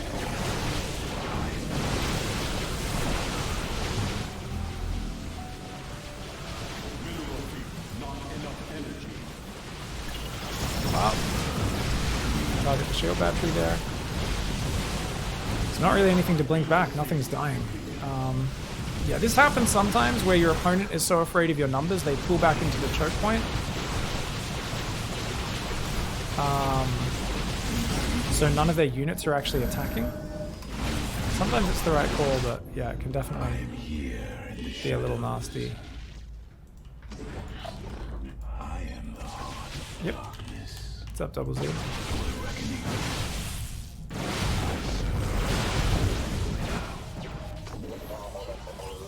Oh, he attacked his own Nexus too? Oh shit. Oh, good stuff, Double Z.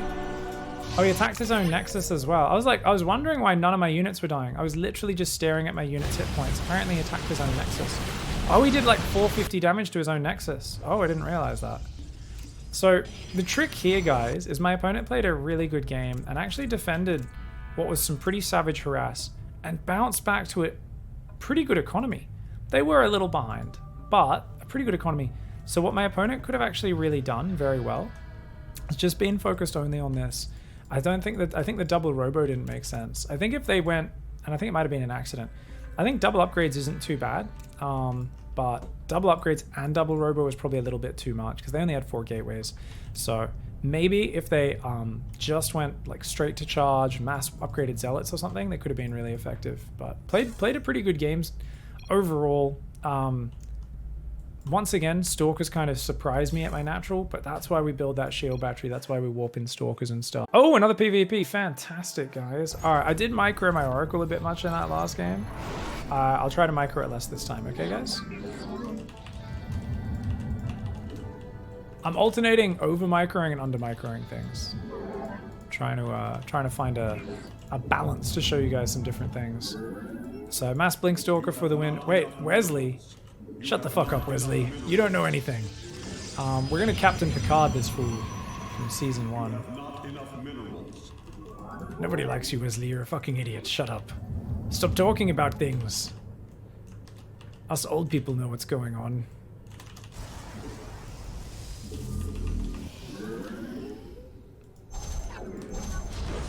It's probably just the person's name. They probably don't even watch Star Trek, but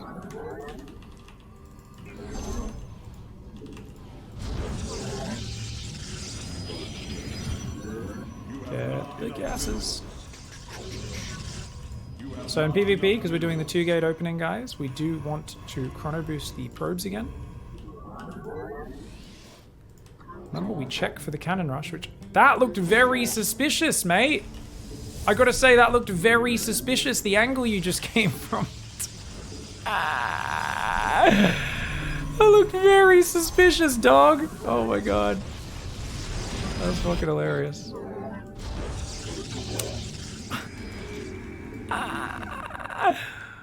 Guys, rule 101 of cheesing. Don't send your workers in from surprising directions.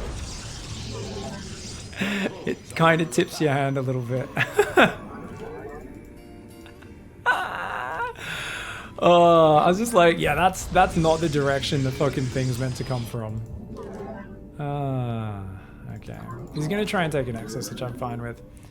Obviously, if we pylon block it, I think it like limits him quite severely though, because his production's so late. So why not? We'll do a pylon block this game, guys. Take advantage of our opponent's bad position. We'll still do our normal build.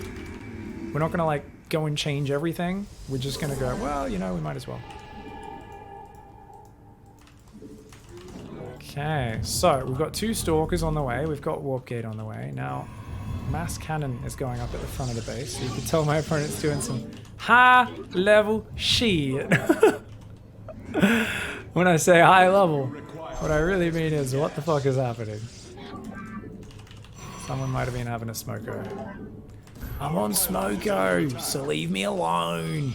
So the Stalkers are not going to do much. I don't have to worry about proxies. We just need to check that he doesn't take the gold base, which I doubt he does. So I just queued this probe to check for that. These Stalkers will run over. I'll try to send the Adepts in as well, but I think the Nexus is more important than them, to be honest. So we're still going to do the Adepts and the Oracle. Hopefully he doesn't build a cannon in the main. Right now there's no pylon powering the main, so he can't build a cannon any closer than there. So Oracle looks like it's got a high chance of success, is all I'd say. So we'll start with the Oracle. Next up will be 2 Adepts. Now we could try to run in, but we'd lose our Stalkers, so I don't think it's a good idea. So Adept's on the way. Oracles will come behind that. And no! Enough minerals. Die! Hopefully he didn't see the Stargate. I think he saw it, but I'm not sure. Anyways, behind this he's probably going to play Sky Toss because this guy's been cannon rushing into more cannons. We're going to go straight for a Twilight behind this, guys. And, yeah, just build probes and stuff. The first shall persevere. Najakar. You seek guidance? Research complete. Now, in this scenario, if your opponent's cannoning up, what can't cannons do? Attack. So we're going to take a third base straight away as well. You might think that's crazy. It's not. If they can't attack you, just go for it, guys. Oh, he's got cannons there too. Extrapolating strings.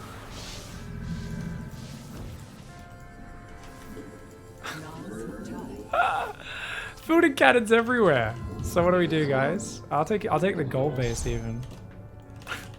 The enemy has discovered us. Okay. So check this out. This is where we should have run the Oracle away, but still. Run into the main base. Actually, no, we'll just go here. It shall be done. Let your will be heard. Yes. Oh, look at that!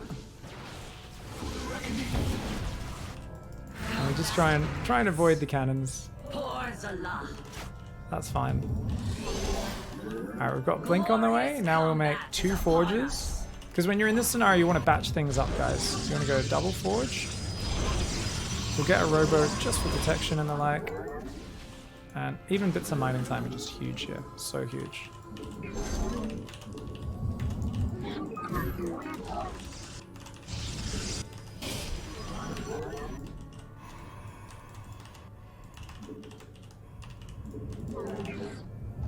Cool. Yeah. I mean, this is basically the easiest game ever from here. We just kind of quickly check there aren't any proxies. So we just move around the edges. This is what you do when you're playing people who cannon rush into weird stuff, guys. And then we make double upgrades and blink.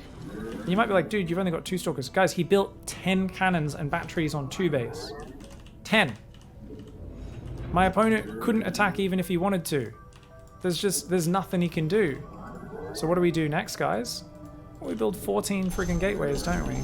Obviously hold the probe key down, most importantly. And then we just make stalkers. And, yeah. Get another stalker on the watchtower. Get 1, 2.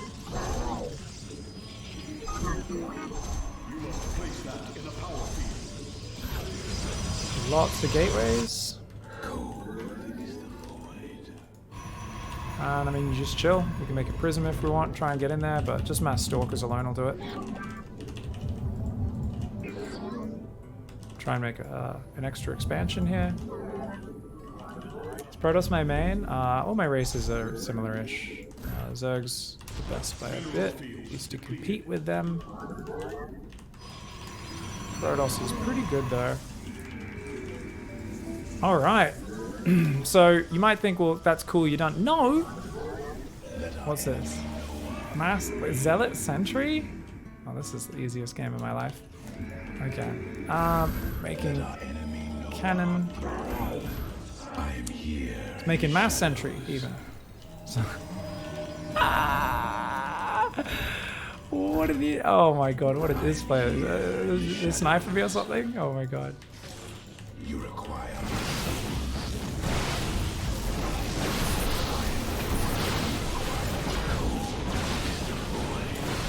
Notice we can just peel back the weak units here.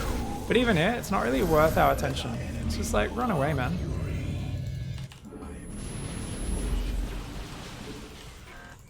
Run away, run away. And the reason, you might be like, why run away? It just makes sense, guys. We've got 1 upgrade's about to kick in. Make 2-2. Get the extra 5 gateways coming in. You know, there's no need for me to force the fight here, right? So he's going to come down here. I'm just like, well, you know, might as well just make a bunch more gateways first. You know, spend my money. And then we can, what's he gonna do? My man!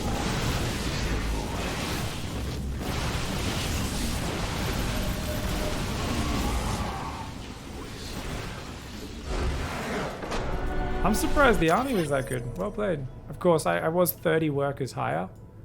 I assumed it was going to be like carriers or something, but I actually did a decent little attack. Obviously, I had 1-1 and blink versus just +1, so we were still pretty far ahead and getting up a gigantic economy. But if someone is building static, this is strategy, guys. Static is... Anyone here been playing Wordle? Static. Static. Definition. Lacking in movement, action, or change. Okay. So you're telling me the cannons can't walk across the map and literally do anything other than guard that one spot?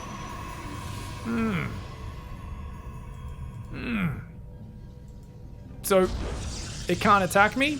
Yep. Also can't defend new expansions? So they're stuck on 2 base for the next 5 minutes while I do literally anything I want? Ah, I see. I see. Yeah. They just can't do anything now. So, what are the details of what we did to take advantage of it? Now, we did do some harassment, and I was not expecting to find 2 cannons in the main, because it's utter nonsense. So we didn't do as much damage as I would have liked with the Oracle and the Adept. But, let's think about it. We still deny a shitload of mining time here. And I could have done a better job of holding the probe key down behind this, for sure. What do I kill? Like 1 or 2 probes here? The Oracle kills a probe, but it denies a bunch of mining time.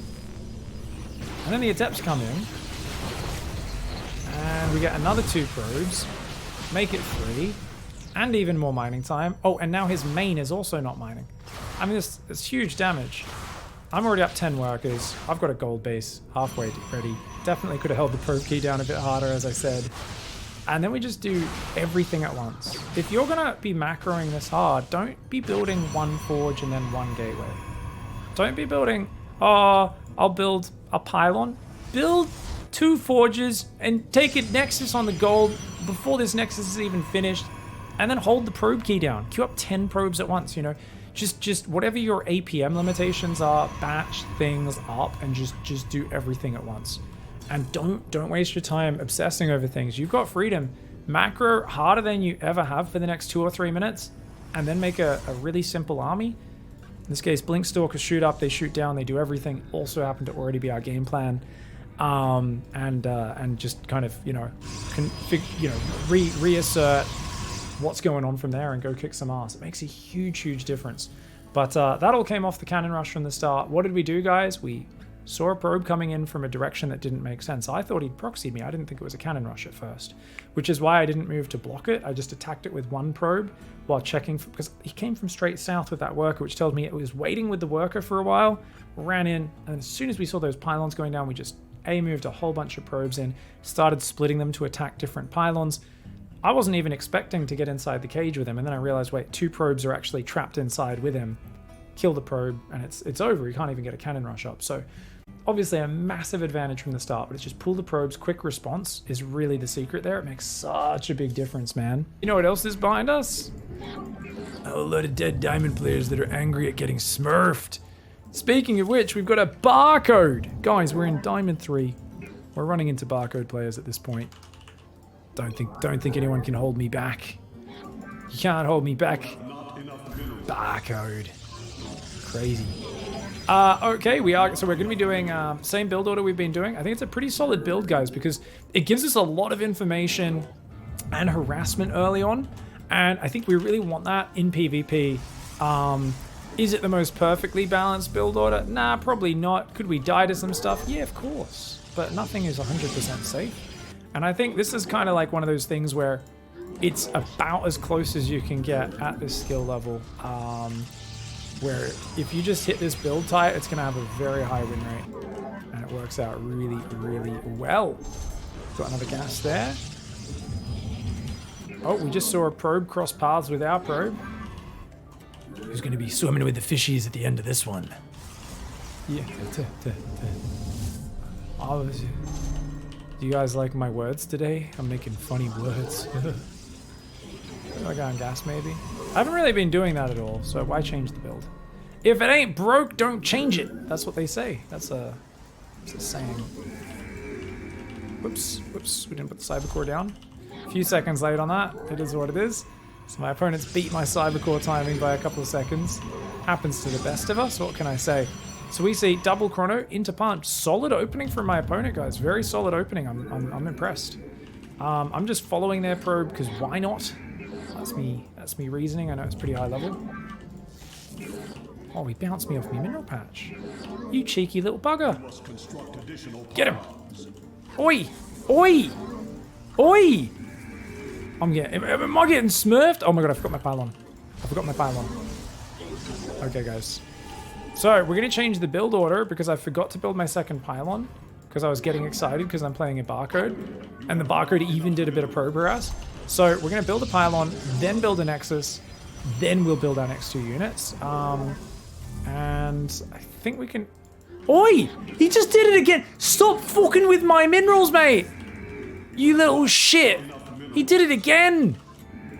Guys, this is... Remember, if your opponent harasses or attacks you at all... Oh, they're going to do a big stalker pressure too. Okay. We're going to change our game plan this time, guys. We're just going to get a robo for safety. Okay? Robo's the safest tech you can build. Oh my god, did I run him across as well? What am I doing? This is my promotion game! And I'm getting excited! This is probably my promotion game! And here I am just doing dum-dums. Okay, we gotta make more stalkers right now. Let's first of all get to the high ground, see if I can get a volley off ahead of these guys. Okay, you... Let our enemy know our fury. Reckoning. Complete the cycle. Okay, we're dead. We're dead.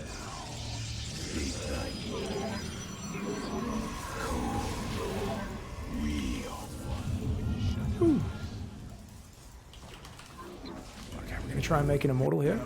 I am here in the shadows. You have not enough minerals. You have not enough minerals. What's going on? The barcode version's killing us, guys. It's crazy. Got my second pylon. It's not good. Notice the really try-hard micro as well from my opponent. This is crazy, dude. I am here in the shadows.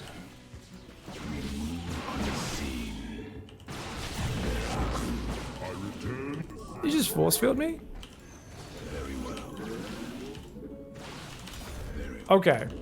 So guys, if you ever take a lot of damage for no good reason, it's a good idea to go across the map and try to do some stuff. That's usually a good thing. So I'm probing a little bit.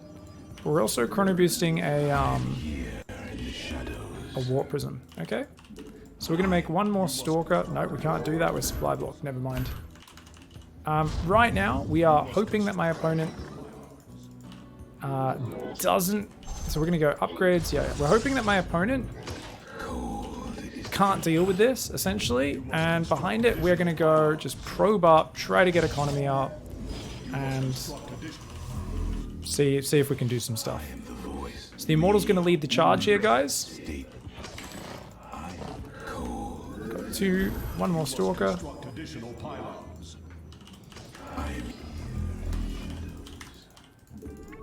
Oh, he does have an expansion. Oh, but no shield battery. So this is where we do the prism micro that we were talking about earlier, guys. Oh, notice he's trying to click on my my guys. These guys. So we're gonna try and make some zealots here, guys. Notice I'm targeting the stalkers. And indeed, we are doing some very good damage. We'll make +1 and blink. So if you take a bunch of damage for no good reason, definitely counter-attacking is the main thing you want to do.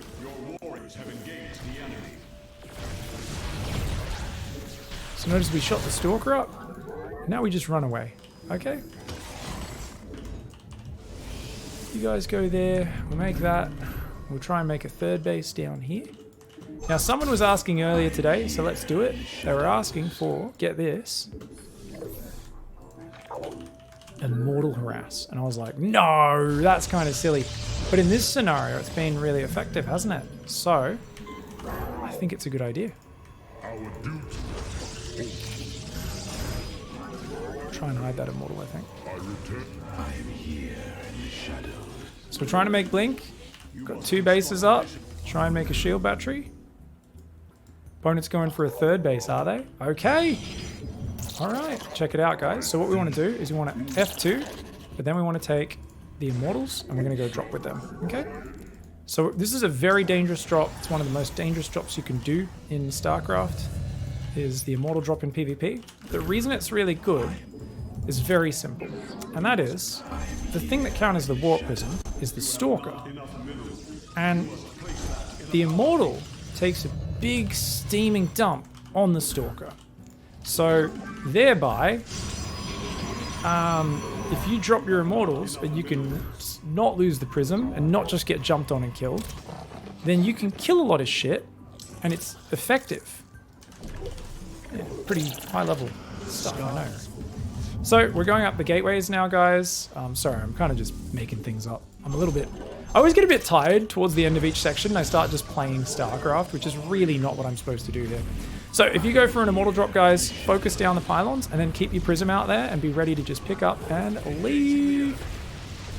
Oh, we went too close. Oh, I misclicked it. That's real bad. Okay. That's all right. We'll just make a Warp Prism anyway. So let's compare the economy. Opponent doesn't have many probes on their 3rd. I do. That means I have more economy than my opponent because of numbers. You guys are not too clued in on numbers and how they work. Don't worry, guys. We're doing a seminar on that in the near future. Now, the reason we don't need any more probes in this is because, check it out, guys. It's 8:30, so I can just grab half my main, send it down there. Easy peasy. So, opponent's playing a pretty good game. We still want to practice our mass blink, so we're going to keep doing that. We've got +2 on the way. We've got a Warp Prism. Got a probe out on that side. Can maybe build a pylon there. And then we go out there, maybe. So I do like the idea of taking a 4th base as well. And let's just see what we can do with Mass Stalker. Especially keep chronoing +2, because I do think that'll be a nice advantage. I doubt my opponent in the Chaos. I went for that. If my opponent had simply built a shield battery, they would be so ahead, by the way, after their early Stalker pressure. Alright guys, so remember, this is the really advanced micro we've been doing. I don't know if you guys are ready to pull this off. It's going to take a lot of work. Remember, we need to activate Guardian Shield. Attack move. And activate Guardian Shield! And if you see Shield Battery, remember, what do we do against Shield Battery, guys? We run away. Against the Shield Battery Overcharge. We're going to wait 10 seconds for that to run out. Get another Warp in ready. And then we're going to go back in. And check it out, +2 will be ready by then as well. So that's actually kind of nice here. Alright guys, let's get a 4th base behind this as well, shall we? Just to keep our economy solid. Alright. I don't think Guardian Shield's quite ready. So we're going to try and come in here, guys. Notice they're making Zealots. Now, Zealots are actually way more cost efficient than Stalkers. But we can just keep headbutting. We can also break these rocks. Shift A move. So A click that, and then Shift A move. Notice we can just kind of peel back. I'm not really looking at what's taking damage. We're just being lazy. And lazy is good. Now, when your units split up like that, that's a good reason to pull back. Control click, add to control group, and move again. Okay, guys? Real simple. Look at that Archon just morphing right in the front. In this scenario, notice I'm now blinking into a concave. So the idea there, notice how I blinked into a concave? Was I had so many more units, I just wanted to make sure all of my stuff was attacking. And the real secret here is similar to our previous games today. I focused on just one thing, whereas my opponent was trying to make charge and Archons, and we did probe up really hard behind that pressure. Now, what did I do in this early game that was so silly and made this game so hard? I forgot to build my 2nd pylon because I don't even know what I was doing. I was like looking at his probe and then I was looking at my probe and I was just talking shit. I don't know. Basically, I wasn't playing the game. It's always Cybercore and then your 2nd pylon's the next thing that goes down. You start your 2 gateway units, then you put your 3rd pylon on the low ground so you can build batteries as well. And yeah, it's pretty good. Opponent just did a pretty standard, I think it was like just a 4 Stalker. They just kind of chronoed 4 Stalkers across the map. Only put like 1 chrono into an expand. Real basic, hey, I'm going to poke you with 4 Stalkers, see if I can get some damage done. And this is an opening, which actually we might struggle with, right? Because normally we only build 2 Stalkers, but not necessarily. And I'll tell you why. First of all, we shouldn't have lost 2 probes. We shouldn't have even lost 1. Normally I leave with that first probe, hide it down here, and I'd be building a pylon down there in the near future. I'd already have 2 Stalkers out, they'd be there. And even though 2 Stalkers and 2 Adepts lose to 2 Stalkers, if his Stalkers run onto the ramp, I'm going to get the first volley off because of high ground. We're going to kill a Stalker for free. So we might already have held it off then. And then, you know, your Stargate would be kicking in, your Oracle's on the way, and you'd be fine. So you should be completely fine in that scenario. My probe would come back in and scout this Nexus about this time, and we'd be good. But instead, I go out there and take a disastrous trade. My production was already gimped because I was supply blocked. So yeah. And that's why normally with our 2 Stalkers, guys, we either push in the middle and intercept them, or we just stand on our high ground. One or the other. We often are the ones who also push across with our Stalkers. And would run into them in the middle of the map. And then you can just use your Adepts to fight with your Stalkers as well, and you'd be fine. GG's. So, opponent kicked my ass here. If my opponent, who was going straight Blink and +1 behind this, if they actually just built a shield battery here, and kept warping in Stalkers, this is game over. Yeah. Maybe not game over, but it's a very good lead for them. Very good lead for them. But you can see they just didn't build the shield battery, and they even saw me coming with both that probe, which I think was a misclick, and their hallucination, and they just didn't respond to it. So you can see if my opponent was actually just like, build a shield battery, warp in Stalkers, I mean, they could have just fought out front their base. They have almost as many units as I do, right? Should have been an easy hold. Opponent just got too greedy for no good reason. And in general, you do a bunch of damage to your opponent, always build a battery behind it and you'll be good. Encoding overloaded. I